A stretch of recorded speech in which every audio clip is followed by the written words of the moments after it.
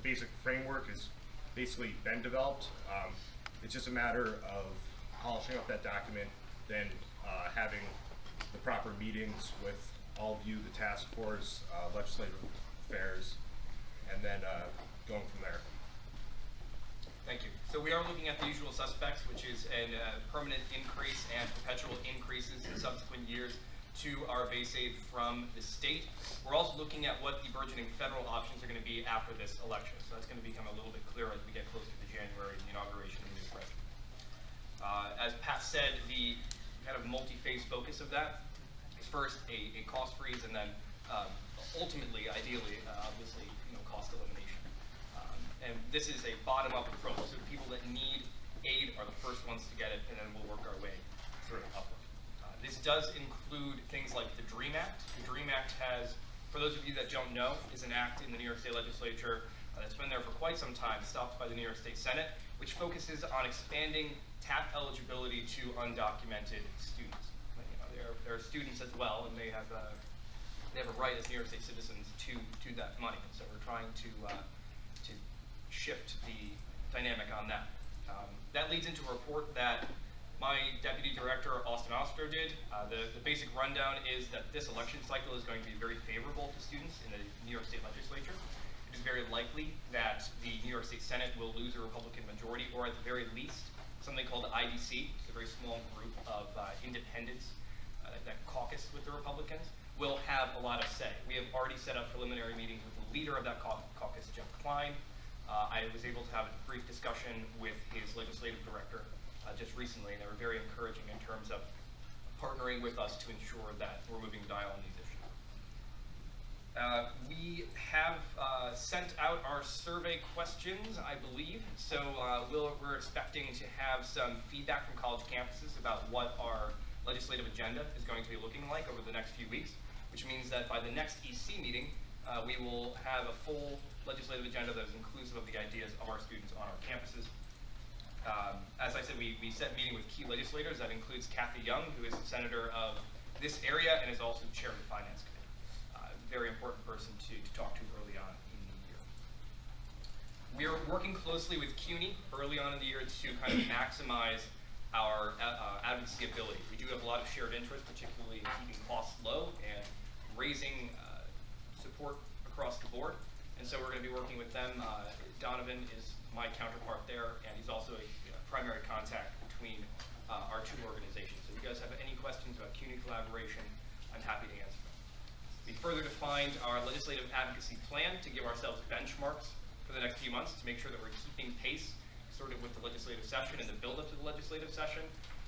Jay Quaintance, who was the Assistant Secretary for Higher Education and a former SUNY guy, has moved on and is now the interim president at Sullivan. Thank you.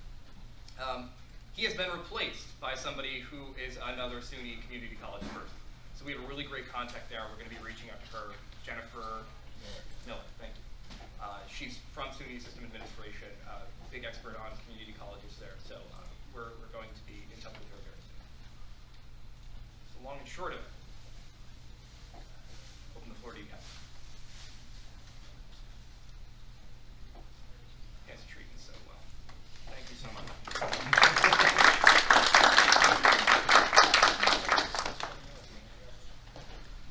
So with that, I'd like to just quickly, it's heating up quickly, and again, the purpose of this, Ray will give during the business meeting for anyone who tunes in, or during the business meeting, we'll give another just brief update as based on what we discussed as well, but we should start talking about issues that we feel are important for the legislative agenda. So we've got 15 minutes left, 17 minutes left, and I'd like that not to go to waste. So bringing up any issues that you feel we'd like to look at in the future. Please, Amanda. Just a quick question. And you said you sent out a survey. Raise over there. He's Right, I'm over here. Oh, I'm sorry. Yeah, I forwarded a survey to Campus Relations. Yes. That is kind of, it was a survey that we created in our committee, and I mentioned it in my last report at Albany. So What do you foresee students will respond to with as topics that you want to pursue? Well, so I don't know. That's why I sent the survey. I know what we've always talked about. I know what the group the people in this room will probably agree on. But something that we have done a very poor job of in the past is getting buy-in and opinions from the students themselves, from individual student organizations.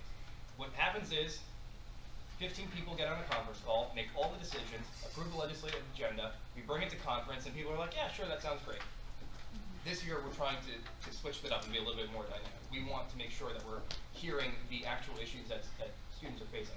We could be having, there could be a huge blind spot for us that we do not even recognize. So I don't know that there will be any difference than what we collectively agree on. I hope there will be. I really couldn't tell you what that might be. Was this sent out to all the SGAs from all the campuses? Yeah, so I believe this is sent via reference. Yeah. So everybody should have that. If any campuses don't reply to this, you can bother them. Pardon?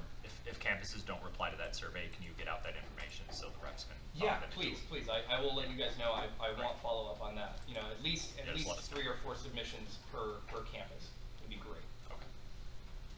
I looked at the survey and it doesn't have a way of like seeing where it came from, I don't think, unless that's built in.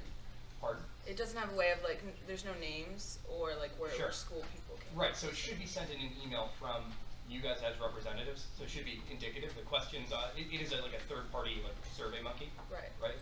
But no, so there's no indicative banner at the top. It's just a link.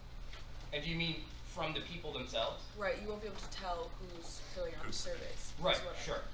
That is intentional. Okay. Yeah. I'm not wholly concerned with whether you're president or just ABC. Right. I just want to hear your concerns. So, the data that we're trying to collect isn't concerned with that, if that makes any sense. I was just wondering for like as a rep position, like how we would be able to tell if our schools have done it. Oh, that's fair. That's, yeah. that was. We can probably source it. Yeah. Yeah. Okay. I'll take a look at the Survey Monkey abilities, but. I'll just follow up, but just Yeah, to make sure. I'm pretty sure we'll be able to source it. If you can send me the link, I'm sure you did already, but if you send it again, I'll send it out in the next time I send an email out to all Sure. campuses. And if you want me to, I can amend it after the fact, so I can put in a slot for like your name or email, and or just like Or campus. school. Yeah, campus. just the school. Yeah, That would no make problem. sense.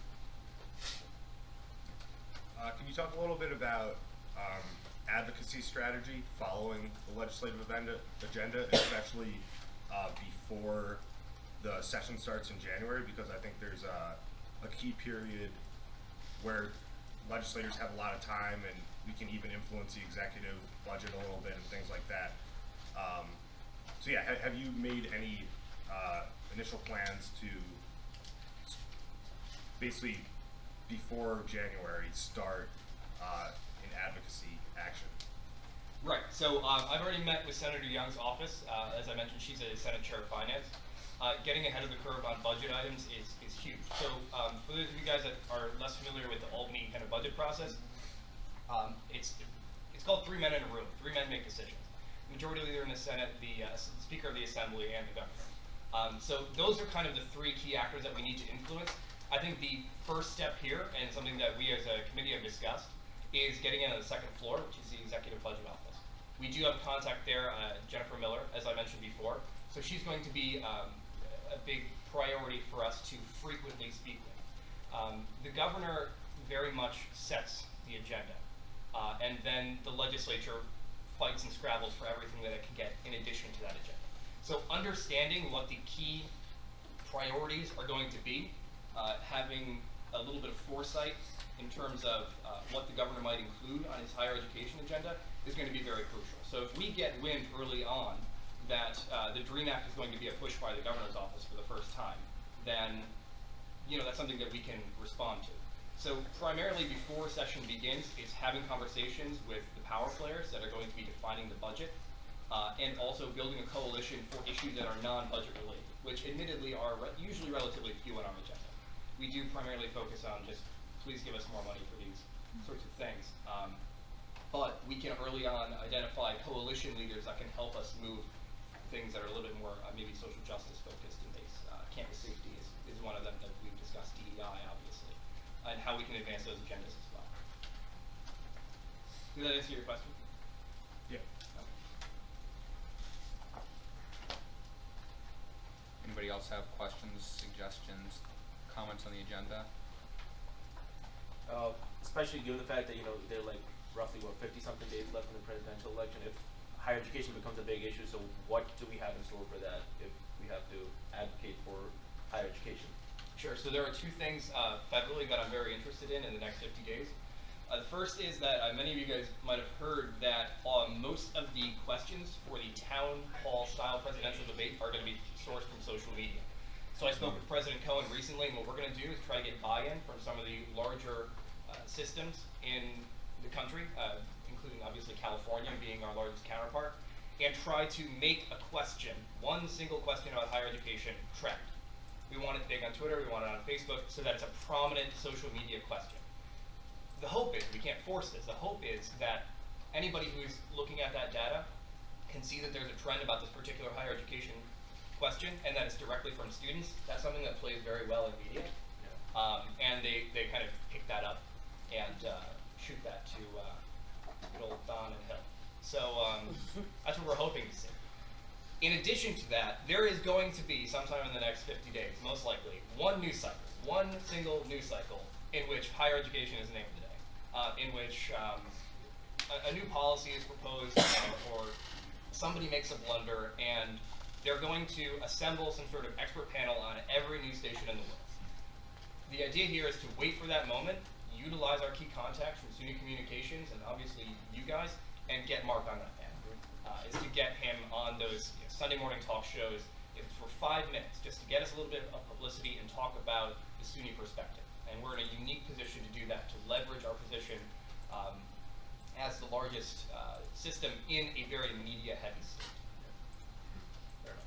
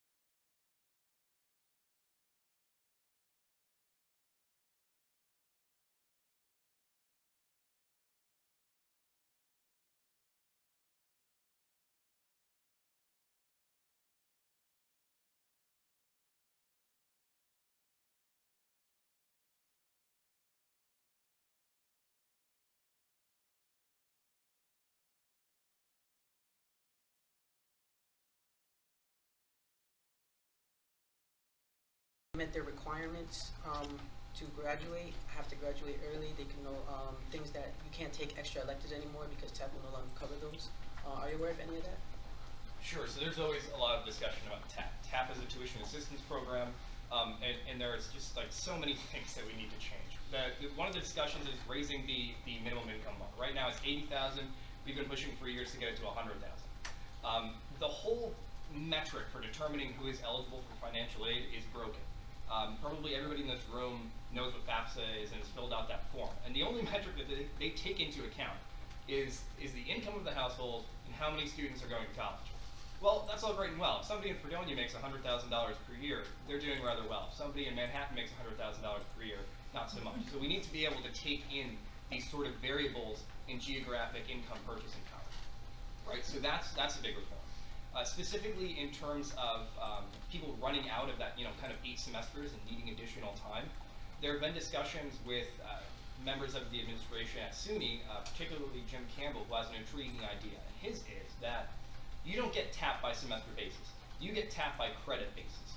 So we figure out what percentage of a credit TAP covers, right, in your overall financial aid. And you get essentially a declining balance of 120 credits. Now, if you do that over 7 years, that's fine, because you have TAP for 120 credits.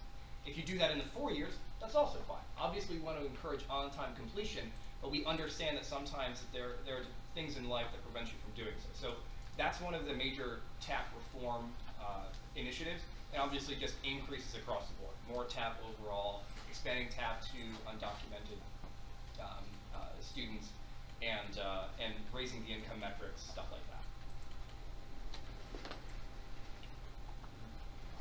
Has anyone in the legislature been talking about the Startup New York program, evaluating how that progress is being made? I mean, I know that was an initiative that was pushed by Governor Cuomo, so I figured that they maybe had something. So my understanding of the current status of that is nobody wants to talk about it because it didn't do well. We can sing its praises all day and say it was a wonderful idea, and it was something that a lot of us supported very strongly early on, including myself. It hasn't panned out the way it was supposed to, but I don't think that there's going to be any major evaluation because I don't think the government's going to let it happen. I mean, it's been going well for us. I mean, it's, I think, isn't it just getting off the ground? So Gents, it seems it's raining out, so could you speak up a bit? Yeah. So it is a few years old. The general conclusion is that the jobs it has created are not equivalent in economic activity to the amount of money that went into it. So it's very insolvent right now. Maybe over the course of 10 years, we see that trend shift. I don't know what sort of evaluation metrics there are. Pat, would you know how they're evaluating that program, or if they're continuously evaluating the program? Almost purely by jobs created, Right. and number of companies, number of campuses. And yeah, so far there's been they spent tens of millions of dollars advertising it nationally to get companies to come to New York and partner with SUNY schools and private schools. And the amount of jobs created has been, they've cost like multiple millions of dollars per job created so far. But you're also right that it's still really an early stage program for what they're trying to do, and it may improve as soon as over the next couple of years. So if I suspect that Ray's right that Governor Cuomo's going to take a wait and see approach with that for at least a year or two. But at the same time, it wouldn't shock me if that's a bargaining chip in the budget process that Governor Cuomo would be willing to defund when negotiating with Senate Republicans, for example, in exchange for one of his bigger initiatives. So I don't think the SUNY Student Assembly has ever really taken a stance on Startup New York in the past, other than just talking about the sort of the philosophy of colleges and universities as major economic drivers.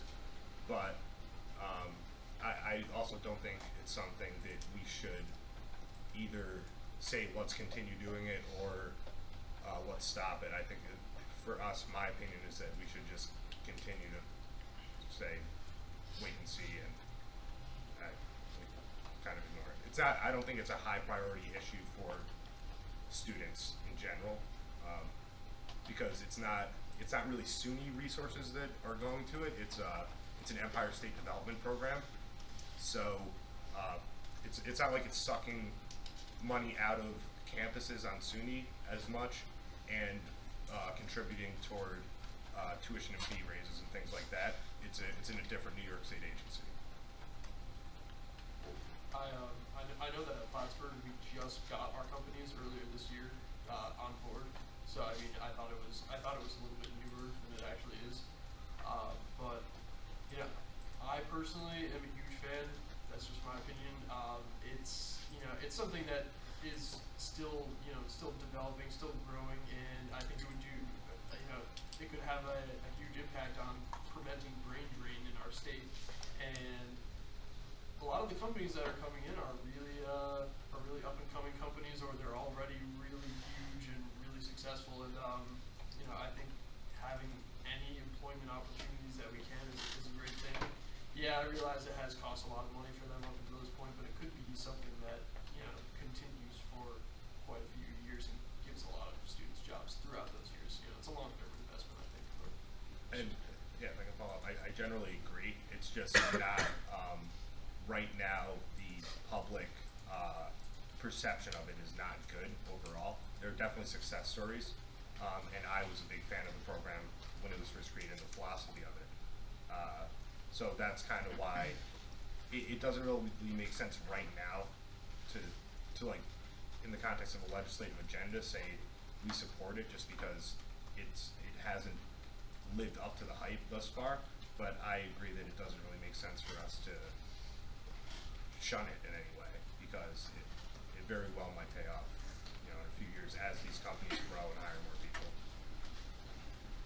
So with that, we're going to move on to the campus safety presentation. And while Amanda's getting set up with Jason, I just want to say that by the time and Ray touched on this, by the time the legislative agenda comes to conference, I want every single delegate there to be integrally knowledgeable about every issue, such that there's conversation, but that conversation is only insofar as how we can make those issues stronger. All of the reps should be reaching out to your campuses regularly, pushing them hard, so that nobody can say, I've never seen this before, I don't know what this is. And so Ray will work with you, and Rob will be very much on your backs to ensure that your campuses are knowledgeable. As much of a pain as it is for you, we've been getting more emails, I think, at least in the 2.5 years before this that I've been involved than ever before, from campuses saying how great it is that they're just being kept in the loop. And that's critical. So it's a lot. I mean, it's painful for you to have to continue to email these people, but the more familiar they become with you, especially on this legislative agenda, especially in an election year, especially when things like TAP and Perkins and Pell and student loans and Ban the Box and diversity, equity, and inclusion and campus safety. I mean, these issues are more critical now than ever before. So we're going to be Rob is going to be really pushing to make sure that the reps are making your campuses familiar and doing your part such that nobody is surprised when they see the legislative agenda come forward. So with that, once Jason and Amanda are all set up here. One of the things too for reps just to be aware of quickly is we're going to get into the habit of doing like a weekly email blast, and obviously if emergency things come up they have to go out sooner rather than later. That'll be it, but you'll have something more concrete instead of this one issue, so it'll be something that you can copy and paste and send over to your schools. Yeah. Perfect. Amanda, the floor is yours.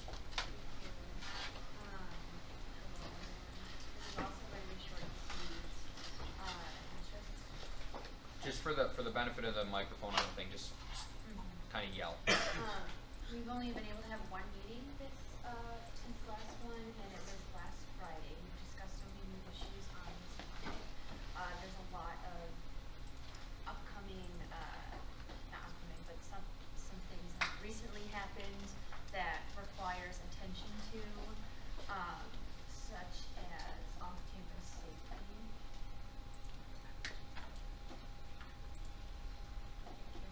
Off-campus safety. We've had a few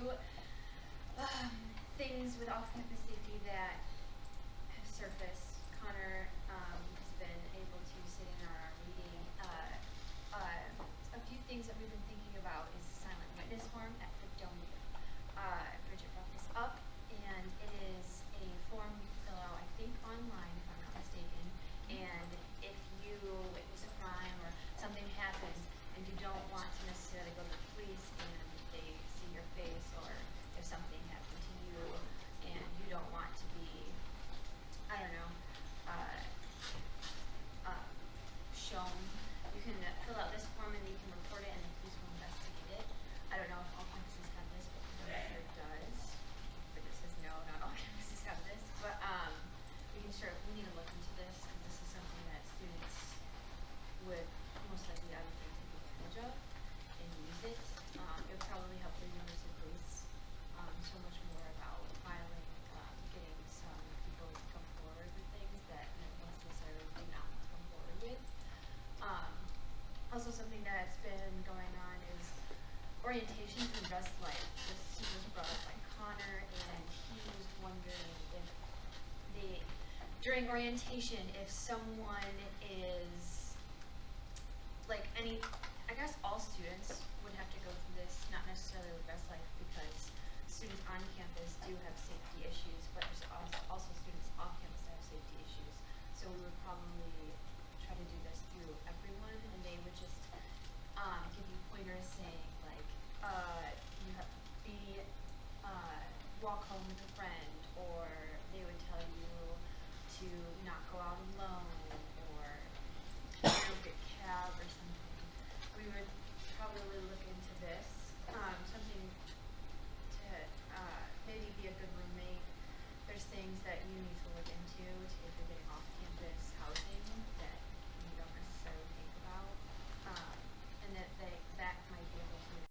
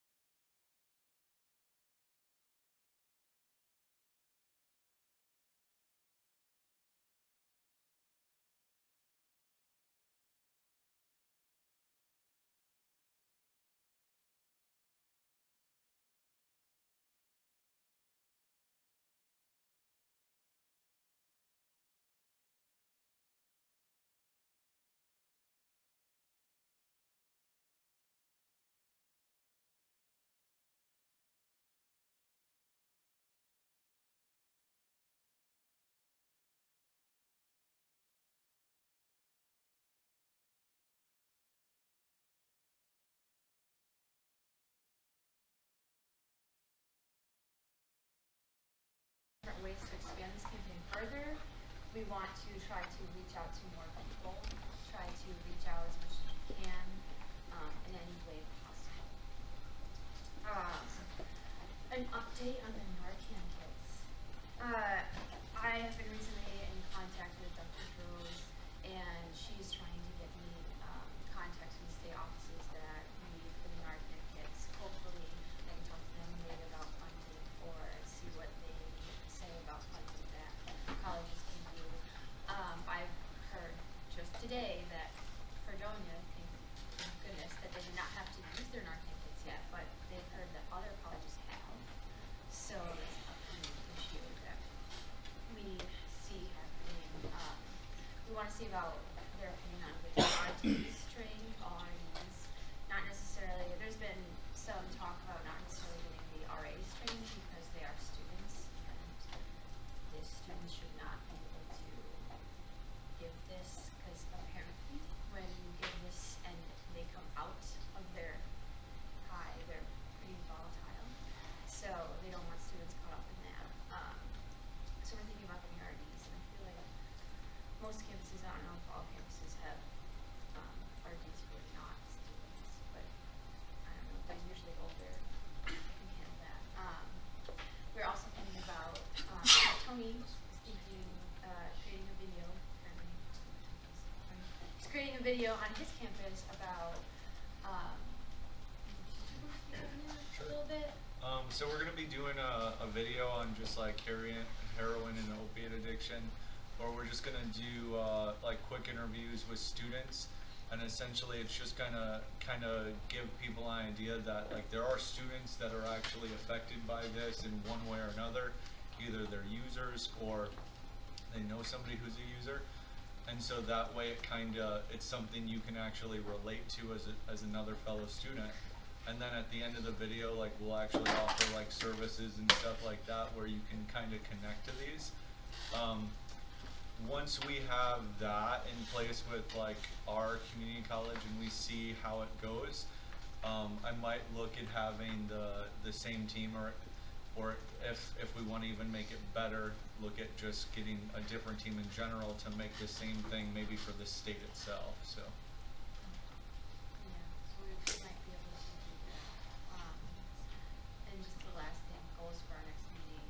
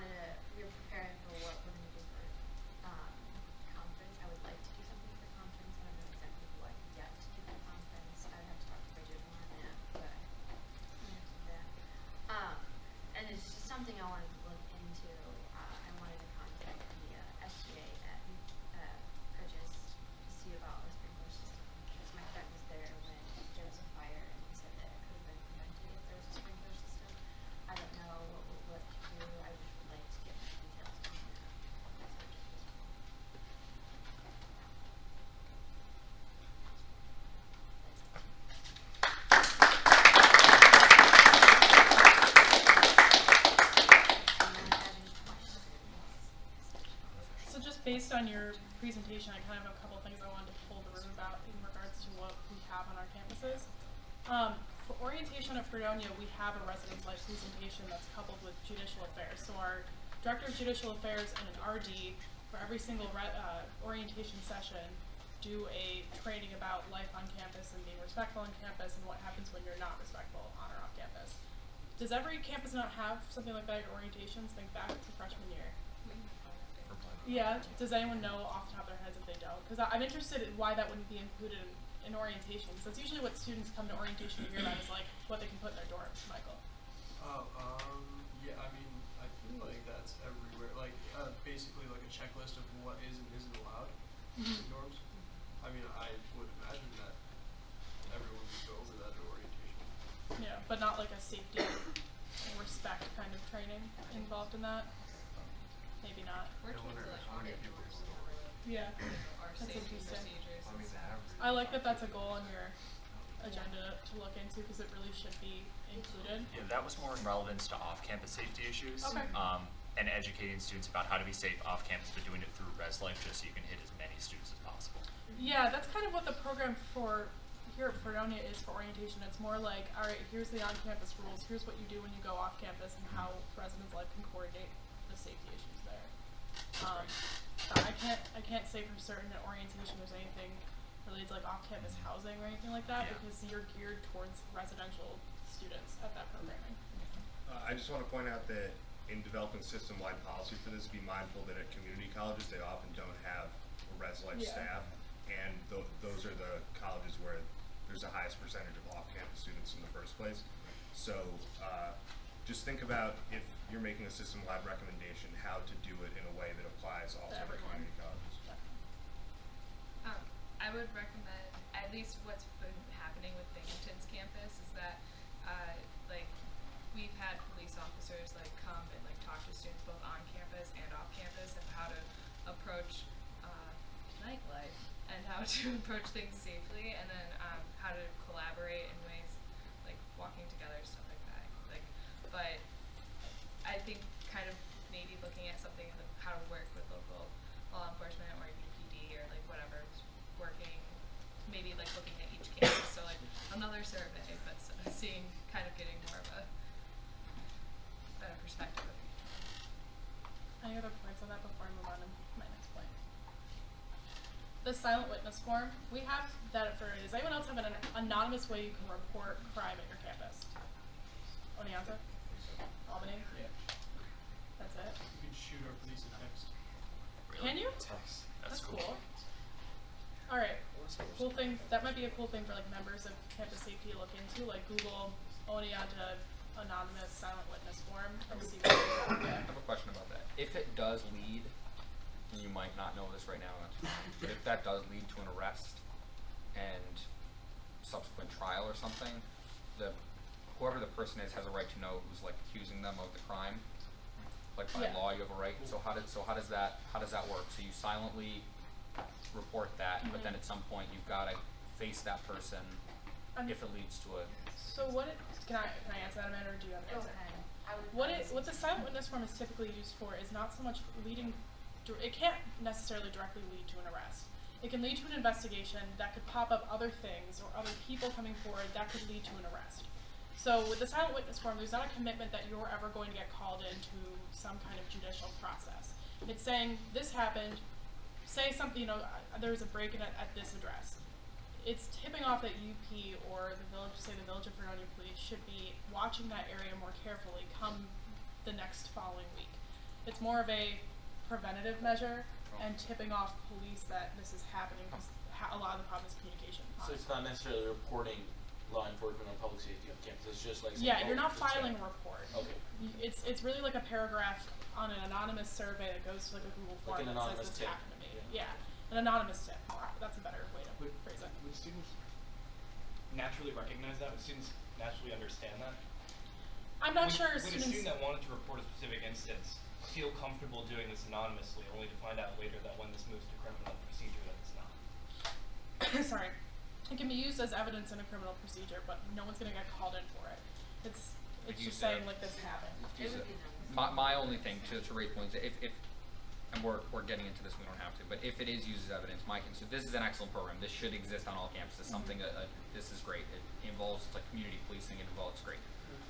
But my only fear is that a student reports this, I saw somebody break into Amanda Reed's house or her dorm, you know, and then it leads into, oh, okay, you said you saw them, can you identify them for us? Now you identify them, now you get sucked into the process and you're forced to, my fear would be, I'm sure somebody's thought of this because there's obviously policies. But who are you referring we get sucked in because it's anonymous? They're not getting called. Yeah, there's no one There's that no one they will ever could call contact. You wouldn't put a name on it. Yeah. You can't put a name on it. It's saying, hey, this is a hotspot you need to watch out for. Yeah, like no one's going to get contacted as a result of this. Oh, I understand that. Oh, that's great. Yeah. I mean, like, if there was, I understand that. if there was an arrest that was made, an anonymous tip would not be something that would be brought to evidence. I mean, Yeah. there's tip Right, hotlines. okay. I think the Right. police, Same thing. I think the police would be the ones that is accusing. Right, that's what I was Right. saying. They- Right. Who will do this? Okay, no, that's, Does that make sense to everyone? all So, my fears are put to rest. silent witness form, I you're love never it. going to be called for it. They never ask for your name on the form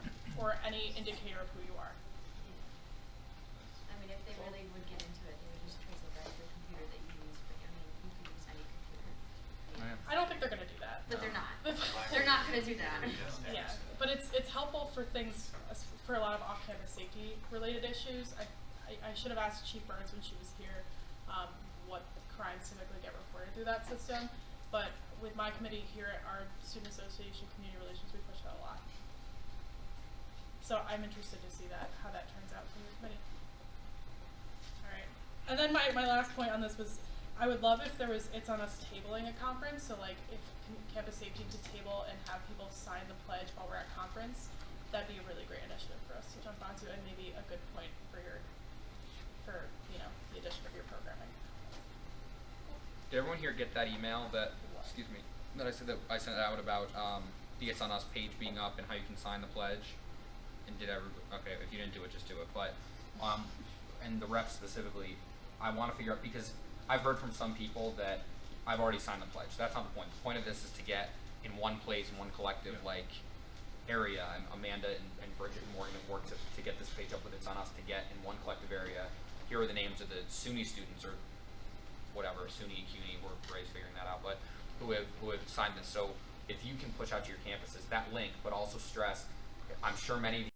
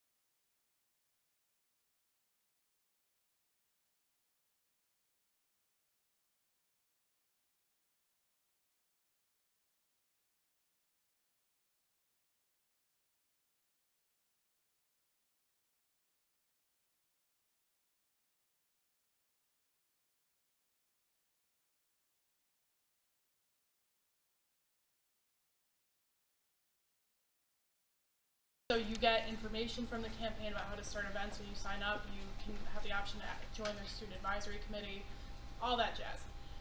But Morgan and I have to get in touch with Alex to make sure that we get the data and statistics of what students are And signing it up. may just be like we have to email them weekly or set something up because they may not want us to have the actual names and data, Yeah. which is totally a-okay. We just need to know a number for our end. So we're kind of negotiating that right now, Yeah. figuring that out. So we But own the domain, but That's we what- have to sign up. Yeah, you got it. You got it though. Yeah, that's no, the you thing. got it. But the point is, it's cool that this isn't just like our little club that we've got going on. This is like through the whole thing. So. And I'll touch on this later, but I know Tony had questions about like event implementation and spreading this more than just like signing a pledge, making it, bigger than that. I'll have some words for that later. Thank Yeah. you. I have about that, like it's on us kind of came to like our administration at FIT and asked us if we want to be like a partner school. Mhm.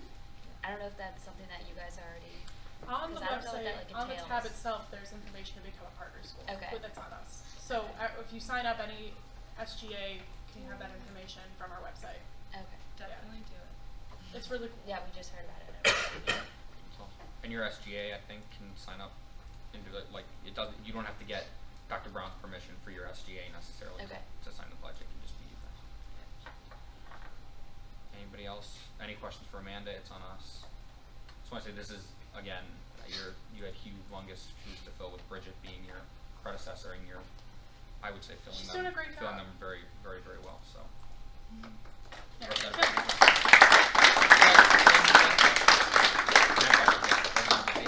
There's one thing. Okay, yeah, I would please. like to say, sorry, apologize for the beginning of this slide. There should be more names on there, but it's just not showing up. There's more people than just 3 people in my committee. Go ahead. Anyway, we mentioned making a video in order to start the conversation addressing the heroin and opioid abuse and problem going on in the state, especially within, of course, our schools. And we have talked about this briefly. I've talked about it with the committee as well. I'm in support of it. But getting people to talk about having a heroin problem or knowing somebody that has that problem is extremely tricky. Extremely tricky and fine. Have we developed a specific plan of action to start going about that? Not necessarily. So for us, obviously it'd be more difficult for the state itself. For me myself, the only reason why I was able to really find people like that is because we've kind of got a really large community of people who have really suffered from different addictions like that. I myself have, in high school, I dated 2 people who were addicted to heroin. So I've kind of been involved in that community, which has just allowed me to be able to connect with other people who suffer the same addictions and just so happen to be students. Absolutely. And I, as somebody involved in the community as well, not as closely, but there's a difference between telling a friend you can fight it and telling a video that's going to be public for the state to see. So I didn't know if there was a specific line to get that done. Not that there even should be, because that's extremely careful verbiage and conversation to be started, but I didn't know what the progress along that line of it was at the moment.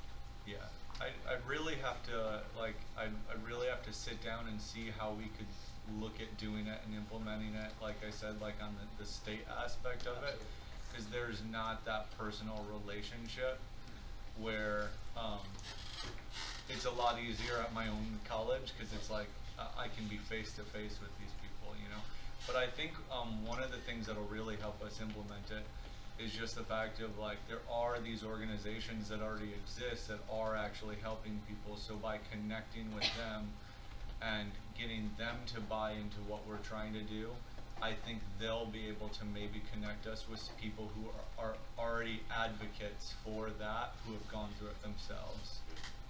Thank you. Mike? Something on a note related to that, and it's something that probably not a lot of you are aware of, so I just thought maybe I should bring it to your attention. And I'm going to actually be trying to create an email to bring some awareness of it to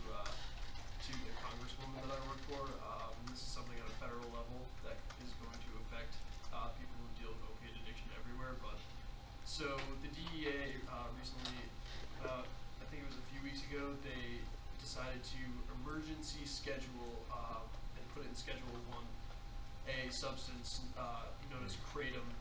It's an all-natural herbal supplement that that some people have shipped in. It's mostly grown in Thailand. It's a tree that's related to the coffee tree, and it's completely if it's unadulterated, it's completely natural. It's just a ground up herb, and a lot of heroin addicts use it as a replacement therapy, and it actually has helped a lot of them break free from their addiction. I actually know a really good friend of mine who I've known since 10th grade. He actually used it to quit heroin, and he was very, very deep in his addiction, and he knows multiple other people that used it to quit. And the DEA has decided to do an emergency scheduling of it because they say that it has caused all sorts of problems. Like they say that it's caused liver failure in people, and doing research, it might be a very, very minute percentage of the population, but doing research that just doesn't seem to be substantiated. And also, it's been used in Thailand where it originates. They've been using it for relatively short thousands of years, and it's as an all-natural remedy for pain. And they're putting it as Schedule 1, I assume, because it's kind of it's threatening to the pharmaceutical industry. That's my personal hypothesis as to why they're doing that. If people had an all-natural remedy for their pain that's not addictive like synthetic opioids are, then they would be falling back on that, and then they wouldn't have all of these people that they're constantly prescribing hydrocodone, which is I think one of the pharmaceutical industry's #1 selling prescriptions. So that's just my guess as to what is happening, and there really is no reason why they're making it illegal. But I'm going to try to see if the congresswoman that I work for is willing to try to stand up and do something about it, because people will suffer extensively after this happens, because a lot of them will probably relapse, and that's unfortunate. But yeah. All right, I think we have time for one more comment, not Evan. Actually, yeah, it's actually not really pertaining to CNSA, so I won't even go there. That's all right. No, because I actually wrote a bill on the other side on that for Suffolk and myself. Really? Yeah, because it was actually in food products and people didn't even know it, and then they got addicted to it, and then it was just a really bad replacement for heroin, cocaine, it just wasn't good at all. I mean, I can see how it being slipped in food products without people see. If it were regulated by the FDA, it would be one thing. Like I think it should be regulated, but it's not really like it's definitely a lot more positive than heroin and cocaine, like by far. I don't think it causes relatively the same sort of addiction that those. So speaking of food, we have lunch, which will not be laced with this herb. We're gonna go down 2 floors to lunch, the Horizon Room. It's in one of our dining halls in the basement of this building. If you need the elevator, go out to your left, I believe would be the quickest way to get to the elevator, and go down 2 floors. We have a special performance. We have 3 leave things in this room. We have a special performance by one of our campus a cappella groups. They will be meeting us down there. Since it's been raining, I don't think the campus tour is the best plan of action unless anyone is really dying for it. I'll take you around later. Jason will and Rachel can show us the essay office after lunch, and then maybe we can get started a little bit early by 1. And we didn't get the opportunity, but Rachel is the comptroller for the student association here, and is also president of Spectrum, which is the largest student group outside of the student association. So she's a very important person on campus and is in charge of all the money, and we appreciate her presence here today. And she's the best. And she's the best. So thank you, Rachel. All right, we can head downstairs. I'll lead the way.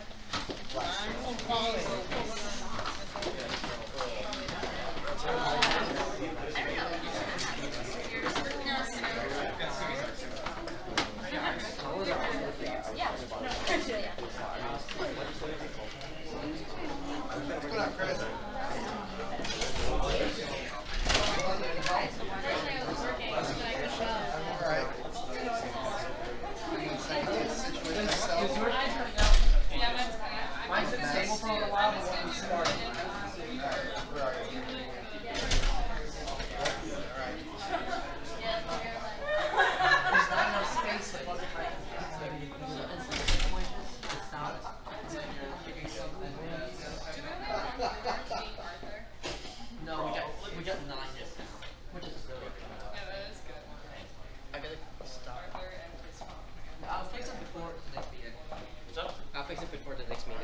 meet you guys downstairs.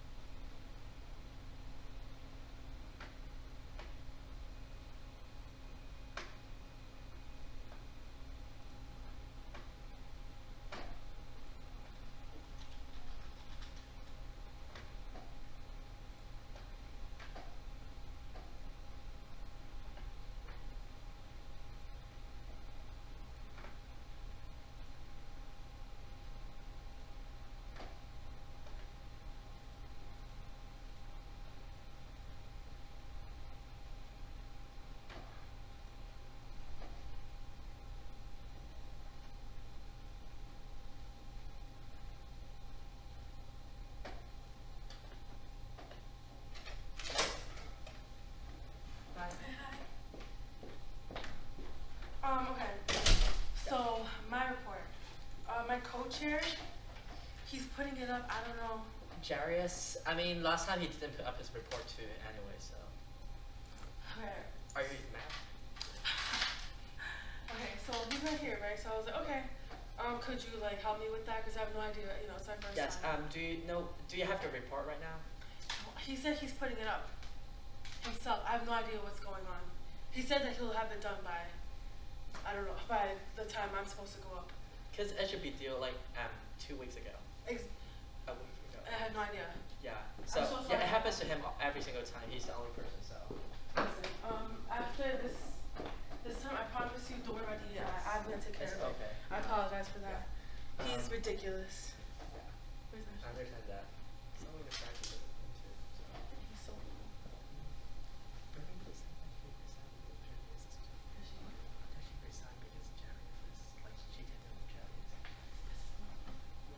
telling because ready, so you know how last semester, this is Joshua's bag, right? Gaffar's not back. He's not here. Oh, He's probably. oh, but is this his bag? You mean Josh? Yeah. Oh, he's not even here. Oh, is this her bag then? Which one? I think this is Mary? Ashley's bag. Who are you finding, Ashley? Yeah. Oh, I think. Yeah, but really, Jay, is that bad? I don't know personally, but okay, I'm just the assistant to the secretary, in which I just compile the reports. Yeah. He is the only person who pisses me off with no reports. I'm so sorry. I know, cause I'm like I get antsy too. Like my stomach and everything, and then we're all busy. You can't just say he's busy. We're all busy. It's all good. So, I mean, if you need any help with compiling the report, If anything, yeah. when was your presentation? Like right after lunch? No, Act 2. The second At one. 2. The second one after lunch. I mean, if the worst case scenario, we can just start working on that quick report Yeah. immediately before, so you can just get into the Yeah. presentation. He said he has it done, but like, so I don't even have time to review it. If anything. Do you want to call him again? No, he says look, let me show you. I'm almost done. 11:31 a.m. Oh.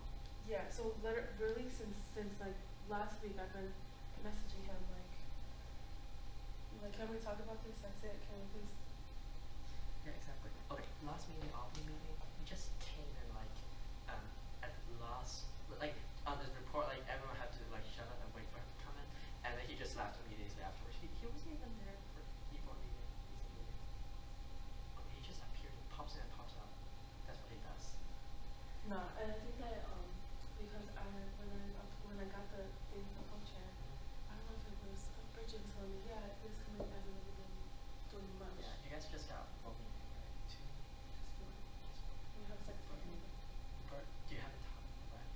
We have talked about stuff, and he was like, but it's just that I'm like, so because Connor is great, right? But he sends in too many things, Yeah, exactly. and so I'm like, we have to focus on a few things instead of doing. We can't. Okay, you have to get the first meeting. Do you guys even take minutes? No, we didn't take minutes. I think he did. Okay, next time if you really don't have anyone to take minutes, you can text me or call me or Facebook message me. Okay.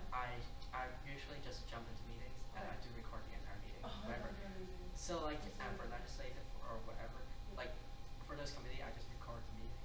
Yeah. And one time they just randomly like they totally forgot to take minutes or whatever, so I just take the minutes afterwards. So Thank you so much. let me know if when's your first second meeting, I can help you with Okay. take minutes or whatever. It's Tuesdays at 9, I believe. Because so 2 weeks ago, we were Yeah. talking about the meeting, and then Tuesday came, he didn't come. The only reason I only put a little bit of emphasis on him taking leadership is because he's been co-chair for I don't know how long. Yeah, but He hasn't done anything. never mind. Doing that. I'm here. It's keeping between It's- us. it's Yeah, just but one- at the same time, I just want to let you know where did you decide for this How much would you put? your position? Really? Yeah. Really? Yeah, It's so- just Phil Jackson? Yeah. I just sent it. Great. I don't know how to do it now. If you can just forward to me. Okay, actually, I have my laptop right here, so. So yeah, if you can see, I actually emailed you guys for a few times regarding Yeah. some different. He probably didn't even check his email, or he just No. don't want to. The thing is that with me, okay, I just got the position, right? And I went on vacation and I forgot to put in my email in for like, to get notifications and all that. Yeah. That's fine, but then I called. I heard a lot of good comments regarding you.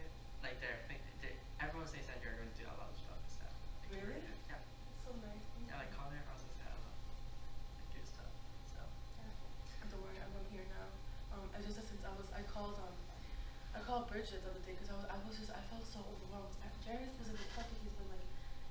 me and when we're on the phone. Yeah, to be honest, like for example, if Burgundy, because she currently is disability advocacy, like coach, like subcommittee, like Yeah.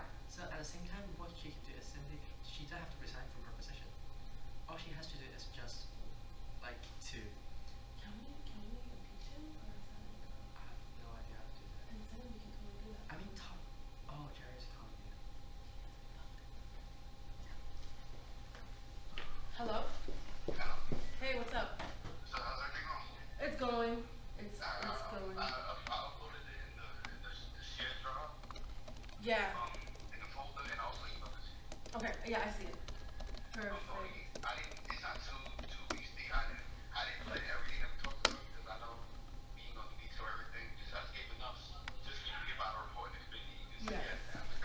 Okay, yeah, for sure. Alright. But again, you must think about anything that you see, just text me. I got you. Alright, perfect. Thank you so much. This is perfect. Are you gonna be here for the next meeting, boy? Yeah, for sure. Old Westbury, fucking Long Island. Is it Old West next one? Yeah, Old Westbury. Oh, I go. I don't wanna go. I ain't gonna fuck up. I want you to go to Old Westbury. It's only this two. Listen, 6 fucking hours. It's bad. Alright, but I'm gonna eat because I'm starving. So I'll let you know. I'll look this over, okay? Alright, thank you. Bye. Enjoy Saturday. Thanks. Okay, so you see it, right? So you see how it's like weird because at times he comes in so clutch, right? He helps me out with everything, but the thing is that he doesn't keep me in the loop. Same. He does that too. He comes in with everything, but then he doesn't keep me in the loop. Exactly. And the worst part. So what happened is Are you not gonna eat, by the way? I'm sorry, I'm truly. Oh, I'm sorry too. so what happened is Bernie resigned, but I know the previous vice chair also resigned. Anymore, he is really good and I can see he's passionate and for talking about EOP a lot. Yeah. He really wanted to talk a lot about EOP. Because Jerry's don't do shit. So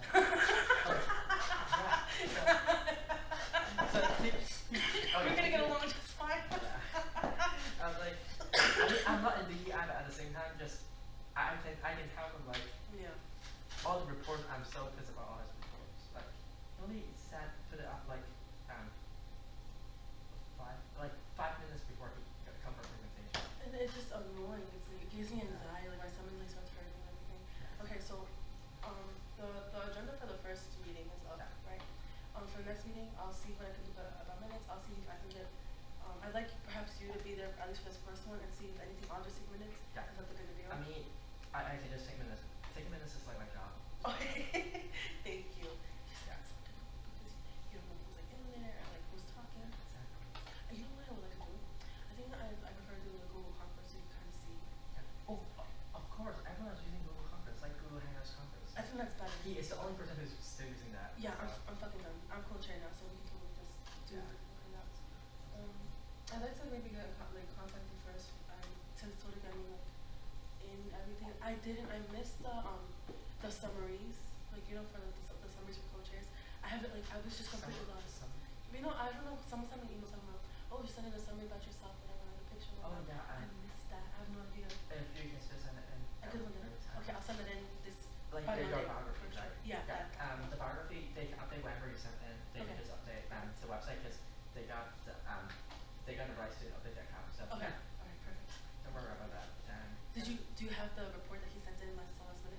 Is it there? The report that he sent in last minute, let me see. He said he put it on the drive, but I'm not sure. He said he put it in already? He said, yeah, but I'm not entirely sure.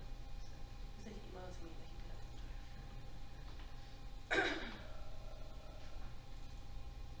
Yeah, he finally put it in.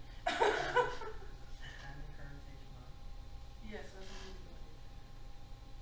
Is there any way I could have my laptop over there in front of me, or is that like not good? You mean your laptop? Yeah, you can just bring your laptop. We will be doing the presentation. Okay. For you. Like we will be, Maddie will be doing the switch slides, so you don't have to worry about that. Okay. And all you have to do is keep presenting. I will be in charge of putting it onto the screen, so you will get everything done. Thank you so much. Yep, welcome. Why don't you come back to eat? I actually okay, so because and for Delaney, I'm also the president of Chinese Club, and today I also got a Mid-Autumn Festival celebration, in which there's just a Chinese at the other side of the circle, and I'm the person who's I'll just go there and like do it for 10 Alright. minutes and then Alright, done. cool, cool. Thanks. Alright, thank you so Yep. much. I really appreciate Welcome. it.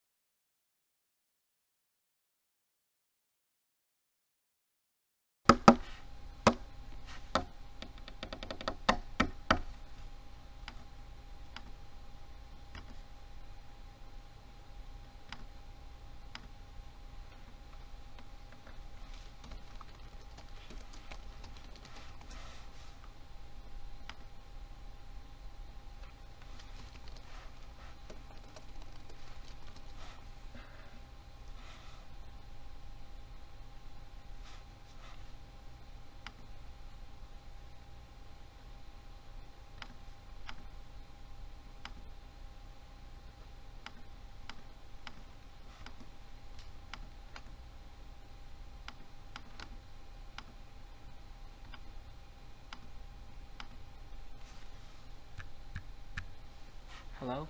Hello? Hello? Hello? Hello?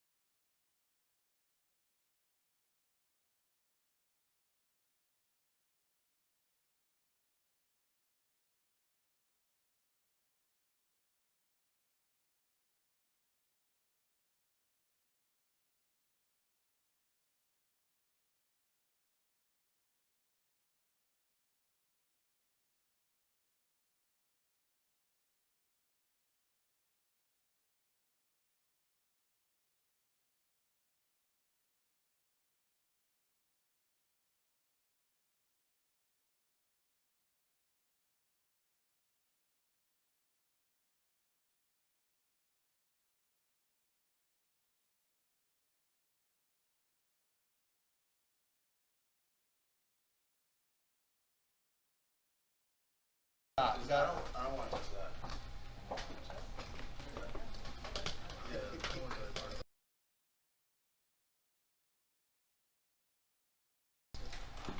Magic. He's doing magic.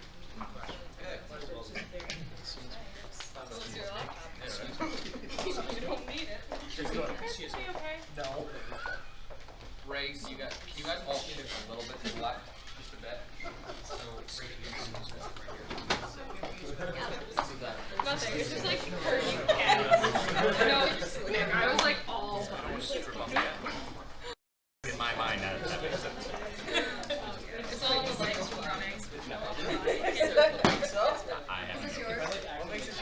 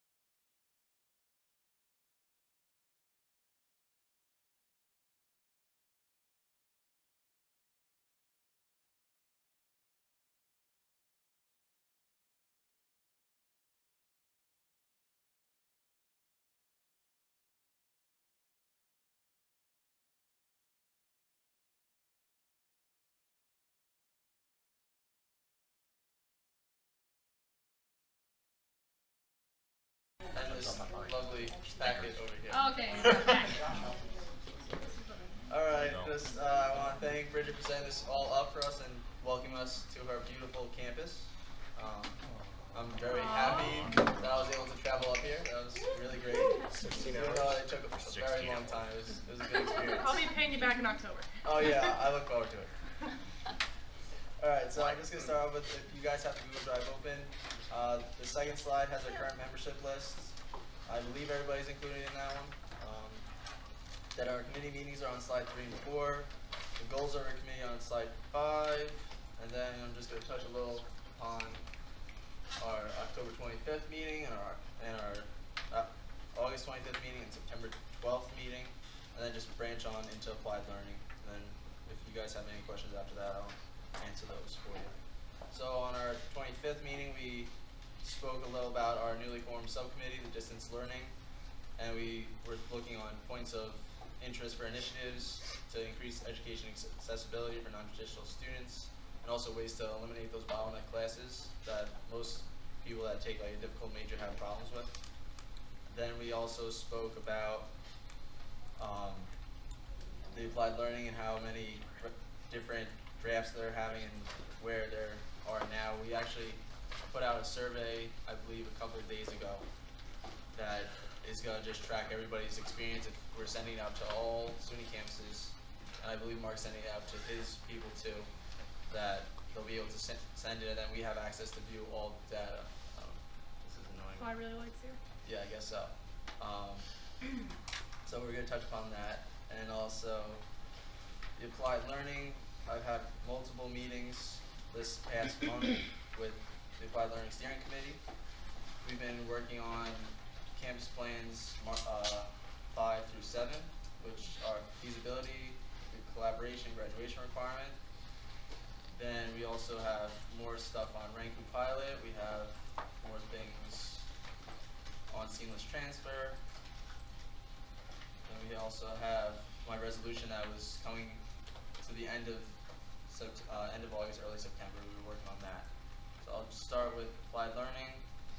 For all that don't know, it's a committee that really works on having students be able to learn things outside of the classroom. Some ways are through internships, study abroad experiences, research opportunities, just to name a couple. And we're working to try and make it a graduation requirement for all SUNY schools, so all students have the same opportunity to be able to get an internship or study abroad or any learning experience outside the classroom. And they're seeing how feasible it is, and if the schools are able to work with partners around this college.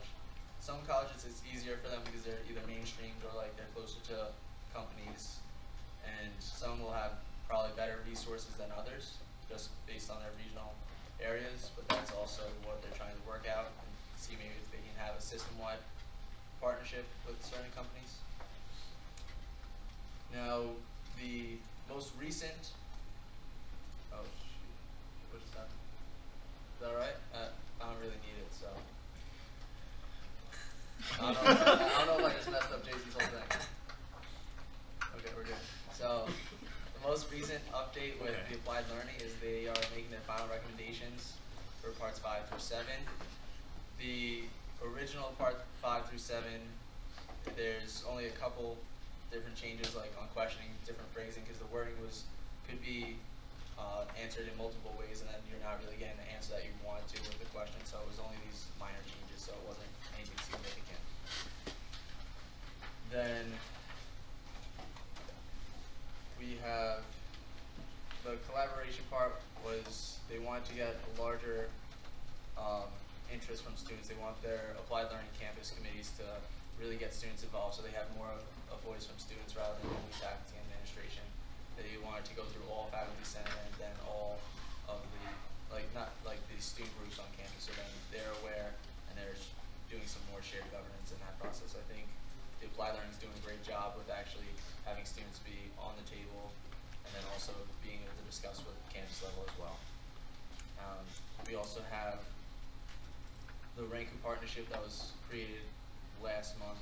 That's to better engage non-traditional students who are early working adults for online degrees, to get more interested parties in our online education. So that was also, it's kind of directly related with the Applied Learning, just to have more people be able to have more accessibility to education in that manner. Then, in regards to my committee, we, on September 12th, our last meeting, we refined our transparency during academic advising resolution. We went line by line, just made different amendments, made sure that everybody had their own input on it, so it was agreed upon by everyone. I'm going to be opening that up later to the entire student assembly so everybody can put their input in, because in October I'm going to be releasing that out for vote, so I want to make sure that gets passed on the first time and it has everybody's support before it even goes up there. That's kind of how I work. You don't know what the resolution is about now. The resolution is really to get more information for students during the academic advising period, so they're not really caught off guard by any other things that could get in the way of their graduation. One major thing that is on that resolution is including a list of any additional materials that a student might need, and then also the estimated cost, because it's been found that one of the main reasons why students don't end up doing the best they can in that class is because they can't afford the books. As I think Provost was telling me, because 40% of schools sometimes have Pell Grants, so when they say they can't really afford the materials, they can't really afford it, so you're getting in the way of their education, so that's something we want to be able to let them know beforehand. And as I said before, that resolution is going to come out in October and hopefully have the full support of the student assembly. And that is my brief synopsis of this month. Any questions? Nick? Can you speak a bit more about how the Ranku partnership is going to engage the non-traditional students? I know you spoke about it then. So with the Ranku pilot, they're trying to put it on the SUNY website, so then there's more campaigning and marketing materials, so then it's more out there, and then they're able to submit information and get the response they need quicker than they have been in the past. So it's really, they're trying to get information quicker to people, so it's easier for them to just schedule out their entire, for working adults, their work schedule, so it's easier for them to know what they need to do in advance. Right. So it's just more information.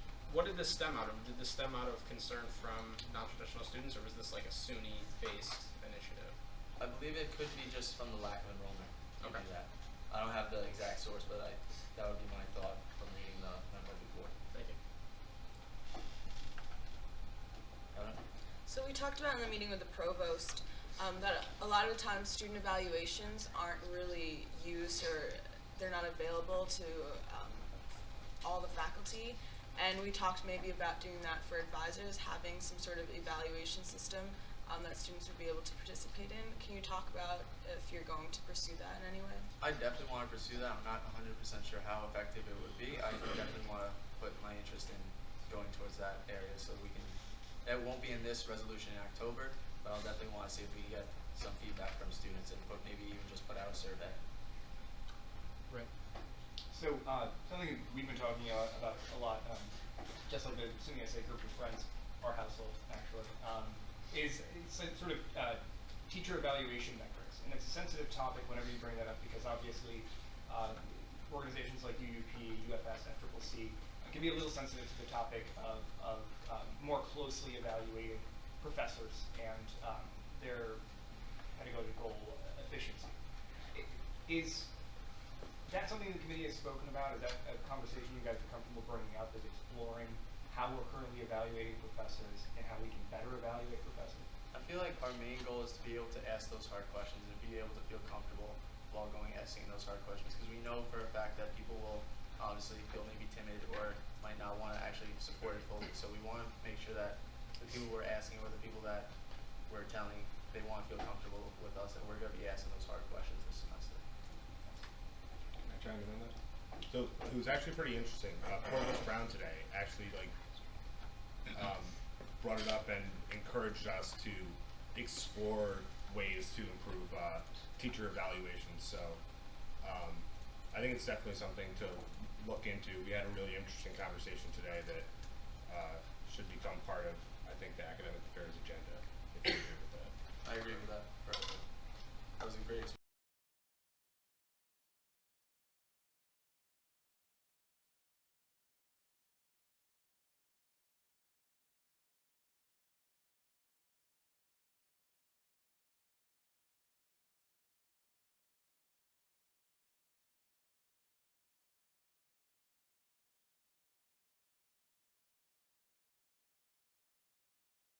Buy supplies for people in need that were rape victims, and it was going to go to shelters. Our goal was to make 5,000 bags that day. We fell a little short. I believe we had 3,700, but Farmingdale and Old Westbury, who partnered with that event, we were going to split the total, and then we were going to make it during the semester. So we're going to make 5,000 bags. Awesome. Anybody have any questions on anything that? Any more questions on whatever? President Burgos. The University Senate here at Fairleigh is actually trying to work on forming a committee for course evaluations. It's in the process. It was mentioned in our first Senate meeting, so we'll see from the Fredonia perspective on how that goes out. Hopefully get that more news right here first. That would be great. Thank you. Anybody have any other questions?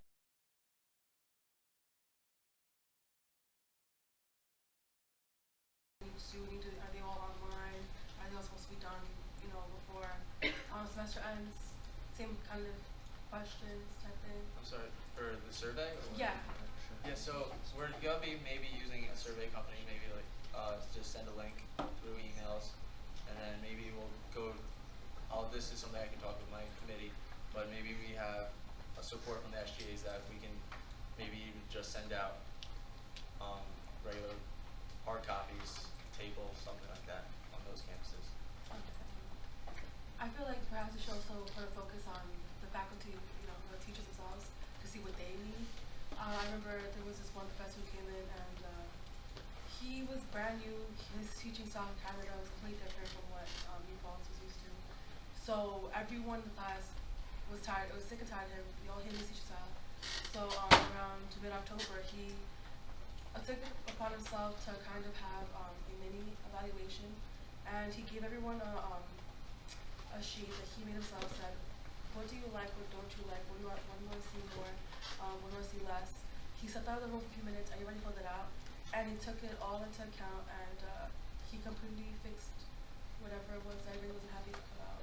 So I feel like, involving faculty more into it is also a huge thing. I've had some professors tell me that their SEIs are filled with like sexist or kind of disgusting sexual things too. It doesn't happen too often, thankfully, but it does happen.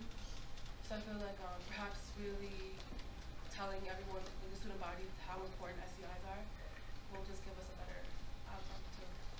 Now, are you questioning on the faculty feedback, or is it on the academic advising experience feedback? No, faculty. Okay, so the faculty, correct me if I'm wrong, most schools have faculty feedback at the end of the semester?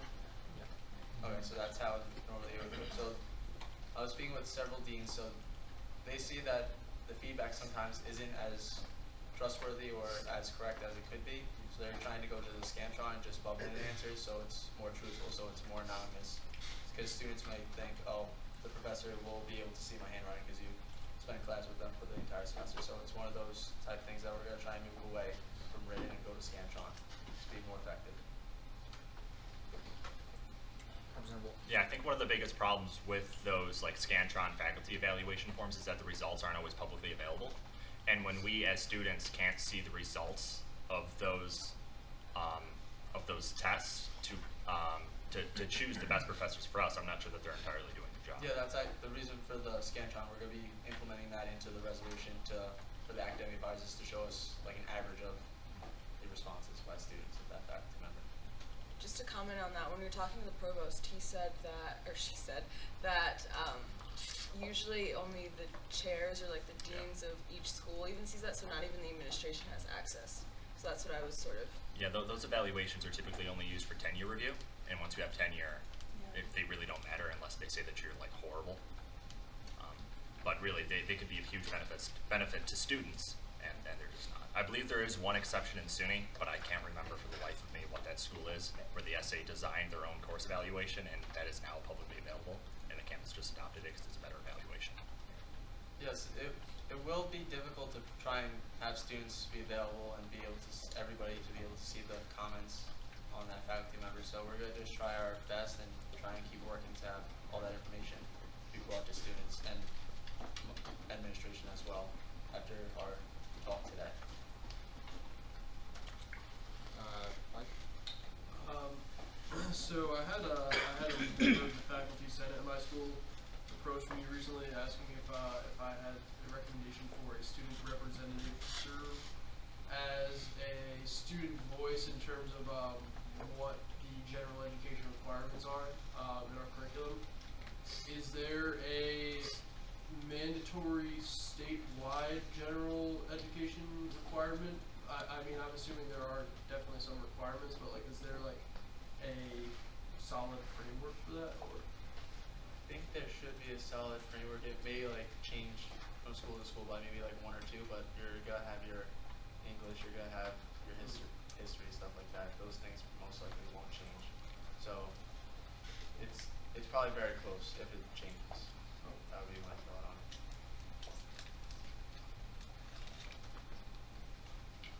Any last questions? All right, thank you.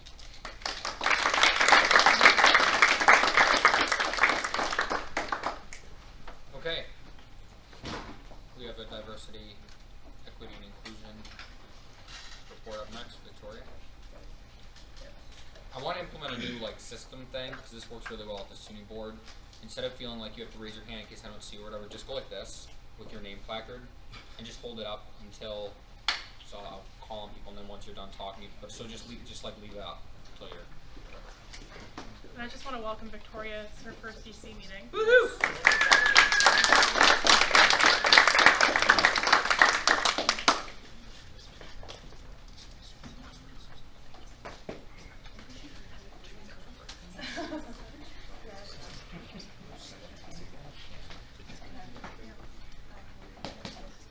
Okay, so my co-chair Jared couldn't make it. I don't know what the situation is. I don't know like the whole distance thing or whatever. We'll just, he's here in spirit. So we've only had maybe one meeting thus far, and that was this week. And we spoke about the primitive months, right? All the inclusive factors here. So we spoke about Hispanic Heritage Month, and we spoke about what we could do about that. Obviously, from the 15th of September to the 2nd of October, one cannot be celebrating every day, although that would be ideal, especially in college, right? It's been, I think the 14th and the 15th, it was Honduras' Independence Day. Yesterday was Mexico's. Today, I can't remember if it's Nicaragua's or, what was it, Belize? Yeah, just Google it. Yeah. We were talking and we were thinking about having perhaps one of that event on each campus or whatever to kind of, you know, an all-inclusive of all Latin American countries and perhaps even like a cultural festival type thing where students can bring in their own food, their own garments type situation to sort of teach everyone else. Because like Costa Rica, Nicaragua, and Salvador, they're all countries that are not very much known. Their foods are very well, you know, known around these schools. So having a small little heritage / cultural festival would be fun, right? Then there's a whole National Suicide Prevention Month. I know that some schools are having huge walks, I guess, like suicide prevention walks, to kind of raise awareness about the issue. There's the Out of the Darkness walks that are pretty popular. I don't know if you've heard of them, right? Those tend to have a pretty big turnout, but just walking is not enough, right? So I know that in high school they have this suicide prevention training program where some students who feel they're emotionally stable enough can actually be a sort of service for people who are suicidal. Because unfortunately some student campuses that I know of, my campus especially, doesn't have the best mental health help available. And mental health is huge, and being in college, a lot of people can't handle stress and they turn to suicide. I don't know the suicide rates that were on student campuses, but it's a serious issue, and to see windows being like boarded up, it's really depressing. It's something we should work on. So blasting the whole suicide prevention thing is a huge thing that we're thinking about doing with committees at each student campus. But besides the walk, I really want to emphasize the whole kind of having members, peers talk to these students, because it's intimidating talking to faculty, and most students can't open up so directly to faculty, right?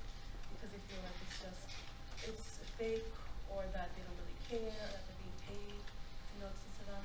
So to have a volunteer peer member or mentor talk to them would be useful. Self-improvement month can go definitely hand in hand with the whole mental health issue, just so that they can, you know, separate the suicide self-improvement. With freshmen coming in and kind of being thrown into the college lifestyle, that's another thing. I've had professors tell me that September and like the middle of October tend to be the crying season, where students come up to them and they just start bursting out into tears during the office hours, and it happens very, very continuously. So having these two kind of be intertwined together is something I would like to work on. Yeah. Any comments on that? Because that's what we are. Thanks, buddy. Just to add on to the Suicide Prevention Month, you're newer, so there's no way you could have known this, but we as an assembly are participating in the Out of the Darkness Walk a week from tomorrow, and I'll talk about that a little bit more in my report. Oh yeah, so going to the whole leadership thing. We're pretty much set, but we're looking for a secretary to help us out. I apologize for not putting all the committee members in the slide. It was just very hectic. This Tuesday, putting everyone in. I know some people couldn't make it, other people tried to jump in. It's all cool. I have that settled down, hopefully by next week.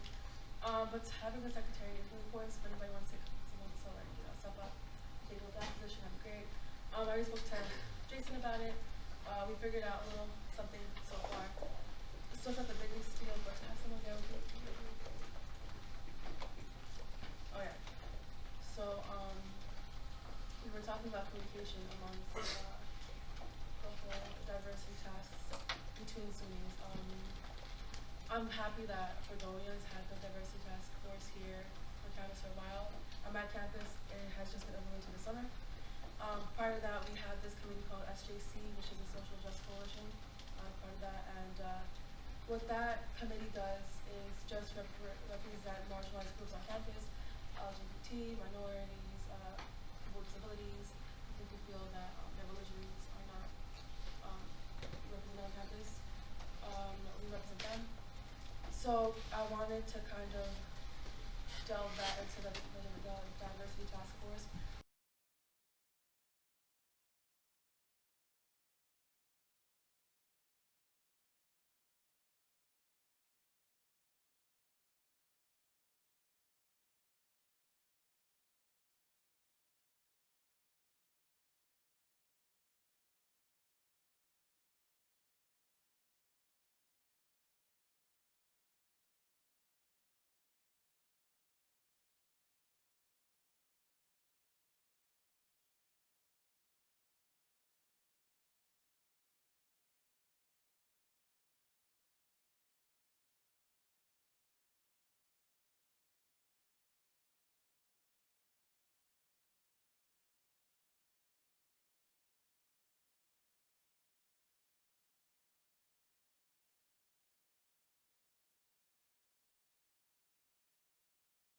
There was like an Instagram or something that's super popular. I think you constantly see that. So having that would be cool.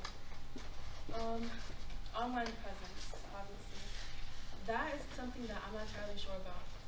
Since some emails that the faculty or the administration sends to my student body tends to be ignored because usually surveys that students send out are kind of like, oh hey, there's pizza in this room and nobody really cares anymore at that point.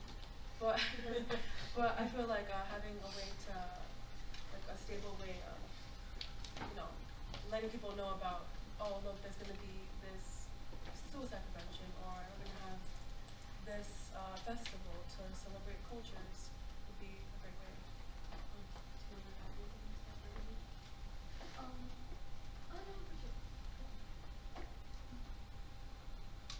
Oh yeah, so our focal points. Jarius is huge on EOP. I'm not EOP, so I can't really say much about that, but he was mentioning something about SA recruitment through the EOP since they tend to kind of shelter themselves away, he says. So that, religion. On my campus, we have just recently opened a safe space to pray. And we only have 2 positions on campus where you can pray, which is one is the administration building where the student association is, where people go to eat. There's one room that's pretty quiet, and they go in there to pray. The only other room that they have on campus is in the library, and it's pretty quiet there. But I feel like having only 2 places is kind of restrictive, right? Especially with all these holidays. I know that EID, I don't know if we're still in EID. A lot of my peers were stepping out a lot, and to have a room so packed is just not ideal, especially later on when people have to like trek across campus in cold, although I'm not one to speak about cold from up here. Yeah, gender sexuality concerns is another thing we talked about. Race relations, that would be diversity task force, and campus leadership. So I mentioned this situation that happened on my campus where one particular student, she is autistic, and she applied to over 15 leadership positions on campus, and she didn't get a single one of them. She didn't get RA, she didn't get campus ambassador, she didn't get, even the liberty to be able and be a tour guide of the campus she loves so much. So I feel like kind of implementing a sort of diversity amongst campus leadership is super important. Because it also just shows people who are visiting kind of like, yeah, there's diversity here for real. That's one huge focus of ours. Oh, just I know you said the meeting last week that it seems on a lot of campuses that there's 2 or 3 people for every single position, and I am glad because oftentimes that's us. Yeah. But it's also really important to bring in people from any people, whether it's basically just have a very diverse population of people in these student leader positions around the campus and beyond the campus.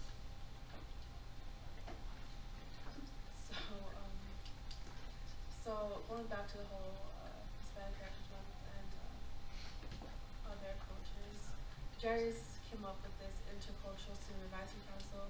This is still in the works. This is just an idea, but this is to encourage campus student government to develop an ISAC, and this is just kind of like an international student type thing. So kind of engaging international students either for a semester or for an academic year. Would be interesting to have to see, you know, what they would like to see on campuses, because again, foreign ideas tend to be different from domestic ones.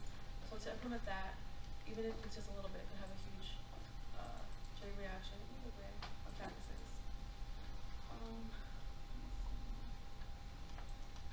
Yeah, that's pretty much it. That's what we're going to do. Oh, I'm so sorry, I didn't realize. So that's what I'm talking about. I was gonna see. Okay.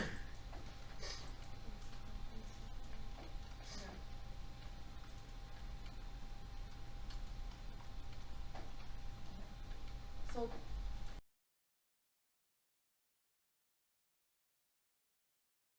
to what we want to do by the end of the semester.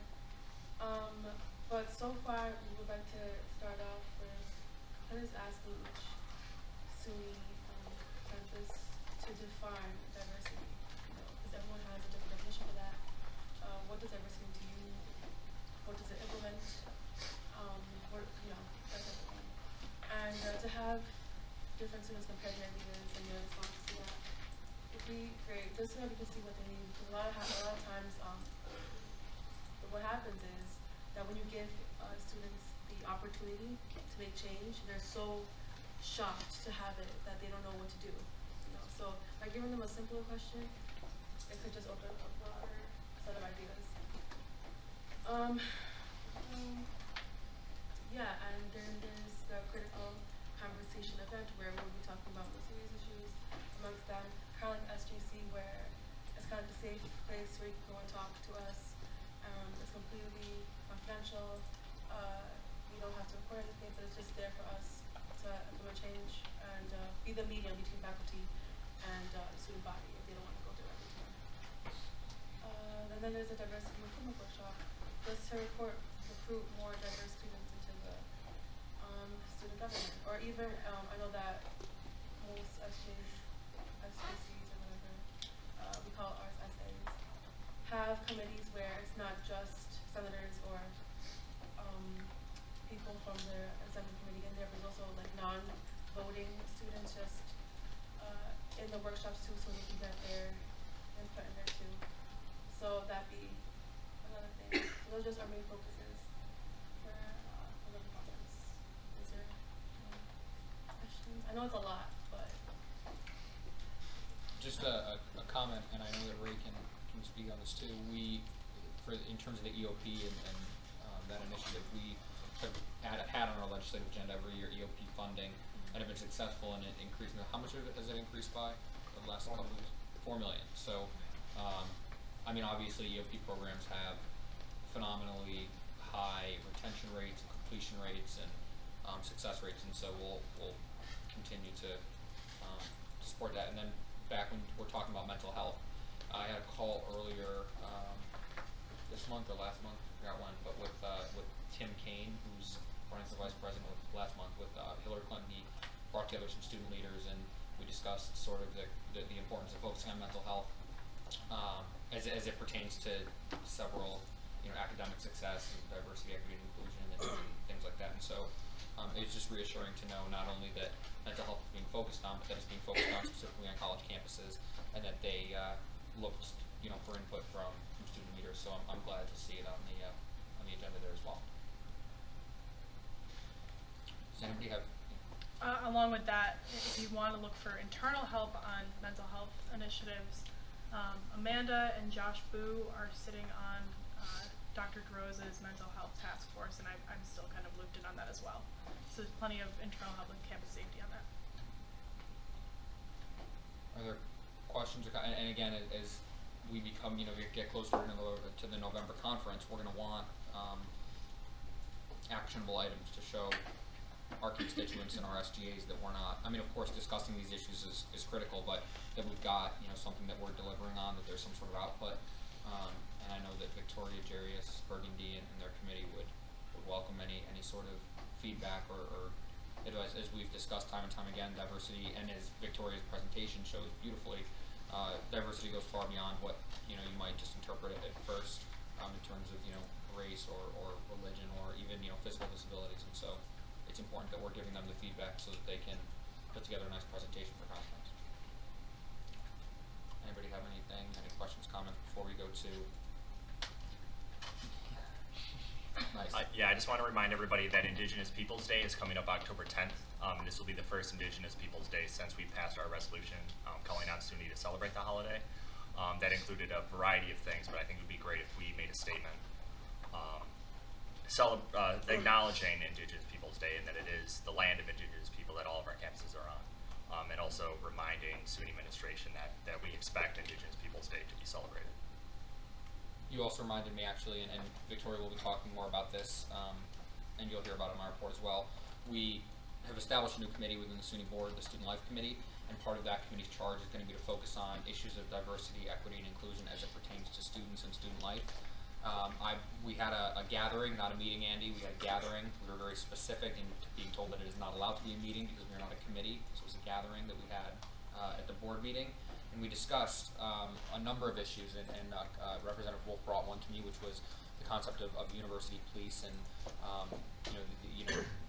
along with systemic racism, and I brought that up, and we discussed sort of the difference between students feeling as though they're being protected versus students feeling as though they themselves are being policed by the police that are there to protect them, and that's a significant issue, and it's one that we're going to take up. It's one that we've already talked about. And it is not an attack on our university police officers. It's a movement and an initiative to ensure that they have the training necessary to best serve students. We are not just members of the community. We're members of the campus community.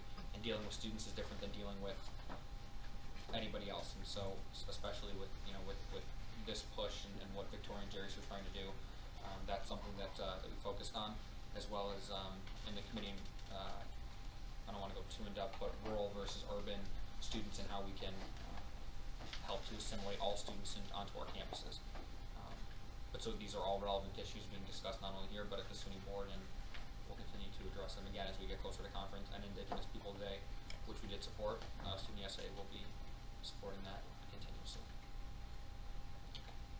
Representative Ortega. In regards to the mental health and stuff like that on campuses, on the thing you said about using like peers because they don't feel comfortable with faculty, and I know that the University of Albany has something similar to that called Middle Earth, and I don't know if that would be possible to somewhat, I don't know if replicate be a good word, or kind of implement that type of style to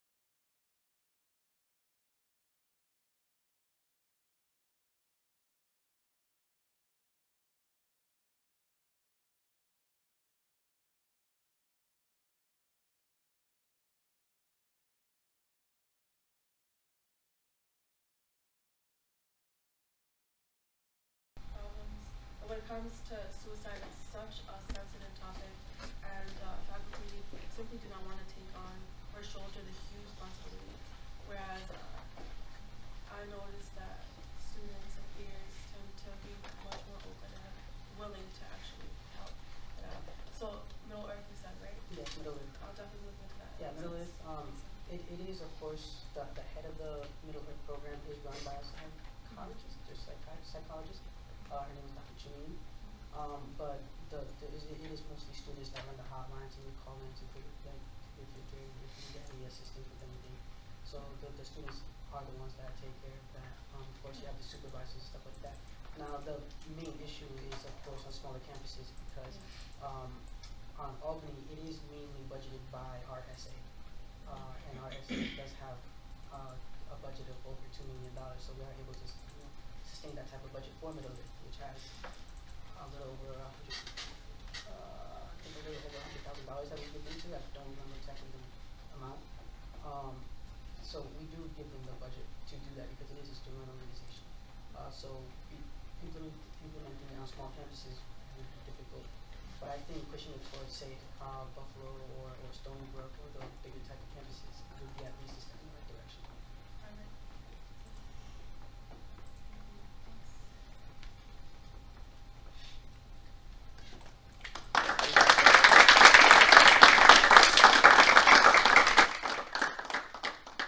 So we are going to deviate from our agenda a little bit. We're going to do a campus relations breakout session where we're going to have state-operated campus representatives go with Mr. Kimmer, community college representatives with Mr. Berry, with Rob sort of floating between the two.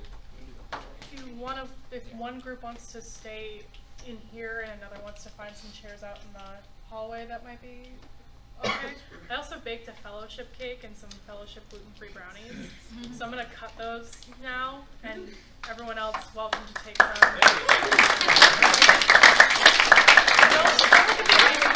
because it looks like a third grader did it, but you know, it's made with love. Is there fellowship? So I guess, Kimmer, do you want to take state ops outside? Guys, so everybody else can stay in here for reps. Everybody outside will pick one side for community colleges, one side for state ops, and So guys, let's meet back here by 2:30, and then we'll get back on track for the communication presentation.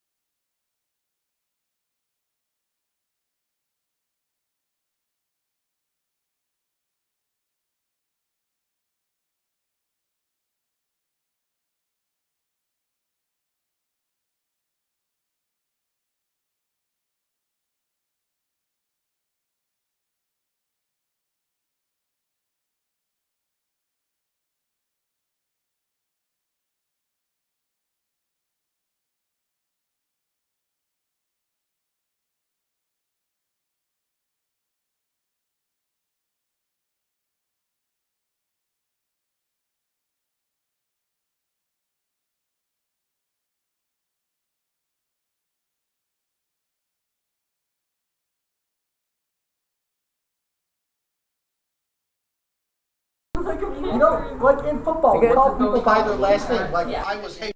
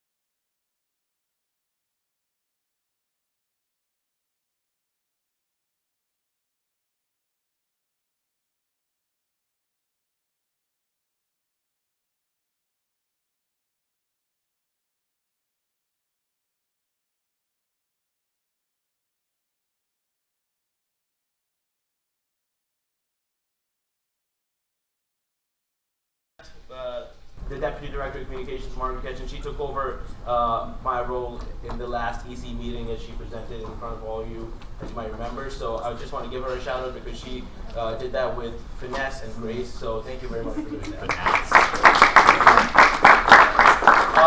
Now, so moving on to the content of what we're going to talk about. So basically we have the Department of Communications and we have the Communications Committee, which fall under the same umbrella. So this is basically a committee membership. Obviously I'm the chair, Margaret is vice chairing, and she is kind enough to be secretary of the committee, taking minutes, making sure that everything is in order before and after the meetings.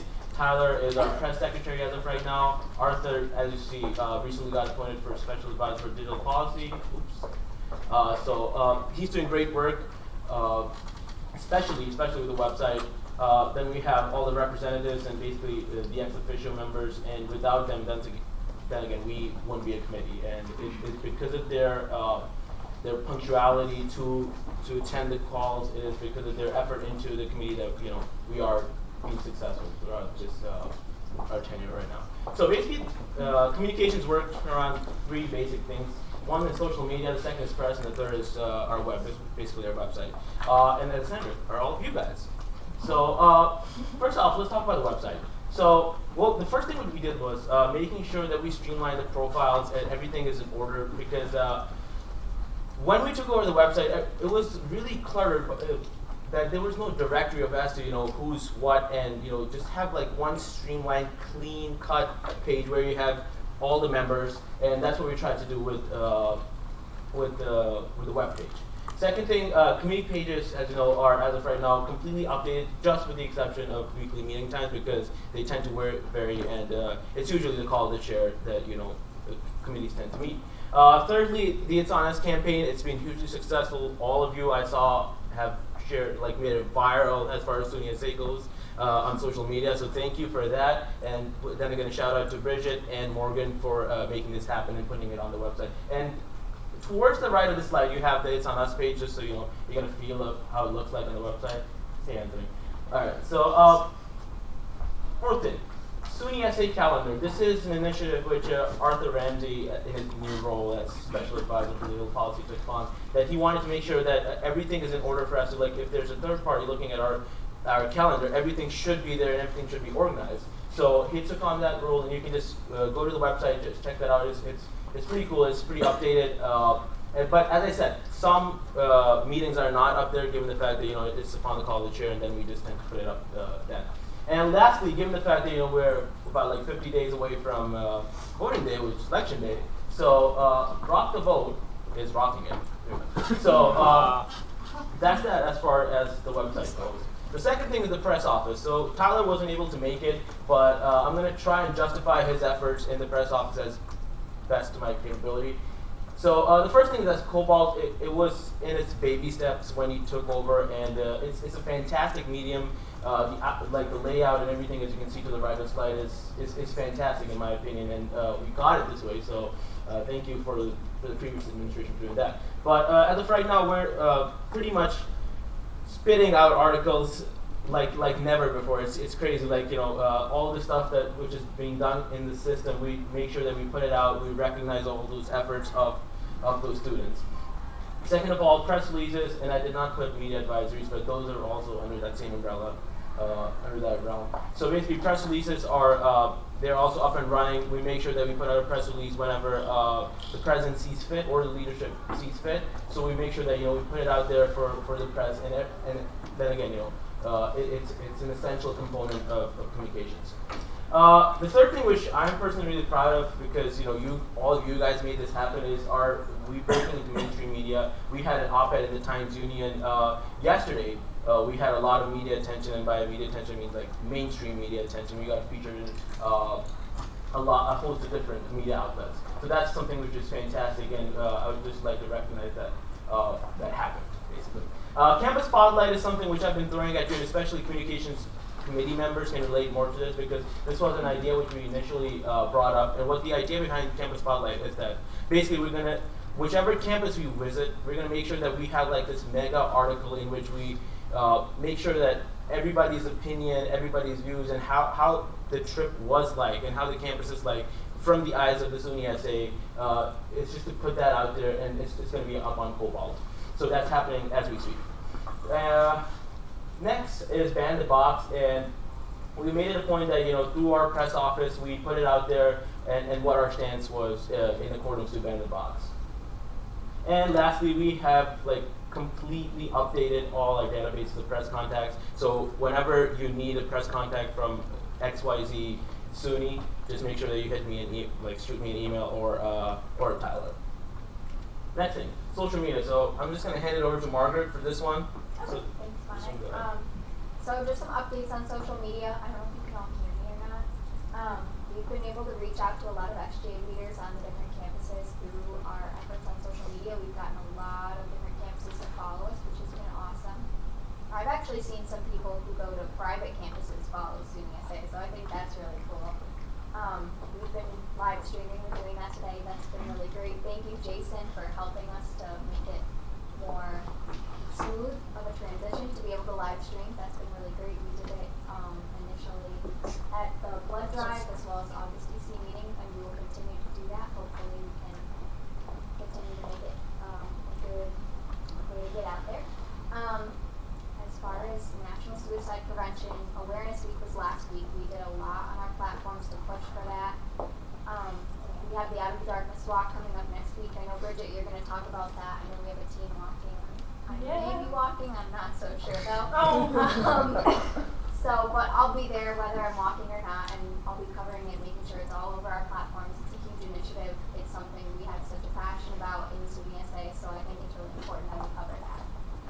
It's on us, we kind of touched on that on it, but like he said, it's really been heavily pushed. Thank you all for sharing it on your pages. I saw that. That was really great. On Facebook, it's gotten a lot of attention, and I really appreciate that. Followership is increasing. Yeah, I have a graph. But before that, Snapchat is a medium which we sort of try to play around with, and Ray Muniz is the expert as far as Snapchat goes. So basically, this is our Snapchat. So basically, we have this little thing called the Snapchat Fellowship Challenge. What you do is that basically you add us. So you add us up on Snapchat. I mean, we're a little with friends. You know, we just have 5 friends. But we want to up that number. So just add us. I'm just gonna put it up there for a bit. Right at work? Yeah. Oh, nice. Love to do the same thing. So yeah, once you add us, make sure that you send us whatever you want to, but SUNY SA related. And just put the hashtag SUNY SA Fellowship. Alright, just whenever you guys are done, just. DJ Carlos Can you please read us the name? SUNY SA Official. This is the. Wait, can you guys see this? Oh, no, you guys can see this. Forgot how to do it.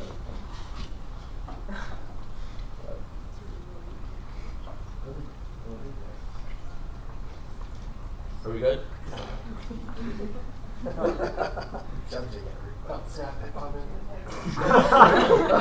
Alright, I'm assuming that we're good with that. So following that, we're gonna refer back to that graphic we were talking about earlier.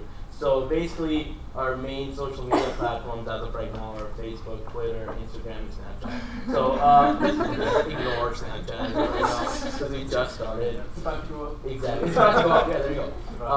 But this is basically a chart, and this is our increase. Facebook increased 8% since we took office. Twitter was 6.7%. Instagram 27%. And I think that increase is pretty great given the fact that it's just been a couple of months in. But then again, we have to increase that number a whole lot more than we are right now. And we're going to talk about the 10.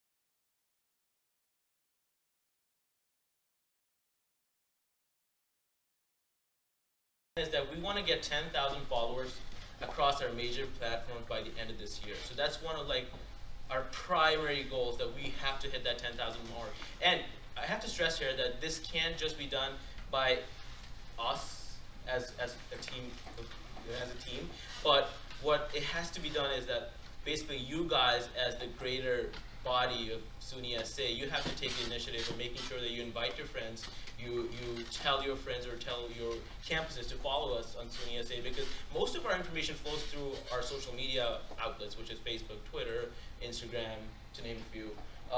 So that's something which we have in mind, the 10,000 plan, which is by the end of the year. But I just wanted to put that out there. And last thing, what we've been doing pretty much ever since we took office, is facilitating in everything, which advocates in the interest of the SUNY students. So that is about it, but we have one last question for you. Any questions? Okay, so obviously you guys can look at data of sorts. What kind of data can you look like, and how far back can you go? Specifically what I'm wondering is, can you look at a period of time and determine this is our period of highest growth? Yep. And then determine what that coincided with to make that our period of highest growth on social media, and then replicate that. Yeah, absolutely. The first thing I think that which instigates a lot of viewership, especially the website or our social media goes, is whenever we push something. For example, It's On Us, when It's On Us was that night, I remember our followership, we had a good increase on our Facebook page. So I think that's one of the the initiative, as I said, we have to take as a greater body of the SUNY SA that it's not just our job to put it out there, but it's all of our job that, you know, we make sure that everybody's aware that we're on social media, we're pretty active on social media, and just making sure that, you know, we hit that 10,000 mark by the end of the year. So I guess that answers your question. Sure. Just some. I guess I have a follow-up for you and Treasurer Guerra, which means that there's a money piece to this. Is it feasible for us to look at investing $50 to $100 in ads? Boosting posts. We can boost posts. I mean, think you're gonna we get just more passed that. organic growth from like us making sure we share it. Like an excited mom on Facebook, because like people are more likely to interact with it when it's something like you write your own comments. So if like Leah shared something and she wrote like, oh, like I'm in this, it's like people in your network are more likely to do that instead of us kind of throwing our money into an ad system, which doesn't actually guarantee us getting the followers that we want, because we don't want just the number, we want people who are interacting with it. So if we're throwing our money away, we should do it for, you know, like microphones or something like that, you know what I mean? I think though the good part about social media advertising is that you don't actually pay for it unless it pays off. You don't actually pay until somebody clicks like and hits your page. Yeah. Which is like 2 cents. So I would say to that sure, we could probably afford $50 or $100, but in order for me to be comfortable like endorsing that kind of idea, I would need to see a really strong plan with evidence that it will pay off. Right on. Just like not so much a question, but do you guys use like Google Analytics? No, we do not. Okay, I think that might be another thing. I think you might have to pay for it though, but also maybe free. But it's really cool because like you can see like analytics for each post on like Cobalt. So like say we did like an article or like op-ed and like down the box, you can see like how much traction that got compared to everything else.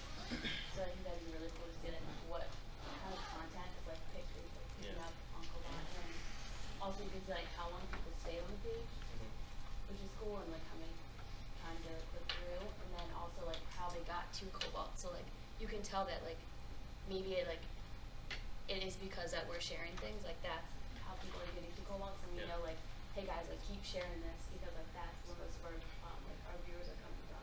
Yeah, and then again, this relates back to race We run comment. it through WordPress, so we do have that feedback. We know how long people stay on the page, and when you like, I can't stress it enough, the more that you put your opinion on it and you don't just share it, or if you pull a quote from it, like people are gonna click it. Like your family cares about what you have to say, whereas if it popped up on the side, it's like the student assembly because Morgan, Pat, Mark, and Bridget like it, like you guys wouldn't be, like that wouldn't catch your eye. And so if you're constantly sharing the post, it's gonna be more organic and people will interact with it. I just feel like we have to build it from our networks first before we try to, you know. I have a message here from Arthur Ramsey. He'd like me to know, staring at the live stream, that even SUNY doesn't use Facebook ad services. Yeah. So it's not a tool that they're using. So maybe we should look elsewhere. Just a message from Arthur. Thank you, Arthur. Hi, Arthur. And that's by Ross. Yeah, but how many followers does SUNY's Twitter have as a SUNY administration or the SUNY? A good amount. Yeah, how many do we have? I don't have the exact figures on that, but I'm pretty sure it's much larger than that. Yeah, they have a huge network that's been amassed. I'm not saying that I'm in favor of it one way or another, but they have a network of probably hundreds of thousands, I'm gonna guess. They have 18.8 thousand, and they retweet us pretty regularly. Yeah. So it's not like I said, like it can't just be a retweet. It can't just be an ad. Like it has to be your network, and like asking like your friends to invite them to like the page. Like that's how people get the likes on like their own Facebook pages. So like you can invite your friends. I mean, definitely do it because they're more like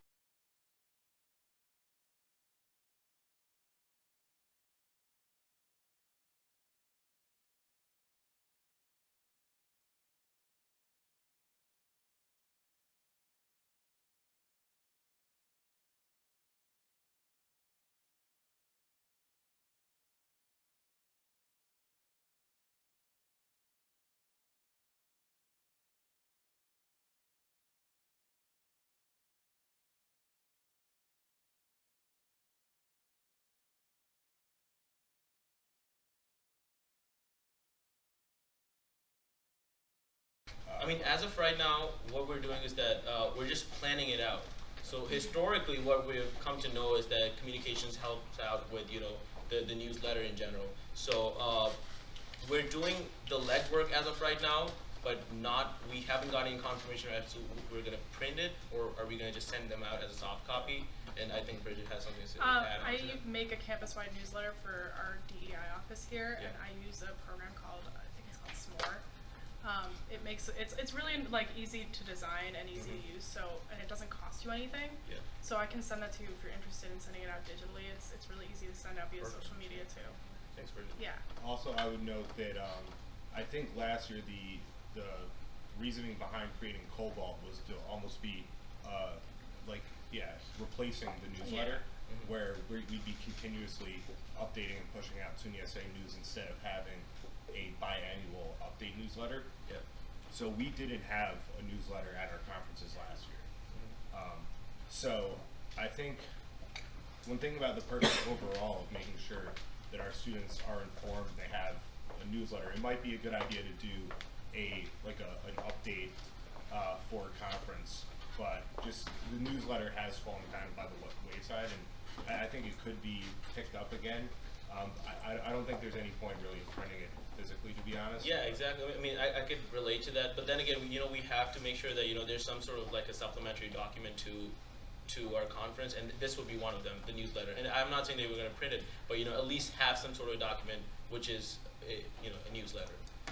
I mean, this year is our SUNY snapshot year too, and so that will be all online because those are expensive to print. We want it to look nice, and so we can always collaborate to put a page in there and like put something in there. That way, it's all one document, one PDF, and it will be in their Google Drive. And we'll be putting that everywhere. We'll be putting that on Cobalt. If in the event that, you know, we end up with a newsletter, we're going to make sure that Cobalt is properly used.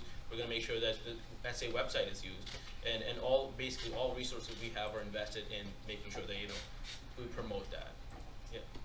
Okay, so going on to a different topic, if we have something that's really interesting that we think should be promoted on SUNY SA, like about one of our schools, like I emailed you, Alfred State got selected as one of the 10 Pillars of Light for, what was it, Take Back the Night Foundation, which is nationwide. They only pick 10 schools a semester, Really awesome. and Alfred State's a SUNY school, and they're gonna host like the CEO. Are you serious? Yeah, like we just have a great prevention awareness program. So, like that, I want to promote it, and I sent you an email, and I don't know if that was effective because that was like a month ago. So, is there a way of? I know you're super busy. In my defense, I was away and I was out of office Exactly. technically. Is there? But what I mean is. But I would still take responsibility. No. That's not what I meant at all. I didn't mean to call you out. I mean, is there a way of submitting things other than? That would be Tyler, because I always say that the press office is, you know, overseen by Tyler, and that's how we set it up in the first place. So Tyler basically looks over Cobalt, which then again falls under the umbrella of the press office. But I mean, I'm always there, but you know that one time, you always tend to slip here and there. Right. Send them to me as well. Okay, yeah, exactly. But what about students who aren't a part of SA? If they have like something, is there something on the website where you could like submit? Yep. Is sort of what I mean. Our press tab is there. You can submit on there for source. Okay, that's what I wanted to clarify. So I could send it out to the schools I rep. I was just curious about our initiative. I heard you guys were at least talking about. Brockport is kind of leading the way in adopting some RIT software called Toprints, which for all of you who don't know, it's basically an online source where students can put up petitions, and other students under the email associated with the university can sign those petitions looking for change, whatever it may be. And I think that's a really, really cool tool for advocacy. Brockport is leading the way on that, and I was thinking, based on results of that expedition, that maybe that could be something that could be implemented SUNY-wide. So along with that, Polytechnic last semester at spring conference brought forward some similar technology they implemented at their campus last semester. And I spoke to Connor about RIT possibly working with Brockport and Poly maybe to do some kind of panel on student advocacy online. Monica, maybe that'd be something your committee would want to Yeah, take absolutely. forward? We're willing to do anything and everything which puts our name out there. But then again, I can't solely be the authoritarian guy and be like, oh, I want this done. I want to make sure that I weigh in comments for everybody and making sure that we take the proper route and not to hurry into anything. So that'd be my take on it. I would be more than happy to take any other question if anyone has one. That's it? Alright, last note. I wanna give a shout out. Yeah. Go ahead, Mike. Sort of serious, sort of not. Yep, Where go are we ahead. at on the Tinder account? Is that a thing? Wait, what's that? Where are we at on the Tinder account? I mean, I don't think We're that's, not- I don't think that's I one mean, of our future we're not- endeavors. we're not- Do Yeah. use that to advertise. Okay. Yeah, I I don't think we'll that's, be- as I said, my opinion would be that I don't think that's on our to-do list, or will ever be. So, yeah, referring back to that, I just want to give a little shout out to, actually a massive shout out to Nick Simons. He's my direct point of contact. He's chief of staff, and he makes sure that, you know, whenever, as I said, we hit a roadblock, he makes sure that we get out of it quick, we get out of it, and make sure that, you know, the boat keeps on sailing. So, Nick Simons, thank you. Thanks, friends.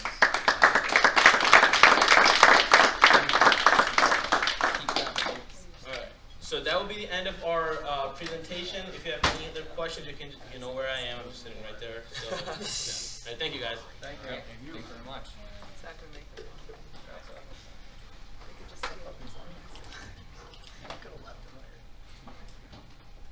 Mr. Drum, guest relations update. Reps. Along with, of course, Mr. Kimmer and Mr. Berry. I'll do an overall, and then I'll pitch it to each of the chairs to talk about specifically. I've been at the reps' throats pretty much about making sure things are getting done. We now have I believe, fully completed contact list minus schools that have not yet held elections. So thanks. I know I leaned on you all pretty hard, and it was like every other day or every other hour at some points that I was emailing you. But I guess get used to it because when we need things done, but thanks for stepping up and getting that done. The next one is the Presidential Summit. I know everybody's working on that. I came around to each of your committee meetings that we just had and made sure that we were up to date. Please have the final checks into your respective chairs by Tuesday or Wednesday of next week. There's a few more things that might change, but I will advise you at that time when I get that go-ahead. Other than that, one of the things is, and based on the conversation we had this morning with Vice President Howard and Jason here for President of Fredonia, that we're going to look at student governance on the campus level. Obviously, we know at the system level, you know, we have a trustee in Mark, and he is on the board of trustees for that. We have people on faculty senate and faculty council of community colleges. We have students on the panel for the new chancellor search. Students are on a lot of other, you know, ancillary committees that report to specific sectors of SUNY. So at the system level, we're doing decent, and in my tenure here, we've seen a real big increase in how much student involvement are on those committees and the value of our input. However, some campuses, that doesn't reflect down, it doesn't trickle down. Some of the things that they do here, for example, is there are 7, is that right, on your faculty senate? Mm-hmm. So when they're talking, when the administration is talking at a faculty senate meeting, students are in the room, and these are the, you know, the people who it affects the most are there as part of that, and they have a voting block. That's pretty rare. I know there are very few schools that probably have more than 3. Some schools have 1, and I would be willing to say that most schools don't have much involvement at all. Especially on the community college side of things, where getting a hold of your FSA, whether you're the elected reps or not, is almost next to impossible. So we're going to look at the whole shared governance kind of thing as a campus relations committee.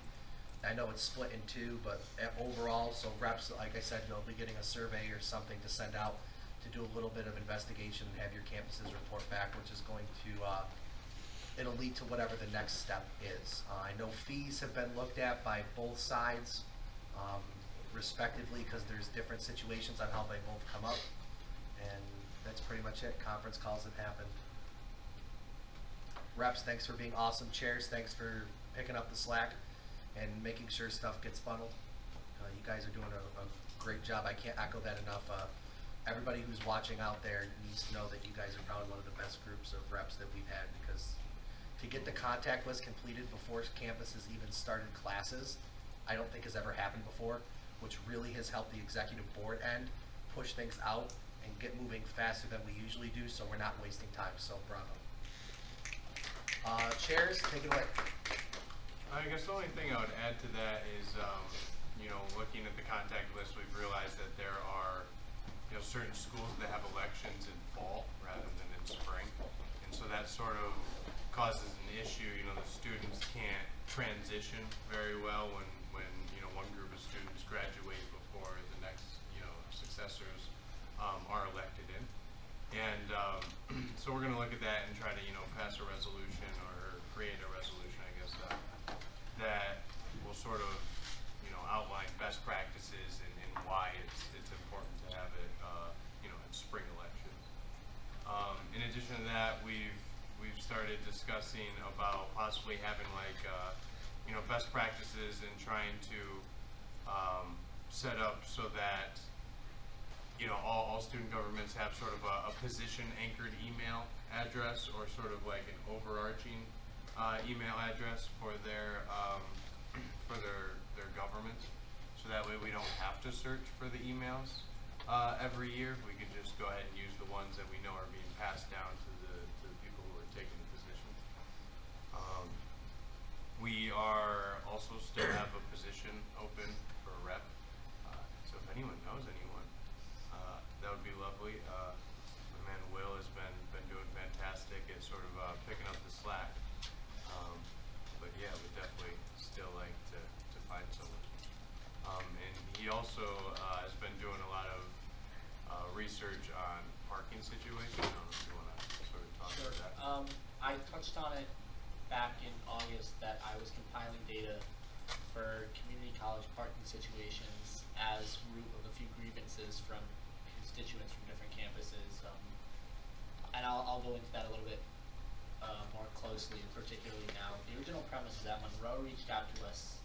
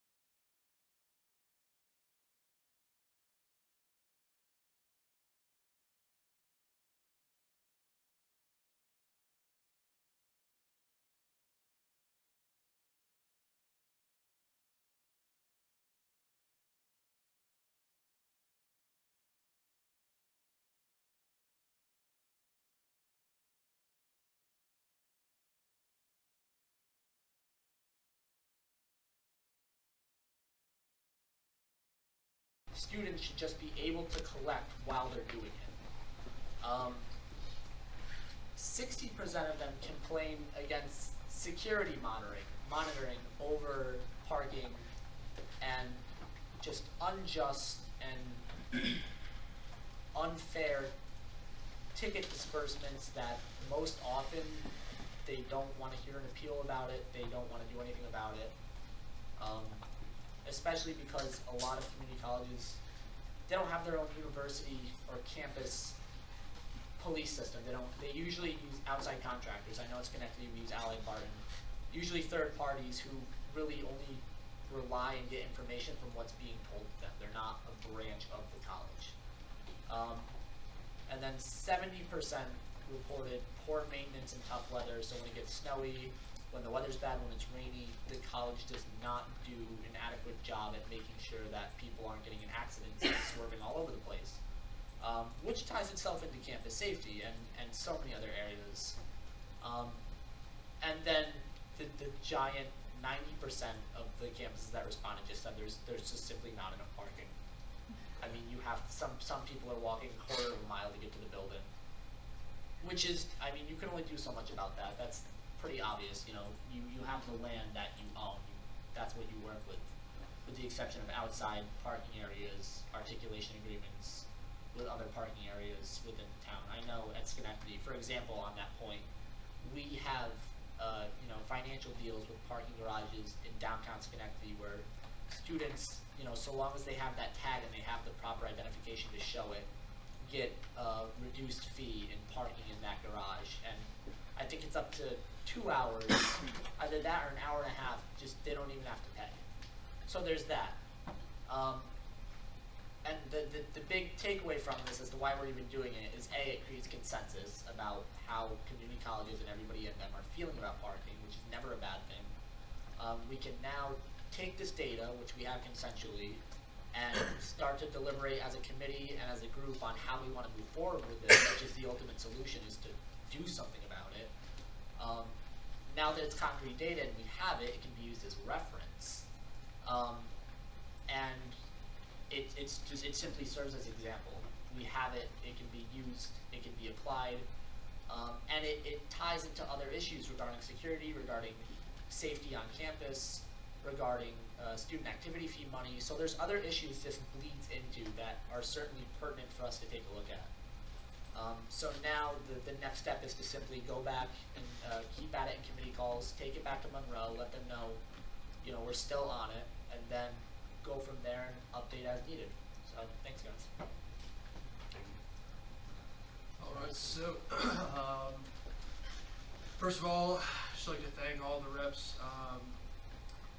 I realize that it's been a difficult struggle getting all the contact information, getting everyone to at least give us an answer as to whether or not they'll be attending the President's Summit.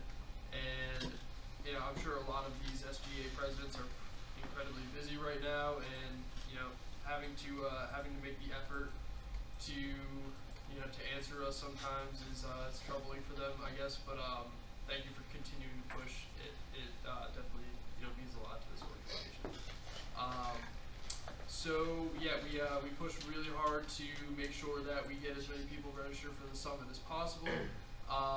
Most of the presidents who will not be attending are not attending because they have conflicts of interest, or not conflicts of interest, rather scheduling conflicts, and they, it's something that they really can't get out of.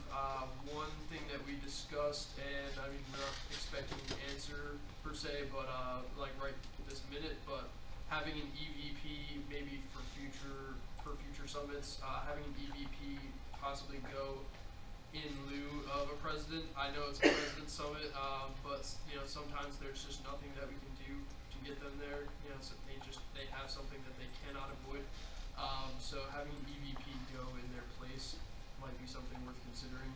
But I know that would kind of take away from the president's part of the president's summit. But that would definitely be something worth exploring. So we talked a lot about get out the vote initiatives, and a great idea that I got from Representative George was to, instead of what I did last semester at my school, was set up a table in a high traffic area, try to reel students in that way. A better way of going about doing it, and something that should be made, that all schools should be aware of, is that it's better to sort of insert yourself into events and other on-campus activities where students will already be, and once you have them there, then you can sort of sneak in the voter registration form, get them to take care of that while they're already somewhere, possibly doing some other paperwork. That was a great idea. I'm really glad that came to light. Also, an idea that we had, and this is definitely something that we'll need to collaborate with Ray on, and definitely a number of other key players, but we would like to possibly devise a standard set of questions, and I've been thinking about this for a while now, a standard set of questions that we can offer to schools to create a sort of campaign guide for this upcoming election as to where candidates stand on higher education, to try to make that a really pertinent issue. And if everyone has this standard set of questions already made out for them, and we do everything in our power to help them connect with candidates in the state assembly and the state senate, and even possibly congressional races, maybe even state senate race, the state senator race rather. That would be, if we could get as many of them as possible, that would make higher education an important issue for our state legislator. And I'm sure we're not going to be able to get everyone to be on board and to go ask those questions and to try to get an answer from the candidates, but I think it would definitely be something that would be worth pursuing. And maybe we could put out an official student assembly election guide or something along those lines. It's just, it's all in the realm of possibility. Some other things we discussed, possibly having a group chat with all university colleges, and trying to replicate the Fredonia model of student affairs. Basically, the meeting that we had earlier this morning, that is the ideal model. Just trying to get as much student representation on as many faculty committees as possible. That's always something to strive for. And not just have just the SGA president at all these committee meetings, have a diverse range of student representation, and more student representation than just one voice that they can, more easily ignore. It's definitely, they don't think, oh, should we have a student on this committee, or can we get one student? They're like, no, how many can we get?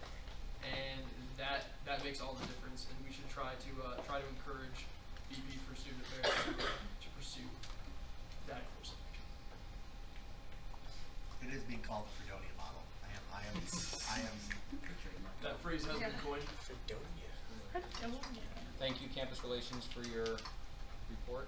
Yes. Can I just add something quick? Well, yeah, I was going to say. Yeah, it does appear that Empire State is still in violation of SUNY policy regarding the allocation and administration of their student activity fee. I last heard from them about a month ago when I was told they would be consulting legal counsel. Rob was nice enough to reach out to me about a week ago, or reach out to them for me about a week ago, and we've yet to hear back. So we're going to be pursuing what to do there. At this point, I had talked to Connor earlier. We're going to loop Nick Butler and Mark more into it than we already are, and look at our options and report back when it's prudent to do so. Does anybody have questions for Campus Relations? We have 5 minutes. That's a lie. We have 20 minutes before the executive committee meeting is supposed to start. I have one thing I want to bring up for Rob, but for reps in general. Now that we've got a list of all the SGA presidents and in some cases vice presidents, I think, which is excellent, and that is a huge accomplishment and feat for so early. I'd like to we have a listserv that was created, the student leader listserv, the purpose of which was and this was Pat, Nick, Ray, a few other people, Bridget. We had, right when the election was over and conference was over, we had to talk about some things we wanted to accomplish. One of which was engaging as many people as possible beyond presidents, vice presidents. One, to make, anybody who wants, but specifically senators, directors, executive boards, justices on courts, to make everybody feel as relevant as possible, as important as possible. So, is everybody receiving those emails that I send out to, like, not just the EC, but those, like, the long, like, with just, like, the list of everything? Yes. Everybody's getting those? Okay. So those are being sent to the student leader listserv. That was go to any student that even indicates in it, everybody on our committees, any student that expresses any interest at all in leadership or the student assembly. And so what I want from every rep and the cabinet as well, but if we can get from each of our campuses a listserv of senators, and I know some people have already done this, but a listserv of senators, executive boards, student groups, it doesn't matter. Anybody who wants this information, if we can get that, to Rob so that we can get it onto the listserv. Can I ask a crazy question? Sure. Why don't we just ask the IT department of all the campuses to get every email of every student? Yeah, I don't think they're gonna give it to us. We've tried. They don't have a choice. Isn't the IT department governed by student administration? Isn't that a policy now that information has to be shared? The information security. So it's I think that the information security policy, Evan, did that have anything to do with? That was The student records, wasn't it? I don't think it has to be shared. I think it was that text that it's not shared as often. But the email's owned by the campus. The email. The emails addresses are owned by the campus, like Albany. Yeah. So then, and also, I actually had this problem because I was trying to get it for my school. I'll look into that one. Sorry. Go ahead. You can't go to IT. You actually have to go to the.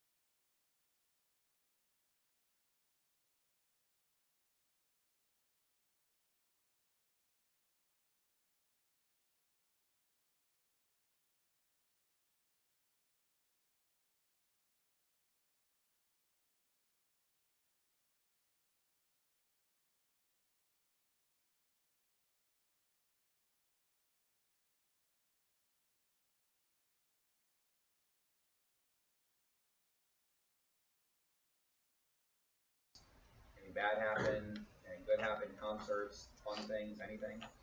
Brag about, Evan? So Old Westbury was ranked on top 40 best Master of Taxation degrees. Nice. Yeah. And then also we had the chancellor there on Friday. Oh really? Oh yeah, she's About teaching one. She's New York. Yeah. Yeah. That wasn't. We'll skip over that one. No. Binghamton's the #1 ranked SUNY school on U.S. News and College News World Report. Alfred State had like 2 #1s, and one of them was lowest out-of-state tuition. So we get like a lot, so we're gonna have a lot more out-of-state students. Yeah, for like all of New York. Nice. Like that one. Anybody else? Anything about your campuses? Anything about your presidents? Fredonia. Fredonia? Fredonia actually just built a second multi-million-dollar project, our second one in the last 4 years. The Science Center was opened my freshman year, and my senior year in October we'll be opening our brand new state-of-the-art Rockefeller Arts Center for the Department of Theater and Dance.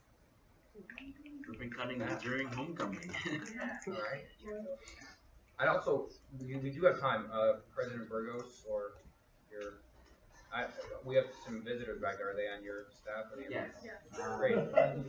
Chair of Sustainability Relations, Veronica Arce, and our student representative, Kevin Gleason.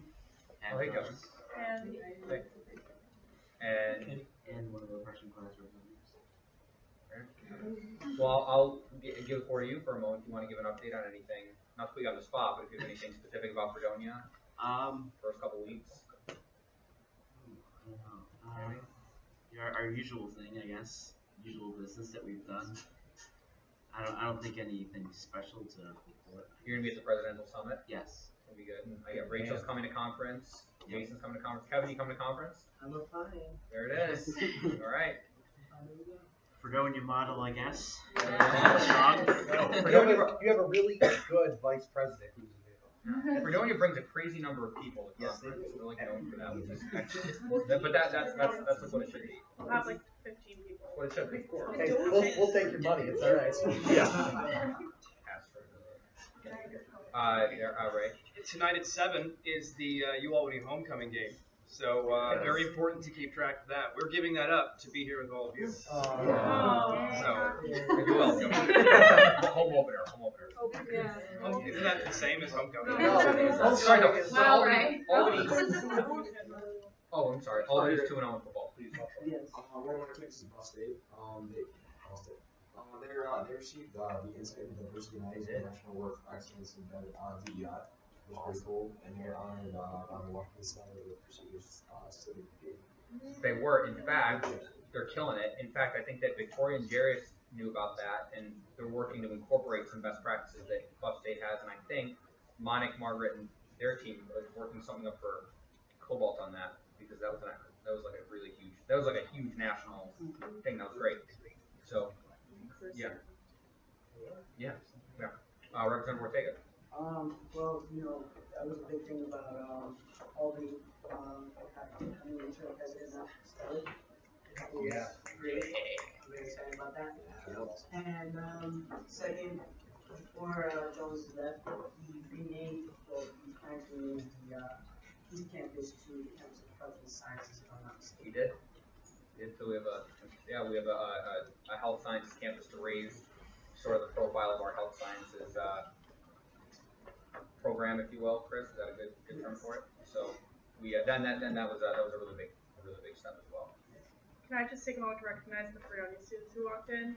Catherine Stroh, junior class president, and Megan Flynn, public relations chair and senior class representative. Yes. My bad. So you just got elected, right? No. Yes, we all just got elected. Yeah, we all just got elected this week. Elections were last week. Oh, okay. Yep. So congratulations. One more point.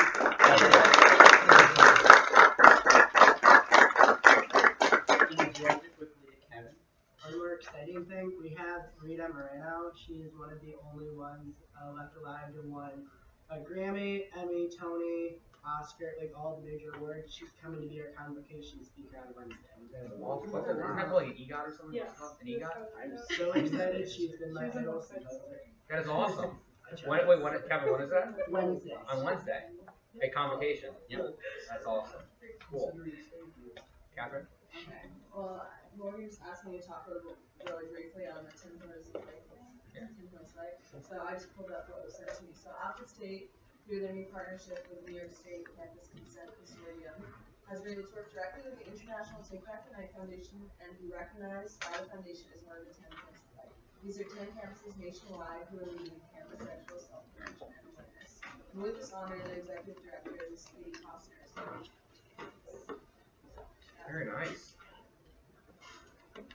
Anybody else have any representative reports? Yeah, so at Jefferson Community College, we've been in the process of selecting like a new dean of students, and I know within the next year we're actually going to be looking for a new president as well, because the current one we have is retiring. And for the first time, they're actually allowing students to be a part of that process with the interviewing and everything like that. So I think that's a pretty big deal that students are being heard. Thank you. Excellent. Keep us updated. Anybody else? Yeah, I'll do the first update. Yeah. On Thursday night we had a man named Mad Chad at Plattsburgh who juggled chainsaws. I saw that. I didn't see the chainsaw juggling, but I heard about that thing. Yeah, we I didn't get to attend, but it was apparently fantastic. Cool. And yeah, the city of Plattsburgh just got $12 million from the Polo for development, which is pretty cool. Not quite sure how that's going to come into play with us students, but I'm sure it will. Oh, sure. Well, so we've heard, everybody knows that Mike is the president of Plattsburgh and Catherine's the president at Alfred. We have a president from Oneonta, Representative Pereira. Anything of interest going on at Oneonta? Not really. We just had some clean council. T-Pain, there you go. There you go. Really good. Our satellite in Cooperstown is formed its own student association, kind of. Yeah, I mean, we wrote a thing. We We wrote signed it. We wrote a thing. Okay. Well, I'll give a quick update on purchases. As we all have heard there was a fire at just the dorms. No one was hurt, and there's no suspicion of foul play. There was an incident in a kitchen with somebody who didn't quite know how to handle a grease fire and threw the grease apparently, and it was. You can't judge a panic situation like that, so this situation was handled nonetheless. And I talked with President Schwartz, who's president of the campus, at the president's meeting that Chancellor Zimfer holds a meeting twice a year with all the campus presidents.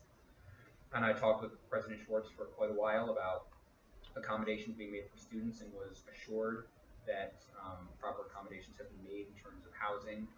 They were put up in a hotel. If their possessions were destroyed, they were given immediately a $250 Visa card for immediate things, a laptop, and food vouchers. And any damage beyond that is being covered by there's an emergency funds line which is being utilized, and there's a fundraising page which we've advertised somewhat extensively. And I talked to President Sanchez, who's Danny Sanchez, the president of student government, and he asked me if I could help advertise that page. Of course I did, and I was in touch with Representative Wolf, who's their representative, so I wanted to ensure that we were doing everything we could do to help them through that situation. We're grateful that no one was hurt, and I think that it brought about, as Amanda mentioned in her report, some significant issues that the campus had some shortcomings in certain places, but as we hope, when tragedy strikes, you build back stronger, and we are here to help them do that in any ways we can. I want to thank Andy Binder for keeping us in the loop, keeping me in the loop, and being very closely in touch with Dr. Rose and Dr. Marthers from SUNY System Administration, and getting us the information in a timely manner, and helping me to give the report that I just gave. And also as sort of a note that Andy is in close contact with all the campuses, so should you hear a rumor about anything, or a good thing or a bad thing or anything you might hear, his office is literally devoted to keeping in touch with student affairs offices and campus presidents about these sorts of issues. So from what I could tell, I think that the administration did a great job of accommodating students and helping students, and I think that we thank Representative Wolf, their president Sanchez, and President Schwartz from their campus as well. Andy, do you know who their VP of Student Affairs is? Jean Kim. I wasn't in touch with them, but I'm sure that person would make themselves available for us if we have questions. With that, we have 5 minutes. Are there any other? Yes, Okay, so as you all know, the Paralympics is going on right now, and today, I think in about an hour or so, there's the women's volleyball team, and they're the finalists at the big final game, USA versus China, and it's headed by Laura Webster, who is a student at Stonebrook. Yes. She's about to go and get gold. Yes. Yes, she is. Burgundy contributed. We released a statement wishing our Paralympic athletes and participants the best of luck. And Burgundy helped with that, which was great. And Monic's team got that out really well. So we will be sure to keep an eye on Twitter, Burgundy. I trust you'll keep us updated. And we will keep ourselves updated as well. Does anybody else have anything last minute? Any updates? Anything that you want to ask? Any questions for anybody? Okay, so with that, we are going to get into our executive committee meeting at 3:30. So we have a 5-minute break. Please keep for 5 minutes so we can get back and get through this. So we'll stand in recess for the moment. Don't get into that. Yeah, Mark, I think that's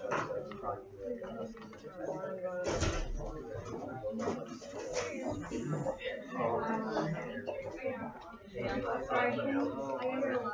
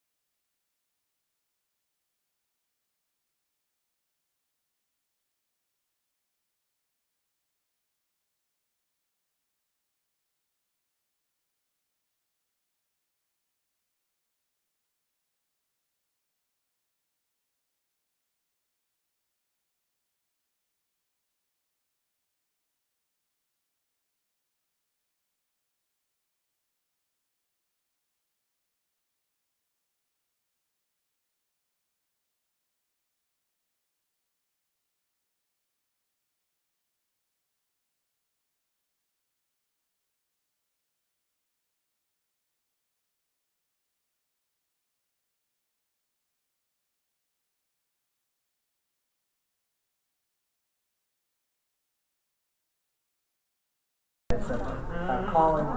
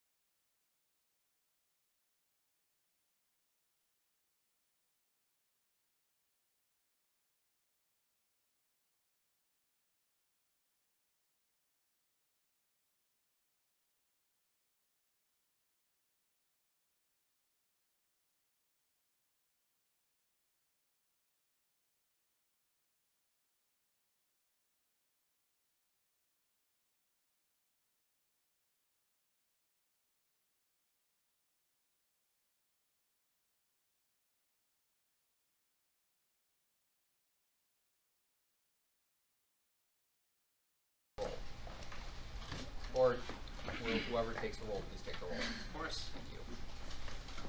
President Mark Cohen. Here. Here. Treasurer Patrick Garrow. Here. Secretary Morgan Wood. Chief of Staff Nicholas Simons. I am here. Deputy Chief of Staff Carolyn Sheridan. Here. Chief of Staff Robert Drum. Here. Senior Advisor for Nick Policy. Senior Advisor for SUNY Policy Nick Butler. Absent. Graduate Rep Ashley Ann Sutherland. Here. Undergraduate Rep for Doctoral Granting Institutions Colin Delgado. Present. Representative Samantha McVeigh. Absent. Representative Christopher Ortega. Present. Representative Nicole Pereira. Here. Representative Alex George. Here. Representative Connor Wolf. Present. Representative Catherine Hallmark. Here. Representative Nathaniel Wilhelm. Absent. Representative Joshua Boo, absent. Representative Leah Corio. Here. Representative Devin Armstrong, absent. Representative William Petit. Present. Representative Tony Sparks. Presente. Assistant to the Secretary, Mr. Jason Chang. Here. He is here. Director of Academic Affairs, Evan Rafrano. Here. Director of Communications, Monik Shibata. Here. Director of Legislative Affairs, Reynaldo Muniz III. Here. Deputy Director of Communications, Margaret Ketchum. Here. Press Secretary, Tyler McNeil. Mark, how would you like to do it for people who are not Excused. Chair of State Operated Campuses, Michael Kimmer. Present. Chair of Community Colleges, Joshua Berry. Excused. Co-Chair of Diversity, Equity, and Inclusion, Victoria Lopez. Here. Chair of Campus Safety, Amanda Reed. Here. And Chair of the Subcommittee for Disability Advocacy, Brittany Rakowska. Here. Perfect. Do we have quorum? We do, sir. Wonderful. Can Thank you, everybody. The agenda before you is in one of the folders of the drive. It's under business meeting. It's under business meeting of the drives. Do we all have the ability to review it? Okay. Motion to approve the agenda. Just 1 second. I think we have. Motion to amend the agenda. Can you just rescind your thing? Okay. Rescinded. Motion to amend. Yeah, I'd like to add the resolution enabling student voices. Is that what? Enabling student voices. Enabling student voice. Motion to amend the agenda by adding the resolution enabling student voices, which will be 16-17-43. Is there a second? Second by Representative Petit. Is there any opposition to this motion? Seeing none, that passes unanimously. The chair will entertain a motion to approve the agenda. Motion to approve the Moved by Representative Delgado, second by Representative Holm. Actually, moved by Representative Holmick, second by Representative Delgado. She did the thing first. Any opposition to approve the agenda as is? Great. The chair will. Did everybody get a chance to hopefully review the minutes from August 11th to the 14th, our EC meeting in Albany? Is there a motion? Motion. Motion to approve the motion to approve the minutes. Were you at the meeting? Okay. That's okay. That was fine. Motion by Representative Delgado, second by Representative Petit. Is there any opposition? And then, if you were a representative who was not here, please raise your hand. Representative Ortega, Representative Sparks, you abstain. Right? Good. Okay. Thank you for approving the minutes. Public comment. We have several members of the public here. We've heard from some of them, but if any of our representatives from the Fredonia Student Government would like to say anything, introduce yourselves. I would like to note for the minutes that we are joined by President Jason Burgos of the Student Association, as well as members of his team and several representatives of the General Assembly. Is there any public comment at all on anything? No? Anybody on our fine executive committee have a public comment? No. I would like to add my thanks to Fredonia's campus and their student government, which I'm certain will do more times throughout the day, for their outstanding hospitality and sharing a beautiful space with us. Is there any other public comment? Representative Swartz. Yeah, I would just like to thank Premium Blend for singing for us. That was great. Send them their portion of the Great. Okay, we are moving on now to e-board reports. So I'm first. And I will be giving a report, and if I say anything wrong, I give a report on behalf of Chief of Staff Simons, Chief of Staff Drum, and Deputy Chief of Staff Sheridan. At the Board of Trustees meeting earlier this week in Cortland, we passed the Ban the Box resolution, which eliminates any prior inquiry to felony criminal offenses on admission applications. This is an enormous step forward nationally due to the size of SUNY is the largest system of public higher education in the country, but also because we've taken a step that no other system has done in increasing accessibility to this level.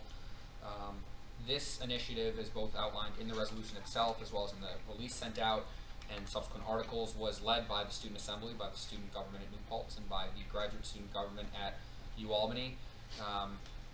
The fact that not only we passed this as a student assembly, but the fact that this was passed by the board is a feat of monumental proportions, and I'm grateful to all of you and to our student leadership for making it happen, as is the Chancellor, the Chairman, and the SUNY Board of Trustees. Also grateful to General Counsel Joe Porter for putting this resolution forward and making this a reality. We have a new committee at the SUNY Board of Trustees, the Student Life Committee. That's also a very big deal. We haven't had a committee dedicated to students since 2010. We had an informal gathering of the Student Life Committee where we discussed direction, both for this year and for the future, and discussed several of those initiatives that we may discuss as the year goes on. I have a meeting with the committee will be co-chaired by the student trustee.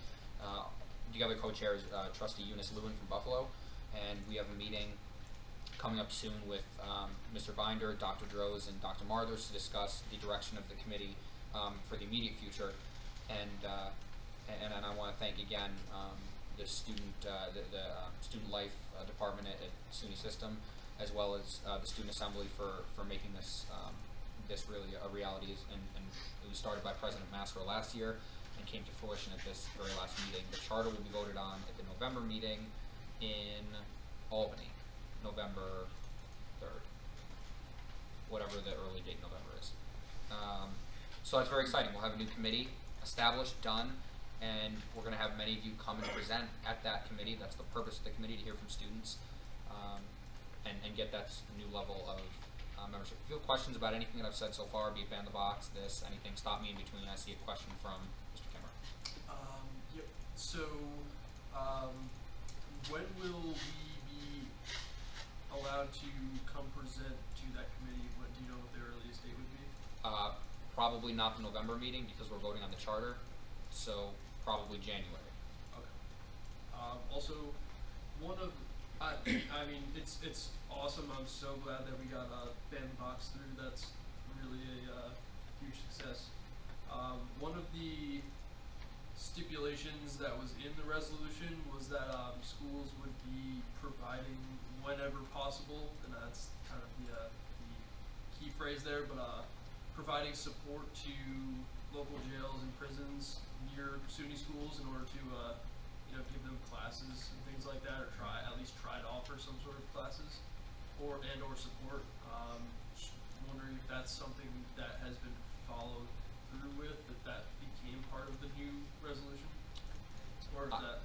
I'm not familiar with that, but Nick will look into that and get back to you. I'm quite familiar with the resolution itself and with the policy. I was not familiar with that. I know that there are initiatives on individual campuses to do that, but we'll certainly look into that. Thank you. Thank you very much. Any other questions about anything said thus far? Yeah. Is there discussion about moving the box to someplace else? Yeah, so the box is banned from the application itself. It is being moved to post-admission. So in certain circumstances, if you wish to live on campus, in on-campus housing, if you wish to engage in certain clinical experiences, certain study abroad experiences, other applied learning experiences, as a matter of law, as a matter of ethics, you have to know who is living in your dorm. You have to know who's participating in these sorts of activities. It would be irresponsible and unsafe to do anything else. That being said, of course, we would never negate safety precautions already in place, and this resolution does not do that. It just removes the bias from the application process. So, thank you for bringing that up. Yeah. Are there any other questions? Okay. Then there's something called NASH, which is the National Association of System Heads. It's the organization of chancellors, essentially, or presidents of statewide systems. Chancellor Zimfer is the chair of that, and we have the benefit of her being the chair of that, but I felt, as well as the executive board, that we, as such a large and comprehensive system and such a well put together student government system statewide, should be engaging with other statewide systems, of which there are 44. Not all of whom have a recognized statewide government, but what better place to do that than this NASH conference, this National Association of System Heads. If each system head could bring their student body president, if they have one, to this conference, and we just have a talk. We starts off as a conversation around the table, and then it develops hopefully into our own conference. So Nick was in discussions with Jen Turco, who's an Associate Vice Chancellor at SUNY, as well as some of her staff, to try and get that off the ground. We'll have more of an update for you on that in the very near future. Our legislative agenda, as you heard earlier and we'll hear a bit more, is getting off the ground, being worked on actively by Ray Muniz, Director of Legislative Affairs, with such critical issues facing higher education and students, not just in New York State, but across the country. It's critical now that we have a very comprehensive, very expansive, and inclusive legislative agenda, so we will be getting on that. Federal advocacy is something that we've been focusing on, and in order to better effectuate our advocacy efforts in that area, we have begun to work with Young Invincibles. We spoke with Kevin Stump, who's the Northeast Director of Young Invincibles, and Alex Kriegstein, the Director of SUNY Federal Relations, in order to advance our advocacy efforts in this area. We're still looking at SUNY Day DC as to whether or not we're going to have that event in a timely manner during our terms, but there will be some sort of SUNY advocacy event which students will be invited to, and we'll keep you posted on that. Young Invincibles is a higher education advocacy group which basically looks to do the same thing we do, which is to better the student experience. So we're going to continue our involvement with them. The chance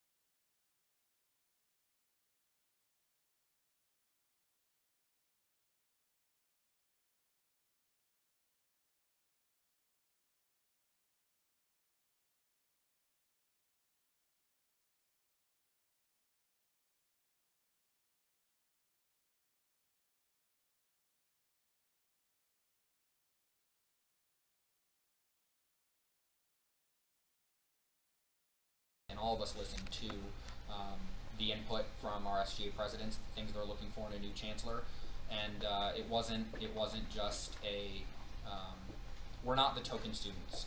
They're really listening to us, and these people are professionals. They've done this. They were in charge of the last chancellor search, and look who we got, a really great chancellor. So we're looking again to engage with them, and we'll have another conference call with them. Carolyn is working on setting that up right now. We were at the UFS planning meeting just before this conference, at which Representative George, Representative Sutherland, Representative Pereira, and a few of Nick was there. Who else was just us? Okay. We were there at the UFS planning meeting. UFS is the University Faculty Senate, so our equivalent for state-operated campuses. And we spoke about an array of issues in the areas of student life, governance, ethics, undergraduate, graduate, and diversity, equity, and inclusion issues. Bridget is also on that committee, but her schedule is absolutely insane, and going from here to Albany to here would just not have been feasible. So she's been in the loop with them and will continue to be active. Chief of Staff Drum and the representatives have done an absolutely phenomenal job of engaging with campuses, getting our contact sheet all set, only missing the schools that have not had elections yet, which is really incredible. And Rob has been the point person on getting people to the presidential summit along with Bridget, and has done an excellent job with that. Both of them have, in getting as much student leadership as we possibly can. Again, an opportunity to shout out President Burgos, who will be there in Albany, and we're very much looking forward to that. Rob gives a big shout out to the representatives for their outstanding work, really, on getting this together and other information, as well as keeping the executive board fully up to date. Josh and Michael have done stellar jobs on having conference calls, on working with the representatives, with all of you on making sure that you're as much in the loop as you can be, and we're very grateful for that. In the area of communication, Monic, Margaret, and Tyler have been truly phenomenal. Every press release, email, list thing that you see comes out of their office. Margaret put together the event page on Facebook, which I've already gotten many comments of how great that was for the presidential summit. and just continues to do a truly amazing job. Margaret and Monica is always keeping up with Cobalt and with our campuses, making sure they're up to date. In the interest of continued transparency, so that you all know that I don't sit around and do nothing and can keep up to date with what I keep up to date with, I have once again, Carolyn has once again gone through tirelessly and ensured that every phone call, event, meeting, conference, everything that I've participated in is on the spreadsheet for you. It's in the sheet. You're more than welcome to look at it. Feel free to share it as you see fit. If you think it's fit, ask me questions about what the meetings were. But it's important that you know that the work is ongoing. Carolyn reminds me regularly to include the disclaimer that this is not a fully comprehensive list. There are many last-minute phone calls with many of you, with our SGA presidents, with Andy, with his staff, with SUNY, with the chancellor, with the chairman. So this is not every single thing I'm doing. It's not like I make one phone call a day, but anything that's sort of documented is below. And I really do want to thank Carolyn for her continued outstanding work, Rob for keeping everybody in the loop on things, and of course Bridget, Pat, and Morgan for making sure everything runs as smoothly as it does. So, I'm sorry. Am I hearing something? Okay. With that, what? Nothing. Is Nick- You're doing great. Nick, do I right?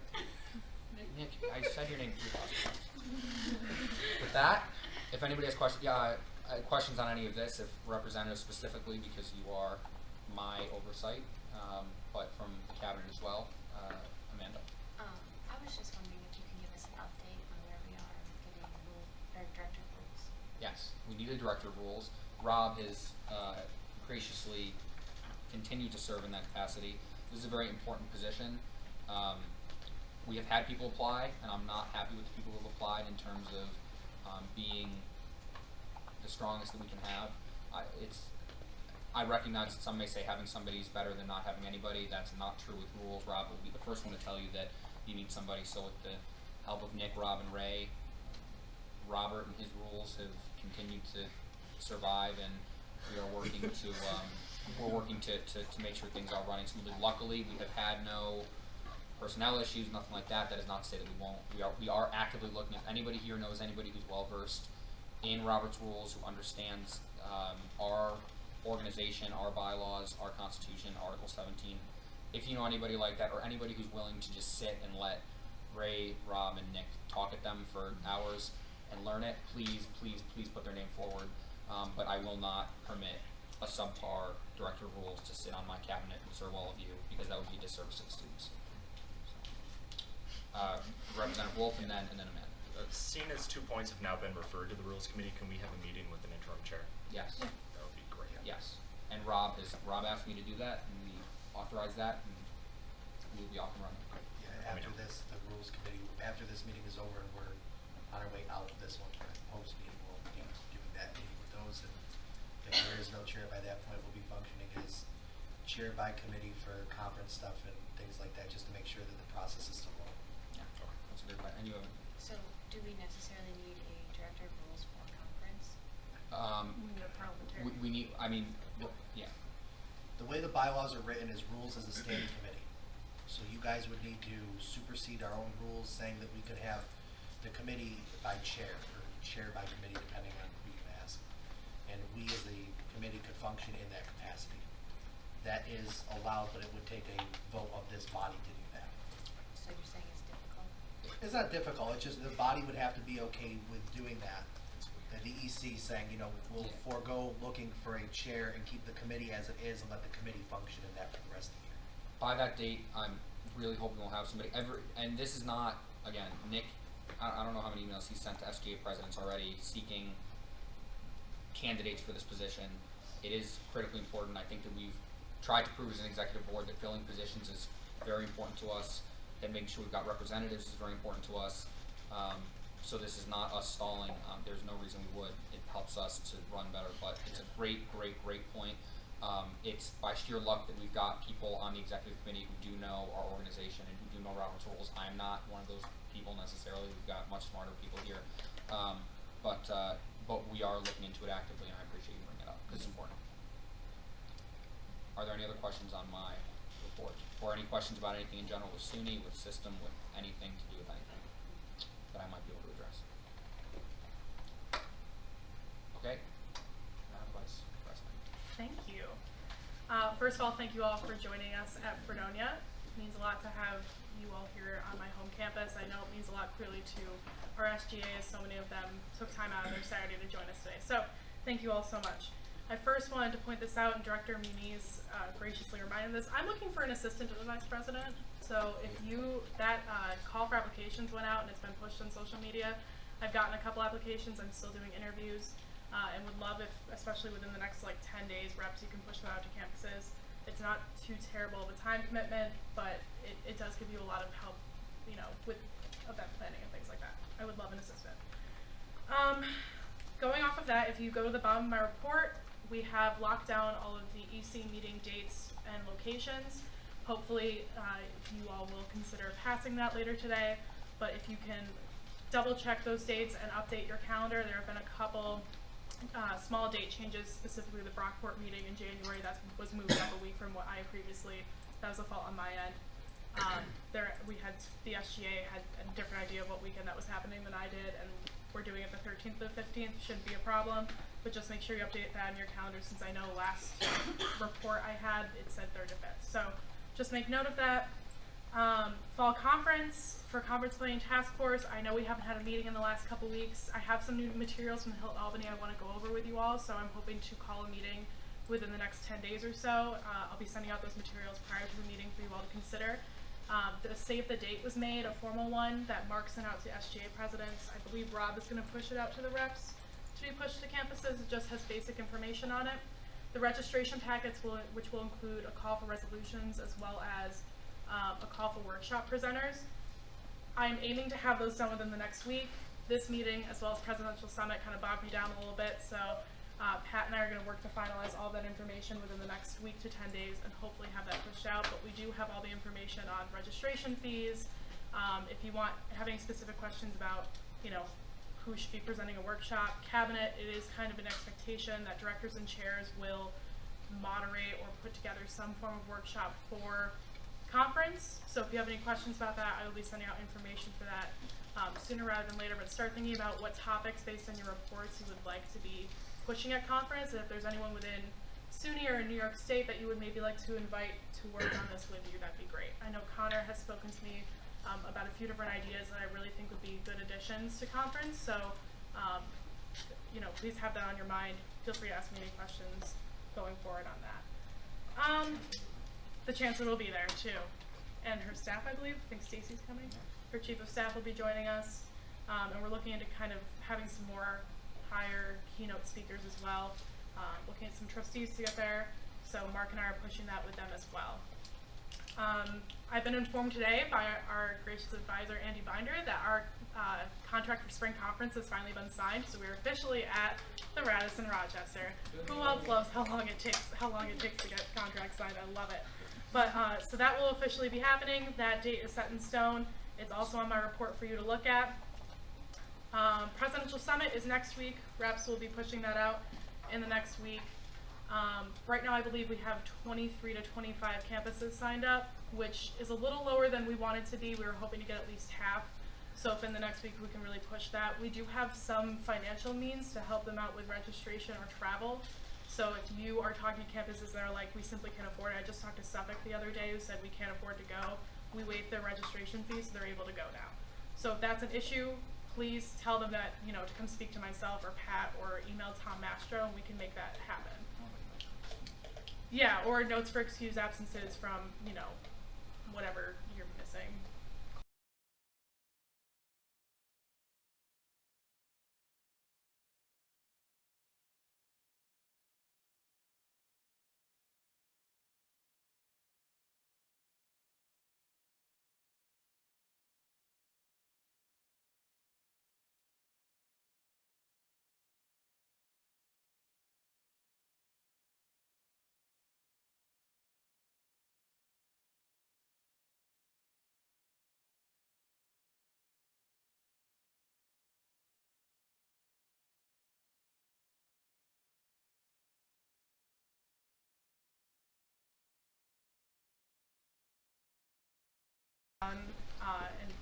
for the full hour with a lot of great discussion. So I believe she has a report sent in with a list of her proposed initiatives in the drive if you're interested in that.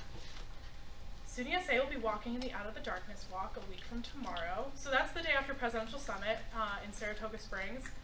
So last week was National Suicide Prevention Week, and I would like to thank our communications team for pushing that a lot on social media. We saw some great feedback from that. You don't have to necessarily be coming to the walk to start a donation page and push it on your own social media and contribute to our team. So if you'd be willing to ask family and friends to donate on your social media pages and just create like a virtual walking page, I can show you how to do that, and that would be a great help to us. Or just, you know, keep pushing our page to campuses would be great for the next week or so. And pushing also just, you know, our commitment to positive mental health within our system. I know we've talked about that a lot today. A lot of the committees have that on their radar, so I won't go too much into that. But yes, September 25th in Saratoga Springs. We would love for you all to join us there. The It's On Us campaign. I think we talked about this a lot earlier, but I talked about this with Representative Sparks as well. You know, we all kind of get the concept between pledging and having that as a part of conference. But I talked to Tony about, you know, talking to members of your home SGA about how to implement like prevention tactics on campus. What we can really do with this is start more events. And for example, here at Fredonia, I have a meeting with our Women's Student Union and STEPS, which is a positive sexual health and sexual violence prevention kind of organization on campus. They're a constituted group here. I have meetings with them tomorrow, their executive boards, about how we're going to implement It's On Us Week at Fredonia, and I'm hoping it will lead back. I'm looking at Kat because she's a member of the executive board for WSU. I'm hoping it will include some kind of higher profile event. Optimally, I'd like it to lead up to Take Back the Night, which Representative Holmuck mentioned earlier. Is a really great program. Most college campuses have a Take Back the Night.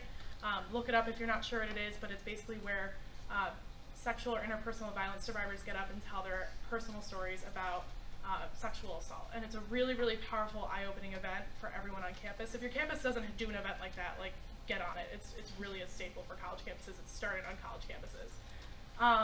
So these It's On Us weeks, I'm hoping it can be a week of tabling and getting students to sign on to the pledge, and then also like having speakers, having roundtables.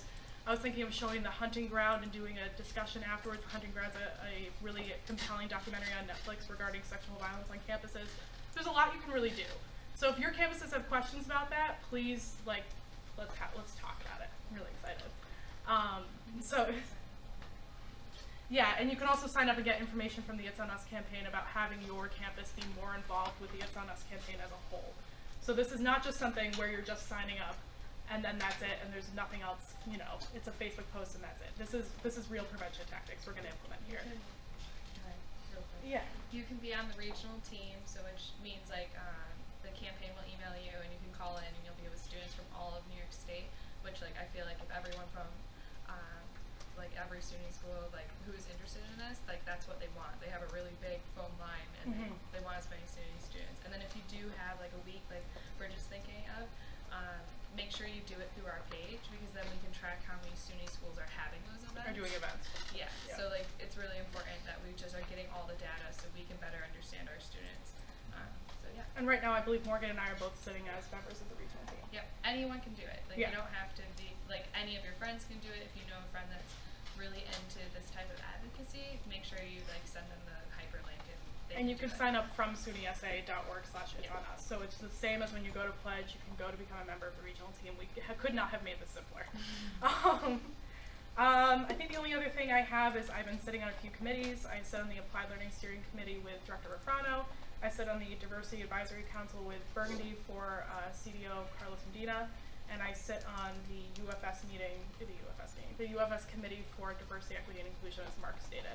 I couldn't go to the planning meeting because I was planning for you all to be here, and it was yesterday, which didn't really work out well for me. So I did not attend the full meeting, but we have had a lot of really great dialogue via email with the committee about different initiatives and things like that, looking at a lot of data and statistics, so it's been really great. Did I forget anything? No. You're good. All right. That's all. Any questions? Comments, concerns, inquiries? Kat? On the sunysa.org website for fall 2016 conference, the location is wrong. It says the Radisson.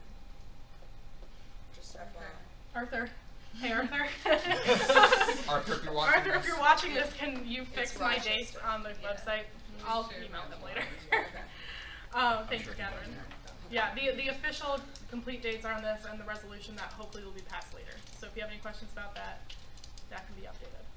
And please send those to your campuses. I sent invitations to Buffalo and Jamestown Community Colleges for Community College for this meeting. It'd be great if reps invited campuses to these meetings as well. I'm not assuming anyone did it. I just sent personal things because I'm personal.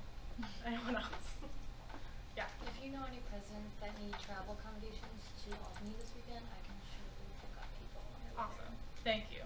And we do have some things like yeah, you're great. There's a Western New York carpool. We have President Burgos will be riding in that with Preston Ross from Jamestown is going to be driving that nice 6-hour journey. So we have like perfect means to set things like that up. We just need to know sooner rather than later so we can work it out. I think for getting cars for a carpool, we might be reaching the deadline for that.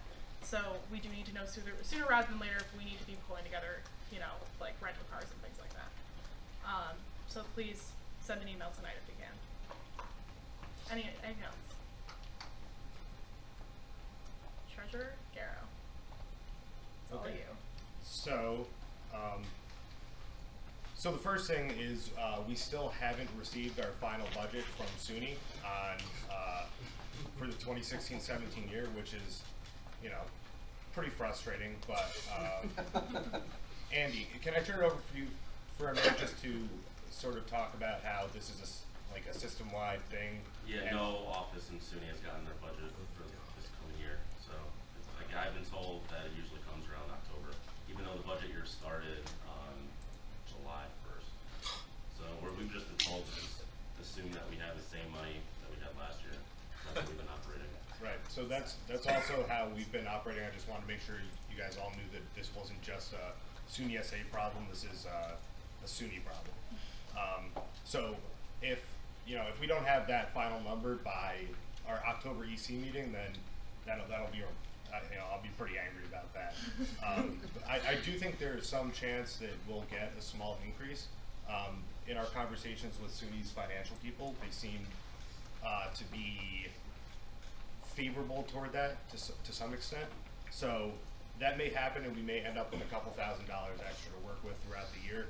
But until that point, we're operating as if we have the same budget that we did last year, and there's even a chance that we get less potentially. So, we're still tracking things very closely and making sure that there's no unnecessary expenses as much as possible.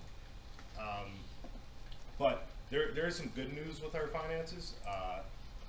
Thanks to the UFS and FCCC, we're not going to spend any money really on the presidential summit. They're paying for food. We have registration fees to cover hotel, and they've given us money too to help with travel accommodations. So as far as the summit goes, that's not hitting our budget. A couple other good pieces of news. So I've done projections for our conference costs for both the fall and spring, and the way the numbers look right now is those are not going to be revenue losers either, like they were last year. We are raising the registration fee in order to cover the costs of conference, so that we don't continue to deplete our research foundation account, and we continue to, and we're financially stable for years to come. So that's something that's coming. I think we've settled on $180 as a registration fee for conference, which covers the costs that we need to in order to not continue to deplete our research foundation account. Also with conference, I'm working with SUNY people on a sponsorship program to hopefully bring in a few thousand extra dollars that will hopefully contribute to growing our research foundation account. That's the goal for fall conference. I'm working with a few different people in SUNY on an outreach plan for companies, and I have a draft of a sponsorship packet that I've sent to SUNY's sponsorship person for feedback. So the biggest piece of good news is that thanks to Bridget's fantastic organizing here, we saved a lot of money on this meeting by staying in the dorm. So thank you, Bridget. And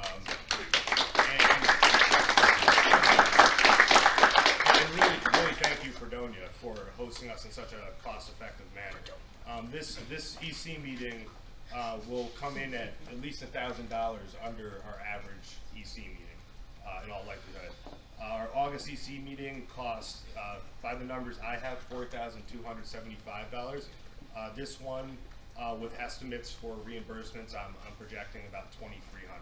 So even though there is an extra night in Albany, obviously, so our average EC meeting will be more like 3,000 or a little more.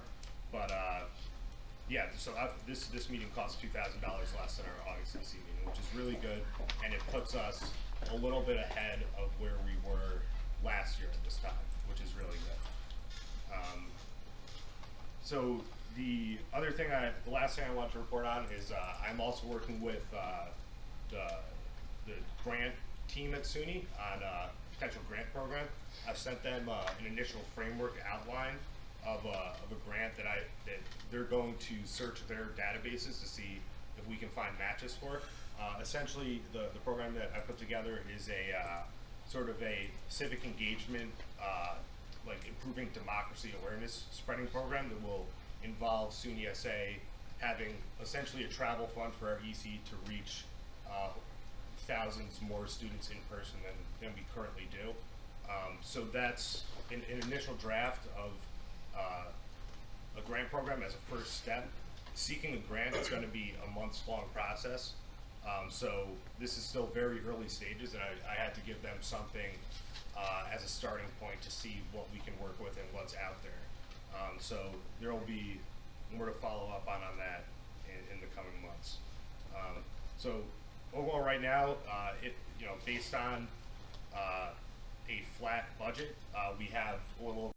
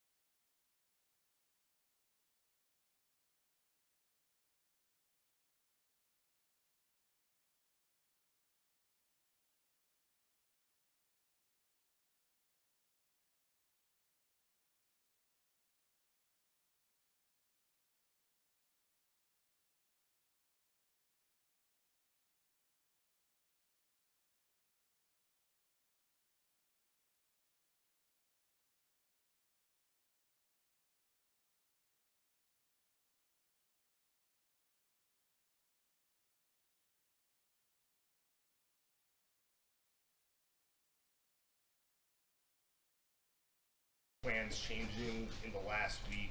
I had to change a rental car, pick up a rental car that we weren't really planning on having. Yeah. We don't just say like fill out the travel form and keep in communication with us, like nag you guys.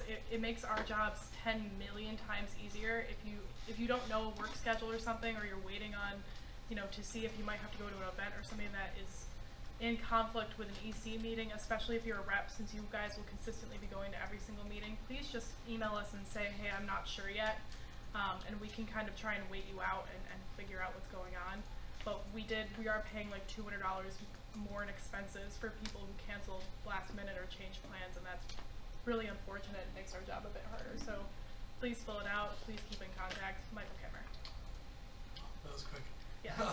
So if I opt to not try to get reimbursed for the gas that I used coming to and from here, is the money that would have come to me for that, is that coming out of our budget, or is that like something like a tax deduction?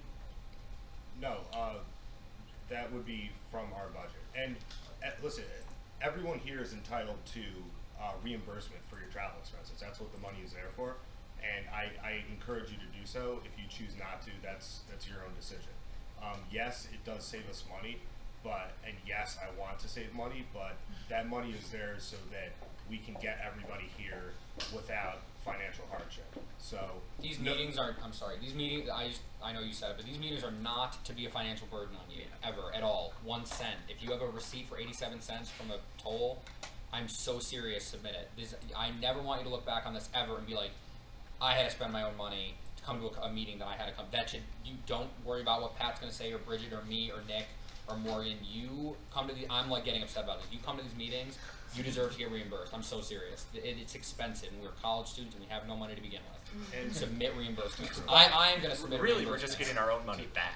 Right. Yes, To- exactly. But to submit follow- reimbursements, and to please. follow up on that, we had very few people submit reimbursements for the August meeting, and also as a reminder, when you do submit a reimbursement, please email me right when you do it with the amount you do it for, so that I have real-time accounting on the money we're spending. That's really important, because especially, it's always important, but especially as we get to the end of the year when we might have outstanding receipts and money to spend and planning is still to do. So it's really important that we build those habits now, so that any potential lag in our budgeting toward the end of the year doesn't hurt us in the way that it did last year, where we, overspent our money. So yeah, the travel form is really important. Getting the reimbursements in on time and letting me know all the sort of procedural stuff. I just wanted to make sure I stress that. Ray had a question first, and then Tony.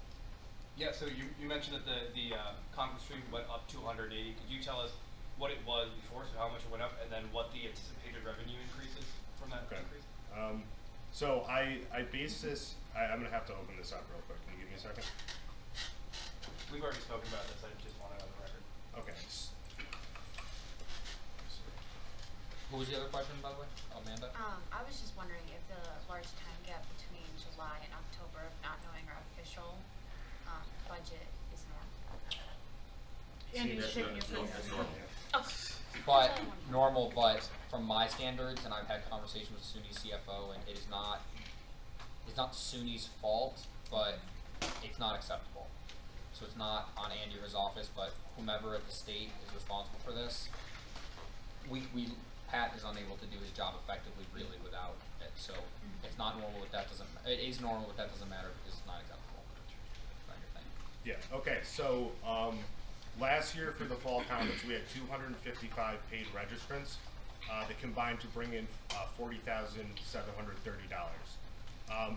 We are always willing to, when schools have a financial hardship, cut them some slack on the registration fee in order to let them come. But it seems by and large that most campuses can pay the standard registration fee that we charged last year, which was $175 and $165 for early registration, with a handful of campuses paying as low as $145. So this year, I took the number of paid registrants we had last year for the fall, and we have to bring in $46,000 in registration fees in order to cover the full projected cost of conference without relying on sponsorship money that we don't have yet, and guaranteeing that we don't deplete our research foundation account. So that comes to $180 a person. So what we agreed on, in order to average $180 per registrant while still having flexibility to give campuses that needed a discount, it's actually 185 early registration, 200 for standard registration. So that's an increase of from 175 to 200 on the standard registration. But last year our research foundation account took a big hit, and actually we're continuing to take big hits from previous years, because I've just learned in the last 2 days that we had outstanding bills from a DJ from our fall conference last year for $700 that we have to pay, and a hotel bill that went unpaid from March 2015 for $1,800. So that stuff comes out of the RF account. We just can't continue to hit that account and be able to put on conferences every year. So I considered these numbers very carefully, and the number I came to is the one that, with the same attendance at last fall, brings in enough registration revenue to cover the full cost of conference. And the full cost of conference is more like $54,000, and in the past we've used $9,000 out of our state budget toward conference. So with the $55,000 cost of conference, that leaves 46,000 in registration fee that we need to cover after we spend our state money, which I'm hoping to bring in enough revenue and increase our sponsor revenue enough where we can save some of our state budget money by reducing from 9,000 to 8 or even 7,000 there, so that we can be comfortable in our EC meetings in March, spring conference, and transitional next year. So that's where that all came from. Representative Sparks. So I did submit like the stuff for the reimbursement. I still for the first meeting we had, the transitional meeting. I still have yet to get anything back on it. Like, is there generally a time frame that we should look for? So I did receive my reimbursement for transitional. Okay. But I only received it maybe a month ago, and I submitted mine within like days after the meeting. Yep. Do you remember how long after? It was like maybe 10 days before the deadline. Okay. I can follow up for you on that. Yeah. But generally speaking, that timetable should be, you should have had it by now. Usually we say 6 weeks, 8 weeks or less. Is that what you said? The turnaround time on these things should be 2 to 3 weeks. Like, it's very possible. Once the business office gets it, they should get it instantly, and we'll work with SUNY staff to make sure. There was this, at one point, it was like 6 weeks, which everybody thought was the norm. That is not the norm. When the business office sees it, they put a rush on it because they know we're students, and I have talked to them enough, and Tom and Lori and all of our predecessors, letting them know that we need the money back soon. So it should take 2 to 3 weeks. The fact that it doesn't. And I'll follow up just to make sure there's no issue with the actual reimbursement form you submitted. I haven't gotten any notification that that's the case. But yeah, I'll make sure I follow up with you. Thank you. Now, what is the registration fee? Is it just to be like to sit at the table, or is it anything else? It's essentially a fee for workshops and food, and from the campuses also pay for their own hotel rooms. The food is the single biggest cost of our conferences. I have for the fall conference budgeted $27,700 based on the per diem meal rates that the hotels have given us, and that's out of a total cost of $55. So that is a big part of it. From there, the other costs are, meeting room space, which we're paying for in the fall but got waived for the spring. Hotel rooms for the EC, any programming we want to do, AV, stuff like that. But And we are like trying to be as cheap as possible with the food aspect being the biggest part. We've gone over what's less expensive to do, buffets, plated. We're really trying to go through everything to make sure we are doing, being as cheap as we can for the students. So. And do we need to register? No, right? No. Unless We're you're going as a voting delegate. Yeah, unless you're going with your campus. Or what? Or if you're going with your campus. Yeah. Yeah. If your campus is willing to pay for your registration, That'd be great. awesome. If they're not, then we'll take care of it. But almost like Representative Barry. Almost. Once upon a time. Have we thought of signing, or I mean maybe we do, but signing a multi-year contract, trying to get the price down? Of like same location, trying to draw it out over 5 years. 2 years. I don't think we've ever had a discussion at this point for this year. Well, not yet, Our not this fall year, and but- spring conferences contracts are signed.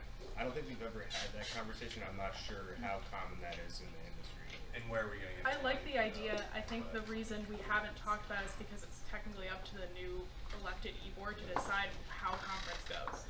So if we were to do that, we'd have to assume that they're all okay with going Hilton, Albany, Radisson, Rochester for 5 years, So I don't know logistically how that'd work. Way back when I first started, it was talked about. That's the logic. That was the logic behind it, yeah.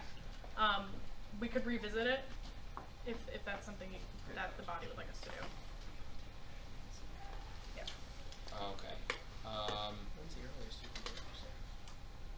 When's the earliest? When's the earliest you can register? When I get the registration packets done. 7 to 10 days. Soon. As soon as possible. We I just have have the one point before we throw it to Morgan. Oh yeah, right. Catherine, So what you saw on the website was automatically, I'm assuming Arthur already tagged you. Of course.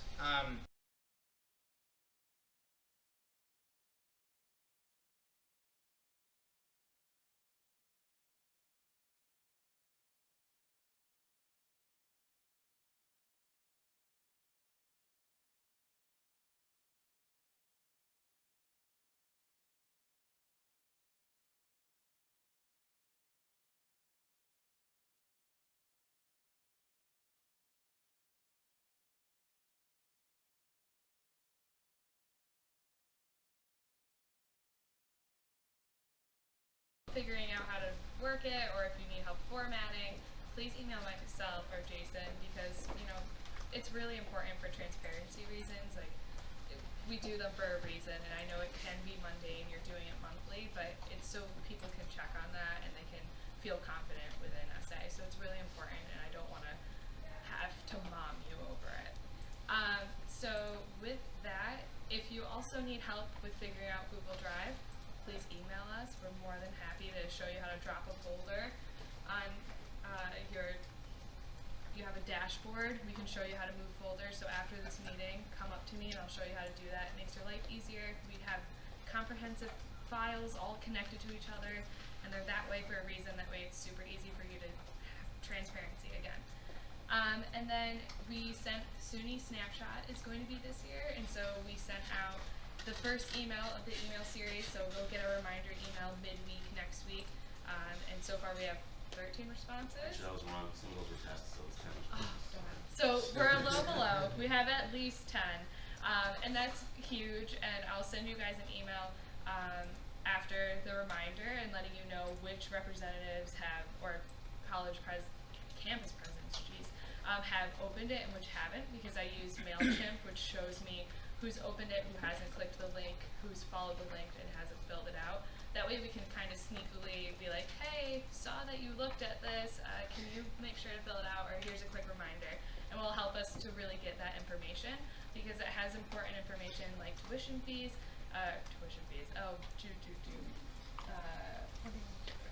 activity fees, yeah. Woo. So all that important information we try to keep up to at least a 2-year basis, and it's a huge thing that we do every 2 years for conference. So we're really excited about it, but it's going to kind of be a team effort to make sure every campus fills it out. So that's really on my end what we're focusing on up until fall conference. Does anyone have any questions? No? All right, take it away. With that, there's the Board of Trustees report. Nick is not here. He couldn't make it last minute, but both with the ban the box and the committee update that I gave you, paired with the email that I sent to the student leader listserv, and conversation that I've had with you privately, everyone should be pretty up to date on what the board has done. I try and be as transparent as possible. Is there anything that people think that they should know that I have not said about anything that I haven't said? Yes. Just a question. Were you the only trustee to vote against tuition increases? I was.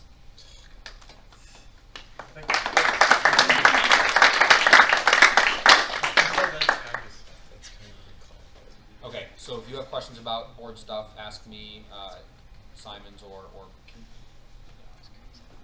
I wasn't able, because it was an election day that I was catching up on. What was their logic for voting yes? Just briefly, I know that it's a very long discussion, but what the basics. It is. I actually got very upset for some entertainment later tonight. Should we find ourselves off campus fellowshipping?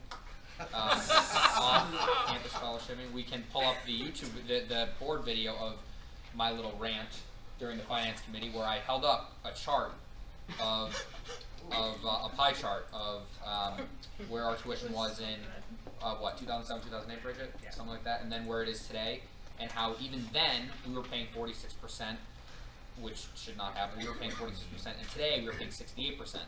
And I looked at them and I basically said, you should be ashamed of yourselves for a continuous, even in a year where you called for a tuition freeze. This body called for a tuition freeze. SUNY called for a tuition freeze. Are once again raising tuition, not on in-state undergrad students, but in-state graduate students and out-of-state students. In a year that you called for a tuition freeze, you're doing that again. And I called out some very powerful people, and I got very angry. and I can do that because I'm beholden to no one except you. So I did that, and I haven't found myself run off the street by a black SUV yet.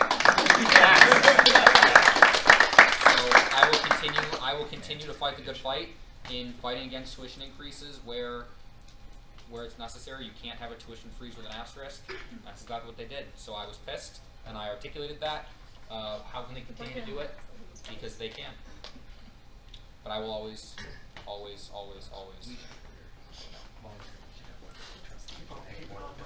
Okay, we will move on. Is everybody okay to move past that report? We're good to.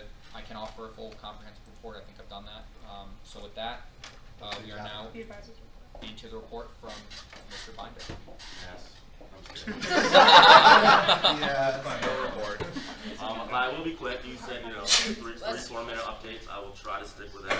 But Andy came from Albany to Buffalo to here for us. So let's give Andy a round of applause.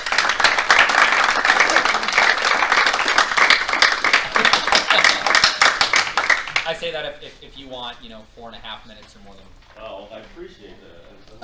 I appreciate it. But not over 6. 4.5 hours. 4.5 minutes. So, there's going to be a bunch of extra, but they're all coming around. I will be brief. I'll keep it to 4.5 minutes. So, some of this stuff is just some updates from last time. Those of you who were at the meeting in Albany. And again, I'd like to preface this with this is some of the updates that vice presidents of student affairs get at meetings that SUNY administrators go to update VPs of student affairs, what's going on throughout SUNY. So some of this is relevant, some of it's not, but we want to make sure that you guys are in the know of everything that's going on within our office. The only thing, there's some things that are not on here that the VPs will get though, like Ban the Box and the Student Life Committee, but I knew Mark would talk about that, so that's not on this list here. But the big thing, obviously, is completion. Obviously, the completion agenda is a big push with SUNY, and since the year that it was launched, it increased by 3%, so 3,000 more people completed their degrees, from 93,000 to 96,000. So there's still a long way to go, but it is increasing. The Mental Health Task Force, I know some of you were on it. The conference was originally planned for November, but that is being delayed till April. But there is plans for a SUNY Professional Mental Health Conference coming soon. And go ahead. So a lot of the things that we'll be focusing on too, obviously best practices, but also some of the things like telemedicine.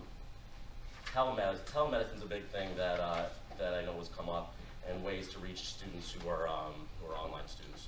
So that will be a big thing for discussion, and eventually the final report will be sent to the provost once the committee culminates everything. Sexual violence prevention, obviously a big topic. You see it right on here, and I do unfortunately have some not great news with that.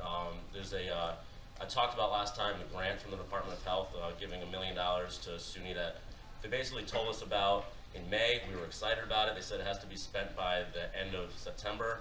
And sorry, I'm like behind you guys. Is that all right? So we were all excited. We got this proposal together to the Department of Health. All these things that we're going to spend this money on, and they kind of just took their time and didn't approve it, and kept saying it was going to get approved. And now we are at September 17th. 3-4 months after we originally submitted that to the Department of Health, and they still haven't approved it yet. And they said hopefully by the end of the month it'll be approved. So you're going to approve something by September 30th that has to be spent by September 30th. Kind of seems impossible. So there's some big plans that we had with that grant that we're not going to be able to do. We were going to bring in a big name speaker that was going to get a lot of statewide attention on this cause, and unfortunately that's not going to happen. But we are still doing a lot of things with that grant. Hopefully, assuming the money comes before the end of the month. We've already held some trainings that, assuming that we're getting that money, that SUNY has laid out. Clery trainings, well, we had about close to 100 professionals from around SUNY came to that at the SUNY administration a couple weeks ago. And Title IX investigation training, about 120 SUNY professionals were there just this past Monday. So, yes. Well, what happens with the money if we don't get it? Exactly. So this Department of Health has a federal grant that they came to us saying, oh no, we have to spend this money by the end of September. Can you help us out to do this? It's, with well under sexual violence prevention. And of course, we jumped on it, absolutely. And so that's the thing. So they're just going to have to give that money back or something, and say that they didn't do what they said they were going to do. So it's unfortunate, but there is some good news in addition to that. Even if we don't get this approved within enough time to spend what we wanted to spend by the end of September, they are saying that once they do approve something, it's going to be a 5-year thing that they're going to give us $500,000 a year for 4 more years. So that is good. That'll give us a lot more time to plan things. So hopefully that happens. Just so you're all in the loop, though, we're still on hold with that, but every day they keep saying something will come, so we'll see. Keep you updated. And there's some links on there for some information. Veteran and military, and please interrupt me at any time if you want to ask me a question. I'll do my best to answer, and if not, we'll find out the answer. Veteran and military affairs, Diana's email is on there if you have specific questions, but she is going to be visiting, she's already been visiting some military veteran offices around the state. She's going to go to the rest of them this fall. It's her plan to meet with every veteran and military affair office throughout SUNY. She is releasing a survey that was done for military veteran students, kind of see how they feel that they're being, the services are being provided for them on campuses, and that survey should be released very soon, so I'm sure you'll all get a chance to see that. There was about 260 people responded to that survey. And I want to talk about there. So now and most of you met Nazali last time at the Albany meeting. She is going to be focusing a lot on disability diversity and non-traditional student services. Now that there's a full-time professional in the SUNY administration building to focus on this stuff for students, a lot more attention is being given towards it from the administration end, so that's awesome. She is working directly with disability directors from across SUNY to make sure accessibility issues are being addressed and improved. And she also established a LGBTQ listserv for professionals throughout the SUNY system to share best practices and ideas, and also discuss various issues that are coming up. So that just started, and she's also bringing to light some of the needs for non-traditional students, which aren't always addressed. So it's good that she's on board. She's been really great to work with. Applied Learning, they're holding their conference in Binghamton.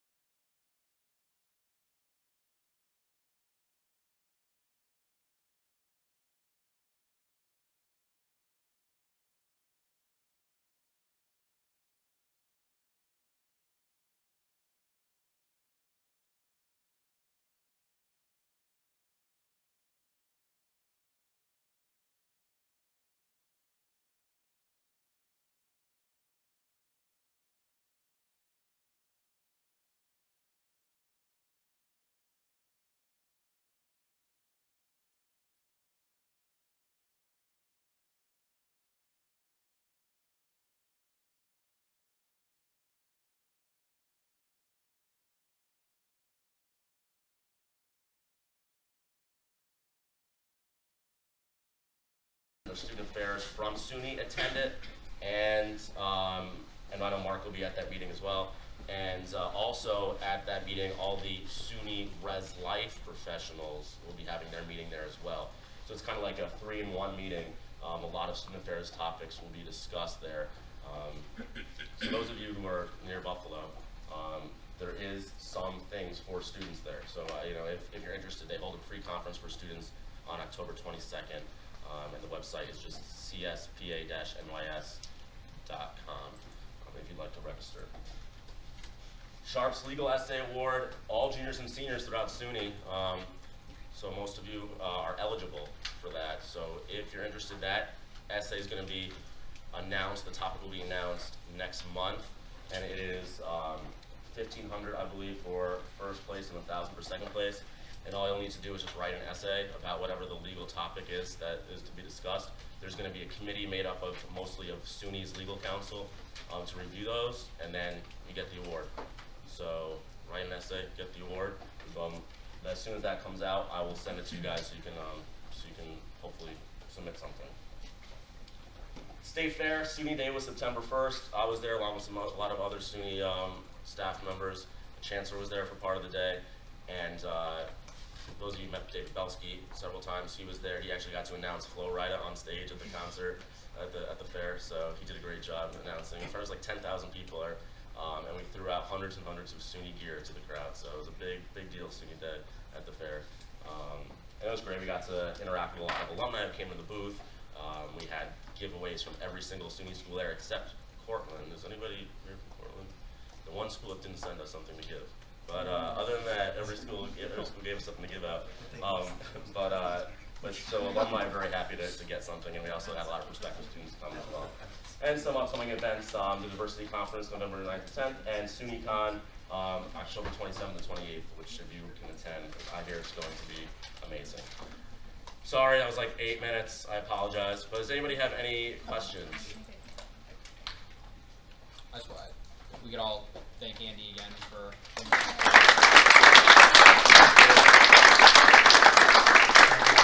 I just want to add on just one or two things. The e-board, in large part, and many of you who sit on committees throughout SUNY, a lot of this isn't necessarily news to you. Andy keeps in very close contact with us, and us with him, and Liz and Paul from his office to keep up to date. But I send out those emails to the student leader listserv because saying like follow us, follow me on Twitter, add me on Facebook, follow SUNY SA on Twitter. It's not to like boost. I guess part of it's to boost like the presence of SUNY SA and whatever. But if you, I tweet about this stuff. SUNY SA tweets about this stuff. Bridget tweets about this stuff. And it's important because then students will be familiar with it. So share like our Facebook names and our Instagram and our Twitter and all that, so that it's not news to us, but it's news to a lot of our constituents. And so we want to make sure that, this is chock full of like incredibly important information, and we want to make sure that they know about it not just once a month, but as often as possible. So with that, we have next on the agenda the committee reports, which I said would be very brief. They're all available online, and we have just a short time before dinner is scheduled. The chair would recognize a motion to skip section D with the understanding that these reports are available online, and we gave them earlier. And if anybody has questions, if anybody's uncomfortable with doing that, the reps feel free. If not, we'd entertain a motion. Motion to skip. Letter D. Letter D. Motion to skip letter D on the agenda with the understanding that it's available elsewhere, made by Representative Delgado, second by Vice President Doyle. Yeah, I feel very strongly about this. Second by Vice President Doyle. Any opposition to skipping that?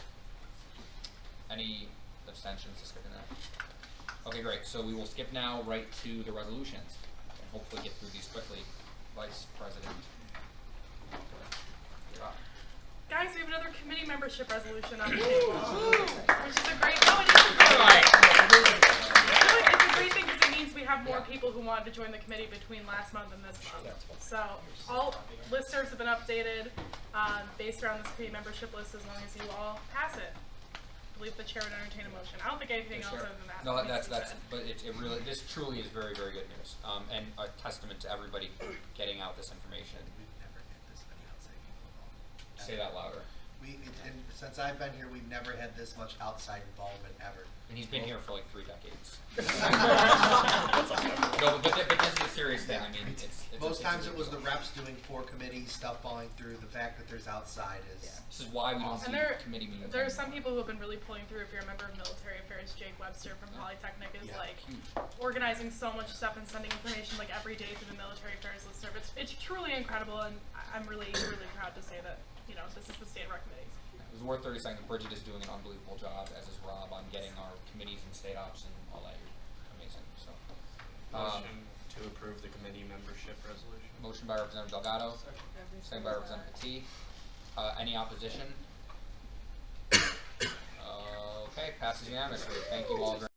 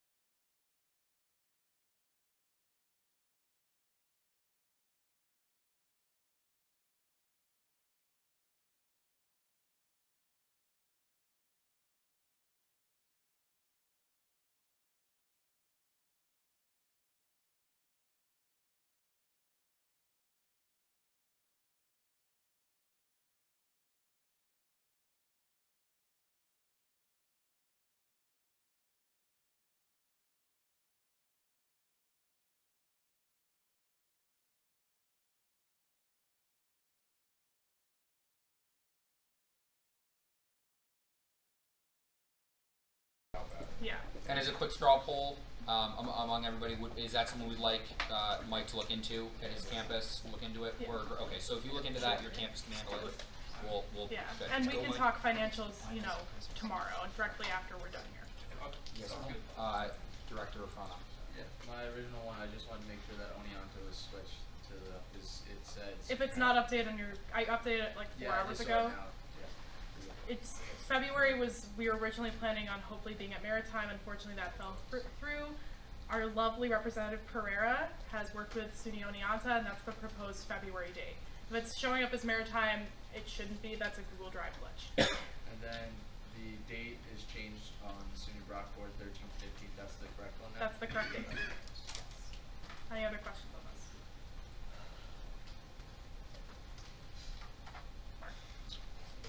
Is there a motion to? We already had a motion to. We're going to go vote now is what we're going to do. Anybody opposed to this resolution? Passed unanimously. Yay! Now we go to mandatory adoption of sexual assault and violence response. And that is unanimous resolution. Chair Reed. Alright, so this resolution is basically just saying, I've been confronted by Megan Flynn from Who's sitting in the back of the room right now? Hello. Nice to meet you. Sorry this has not been done sooner, but she would like it to have done by summer, but we've got it for today. But if most of you, if you were there at the Albany meeting, the website is up there on the board. It is the Sexual Assault and Violence Response Resources, and we were asking if we can have all individual campuses add it to their homepage. It's just a link so it is easier access for students to get to. Just a recap, who doesn't know what this website is, it's Jason, can you do stuff on it? Alright, so this, you can pick research by campus. You can pick whichever campus you would like to research. Let's just say Fredonia, because we're here. You can choose, there's all sorts of on-campus resources. There's also off-campus resources that you can have. There is, obviously, in the 25 miles or the 50 miles, however wide you want to get. There is also, at the bottom of the page, there is certain definitions that you can also look to be informed by, like sexual consent, Student Bill of Rights, some others that are there. You can also say, like, for example, if I was sexually assaulted on my campus, I would go on here and go to University at Buffalo and find out on-campus or off-campus resources that I could possibly go to. And if my roommate happens to walk in, this is Jason's favorite aspect of this, if my roommate happens to walk in and she's wondering what I'm doing, you can just click it, exit the site, and this site will completely shut down and go to Google. And you can't do, you can't do a back page. You can't go back to the page that you were on previously, so if they're super snoopy, they can't see what you've been on and what you've been looking at. So these are just some things. And you can also view the New York State resources throughout New York State as well. This just gives a lot of information to post-sexual assault, any victims, just like information that they need, people they can go to, anything that they need help with. And all we're asking is if all the campuses can add a link to their homepage, since you're most associated with your homepages, I assume, of your associated campuses. I think Fredonia has. Go ahead. Well, I'm not really a big SUNY person, like in the essay, but I do the essay in my school. But I'm currently interning at the counseling center on campus, and I was talking to one of the counselors, and she said one of the biggest things that students like struggle with is they don't know where to report things, and they go on their home pages for the university, and they like don't know where to go. And I think if every SUNY school had this accessible on their homepage, like maybe like where like your link for your mail or like whatever sources you usually use there, then that would help a lot of stressfulness that happens with reporting these. I think making this an easier thing for students is very helpful, and it shows that we all care about students' safety. It's something it's hard for like even our campus to get going with, but I think if SUNY makes the initiative, then I think all campuses would be very willing to adopt it. Also, I don't know if it's on Fredonia, but I was just looking at this. University of Buffalo, there's an anonymous reporting mechanism. So they have, right. I don't know, well, I don't know if it's like on the Fredonia, like if it's added to the Fredonia or not, but if it's on University of Buffalo, I assume it's for Fredonia as well. So there are some anonymous sites that you can go to report things. Excellent. The chair would entertain a motion. Any questions? Let's do a motion, then we should do. Motion to approve the mandatory adoption of sexual assault and violence response resource website resolution. Motion by Representative Holnick, second by Representative Sparks. It's open for discussion. Representative Delgado. I do have one thing. My just want to let the record show that my constituents find the language mandatory and other things like that to be a little too harsh, but beyond that, that's all I have to say. Will we also actually be adding it to our own website? Is that something? It's already on our website. Okay. I could probably change mandatory. What were you thinking, Colin? Well, along the lines, I think some more like suggestive terms, so like suggest all campuses. Hang on, like hold it. How do you recommend? All right. If you want to talk, put your thing up. We'll do it that way.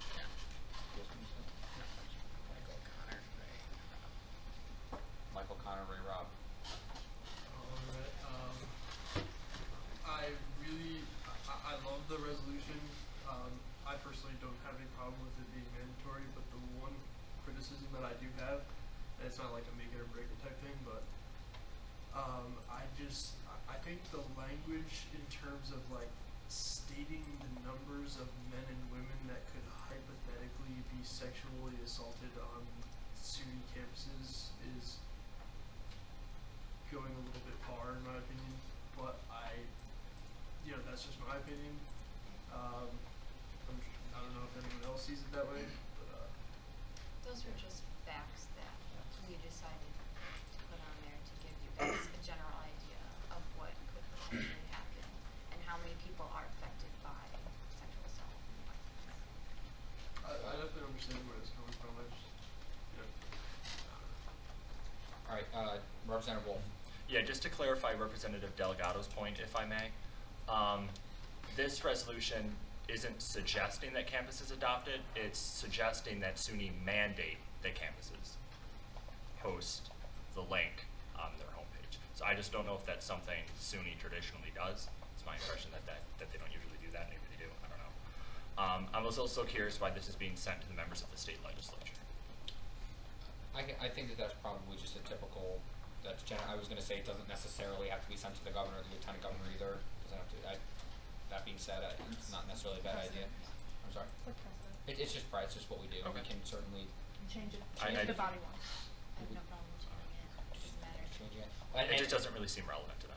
Sure. Okay. And what we can also change is there are just a few. We'll just clean it up just a little bit. Not changing the subset of the resolution. Is that a friendly amendment's not a thing? Don't yell at me. We'll make it a friendly amendment. It's a thing. Okay. Ray. I was just going to say that if we're changing this from mandatory to a suggestion, you're essentially changing the entire spirit of the resolution. It's a completely new thing. It doesn't really do anything. It's just like, this is nice. That's not a resolution. Yep. We can make a statement if we think something is nice and post a picture. But resolutions are strong, powerful documents. And that's, when you enact a resolution, you use strong language because that's the proper form for strong language. So I would say if we were to take a straw poll that probably isn't a very popular opinion, probably save ourselves a lot of time if somebody just ended up hating vote. Just a thought. Ralph, thank you. Kind of echoing what Ray said, but the other thing is that kind of like SUNY has adopted a sexual assault and violence prevention policy, so it kind of falls along with like Title IX, where all campuses now have to have Title IX on their links. This would fall under that. And given the gravity of what this is and the resource that it is and the problem that is on our campus to help somebody get there, it should be on all the websites. It falls under Title IX. This is part of Title IX. This is like an expansion of that because it's a specific subset of what Title IX deals with, and this is a resource specifically for sexual assault and violence prevention, so it falls under that. So it should be your Title IX links with all your information, this right underneath it, and anything else that comes down. And I agree that mandatory, I mean, I get what you're saying that it's mandatory, but we've already told schools that they have to put Title IX on there, so this is just right. But I do respect it. Yeah. And I mean, the other thing about it is that you can there's a lot of information on this website, and someone has went above and beyond to get this information, and it's for SUNY. So if it's not on SUNY websites, like their home pages, I don't see it be put into good use. Yeah, so we currently have 6 speakers. We're supposed to recess in 2 minutes, so we're going to finish these 6, and we're going to probably do a recess. Chris, you're on my list. Alright, no, I wasn't trying to turn this into debate. I just felt that was my duty as a representative to speak how my constituencies felt. So, sorry about that. No, that's well done. Monica. No, don't. How can we be sorry? You did your job. Monica? No, we're good. Okay, Bridget. I just want to go off of Michael's point. Rob echoed everything I wanted to say, but on all of our sexual violence resolutions, we usually use the statistic 1 in 15 men, 1 in 4, 5, or 6 women, depending on what site you're using. I think what Amanda's point on that is putting it into true perspective of how many people that can be. We can use the same statistic we use for everything else, but it's more human to say this is the potential and arguably what really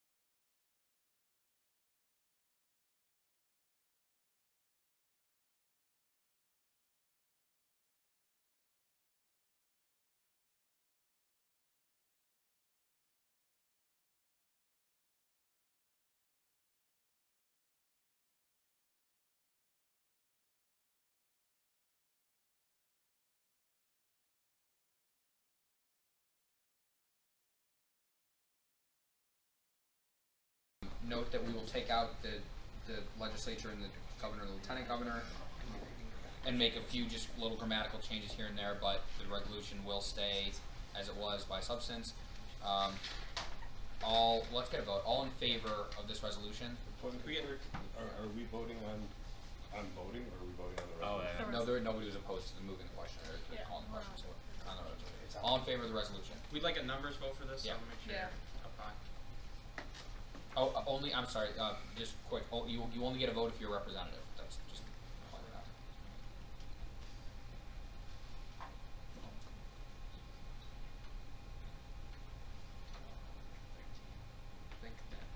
Okay.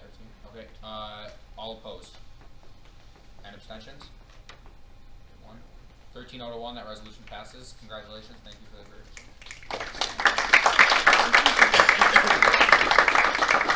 We have one more resolution, and it's been recommended by Vice President Doyle that we push on through and just get it done real quickly. It is a very important resolution, and Representative George has done due diligence in putting this together with others, so please pay attention and Okay. So this is addressing open primaries, closed primaries in New York. You know, as an organization, obviously we're all very passionate about student representation. I think we should continue that passion onto governmental levels, state, local, congressional, national. In New York State, the closed primary system basically doesn't allow, it doesn't allow independent and third-party affiliated voters to participate in primaries, meaning that there's the choices in the general are not representative of those people.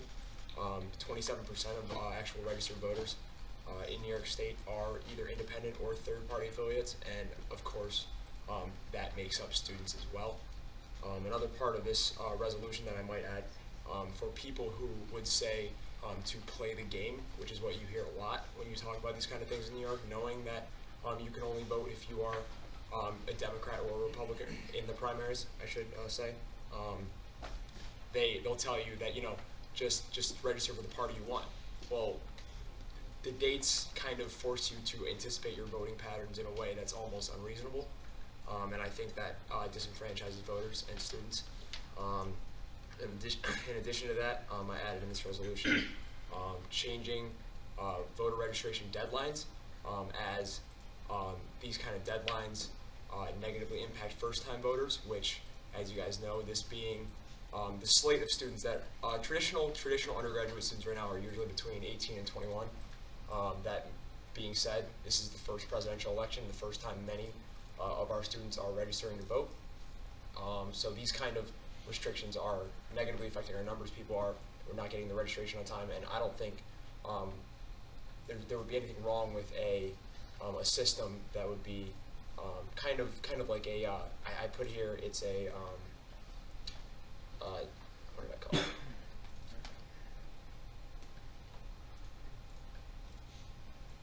A same-day voter registration policy that would allow them to vote or to register to vote on the day of the polls. I think this would this is, you know, an idea, maybe not completely smoothed out logistically, but it could show our support for you know, representation on all levels for all people, especially students. And I take it that you move the resolution. Is there a second? Second by Representative Ortega. Open for the discussion. Director Muniz. Yeah, we'd just like to congratulate Representative Jordan for the work that he did on this. He put a lot of time, effort, and research into this. Our committee discussed this extensively over the course of 2 meetings. I would say that this is very much representative of the student body. I would suggest to you that many students would agree with this if they're politically aware. There are, of course, structural concerns. We had a discussion with Chief of Staff Drum. We had a discussion with a member of our committee who is a member of the Bronx Board of Elections, who spoke about the strain that such a system could have on the Board of Elections, and that's not something that we are blind to. However, there are several states that have enacted this successfully. I believe California, Vermont, Hawaii all have open primaries and have same-day voter registration, and it is proven that states with open primaries have increased voter participation. And our own Senator Schumer cited in the op-ed in the New York Times not so long ago that open primaries result in less ideological candidates, so candidates that are a little bit more toward the representative middle of the United States and less ideological extreme. So I think supporting this care very much about the fundamental bedrock of democratic participation as students. That's important to us. Jason. Jason. Your card's up. Oh, sorry.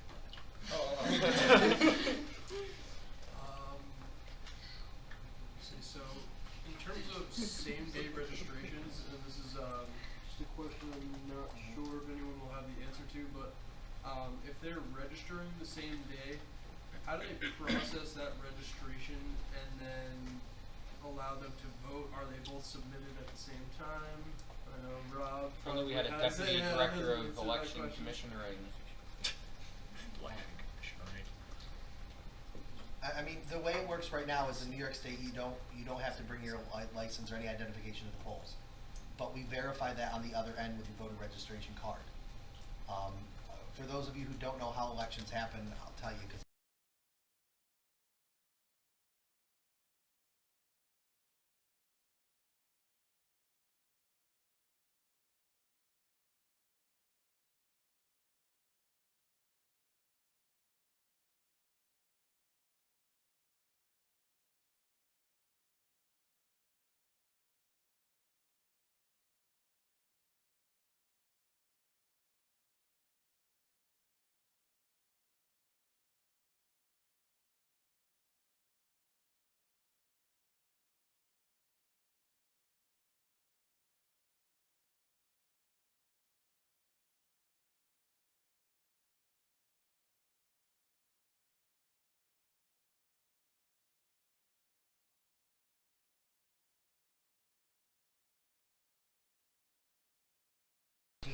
everybody after October 14th has to wait till the following year to change your party. It should be the 30 days before the election. That way, you can change your party affiliation. You can be verified through the system that is now, and it would better affect the students on that side because it would have more involvement. The registration cutoffs, I mean, we have a 4-person board at my county. We handle 42, I think it's like 42 or 40,000 voters maximum for this election. We don't have the resources. The counties don't have the money to do this.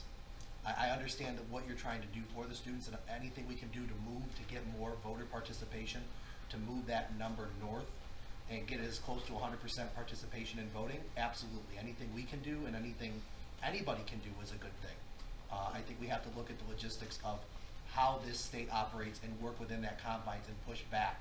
I do understand where you're saying that, but same-day voter registration will pose huge problems to probably 60 to 70% of the boards that are out there. Representative, Treasurer Kara.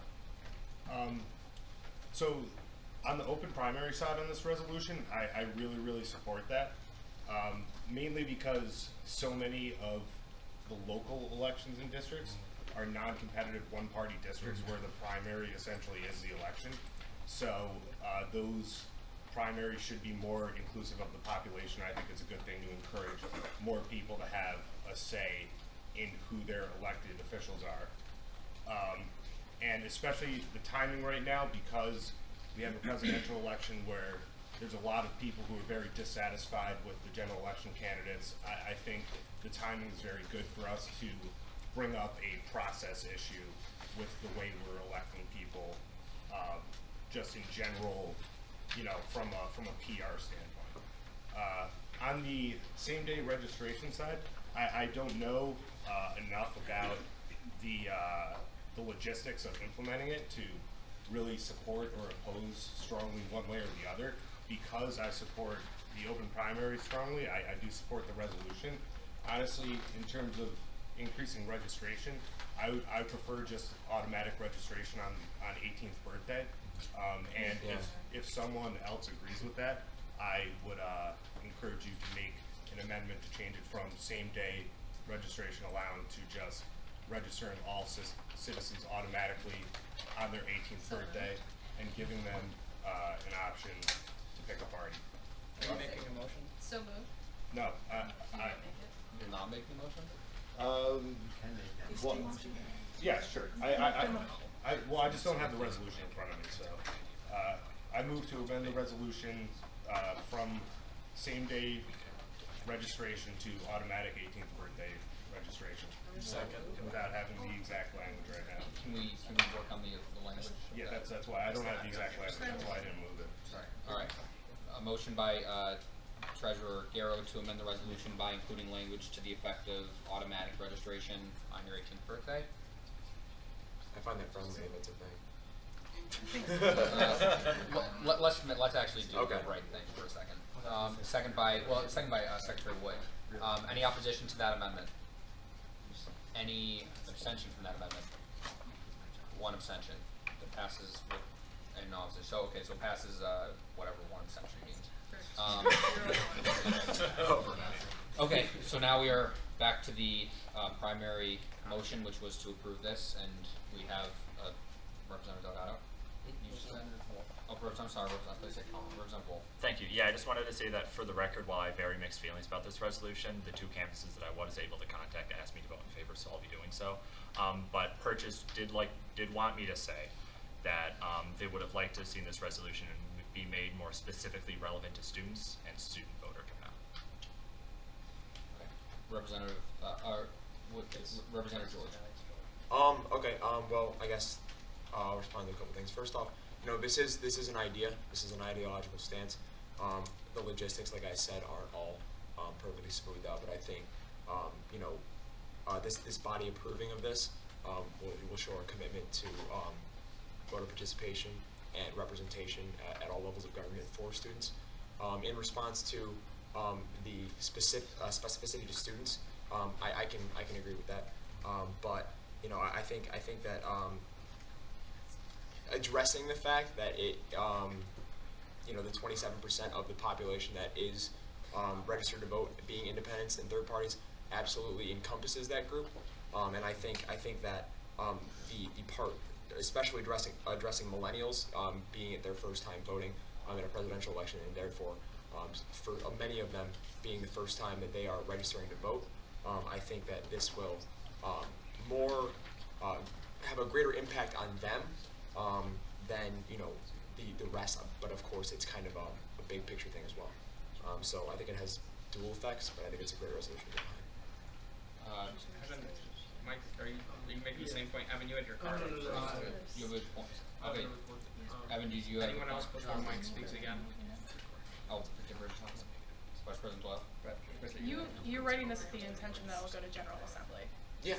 Okay. Yeah, So I figured it was kind of. if campuses have said, let's make this more specific to student voter turnout, then that amendment can be made at conference. Okay.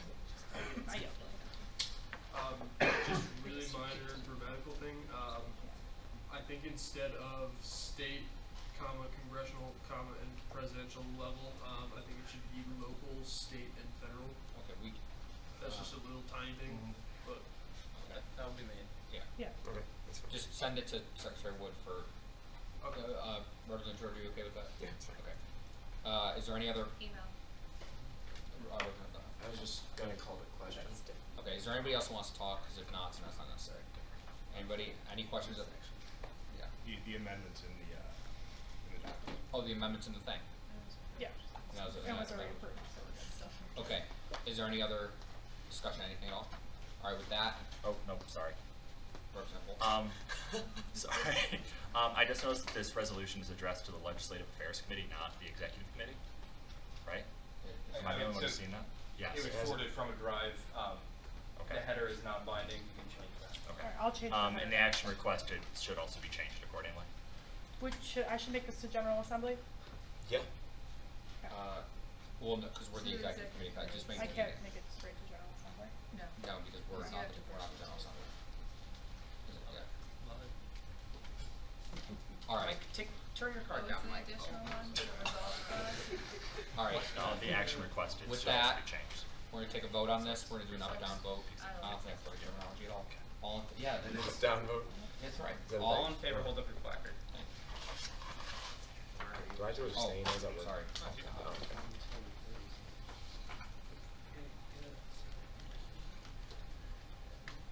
I have 12 yes. All opposed? And abstentions? Abstentions. 1202. That passes. All right.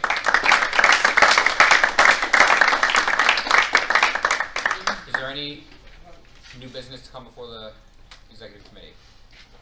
Okay, closing comments. Thank you once again to SUNY Fredonia's leadership in the back for sticking through with us here, for your hospitality, for hosting us, for everything. We appreciate it very much.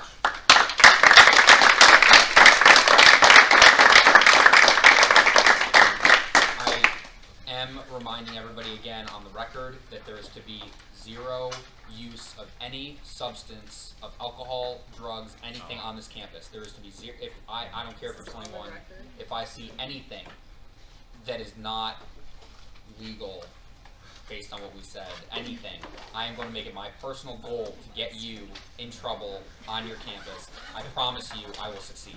If I see anything on this campus, that is the extent on this campus. Okay. Vice President Doyle. The residence director has my personal cell phone number, and the RAs all have my personal cell phone number, and we'll be doing rounds on the 3rd floor of Igo Hall. So you're not alone.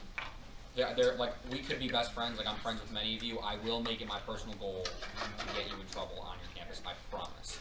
No use of any substance on this campus. None. With that, we had a great meeting. Yes. I appreciate your tenacity in this important. Appreciate your appreciation. We get to dinner. All right. Is there anything else? Anything from the executive board before we close? Move to adjourn. Motion to adjourn by Vice President Doyle. Second by Representative T. We are adjourned. Oh, can I make an announcement about dinner?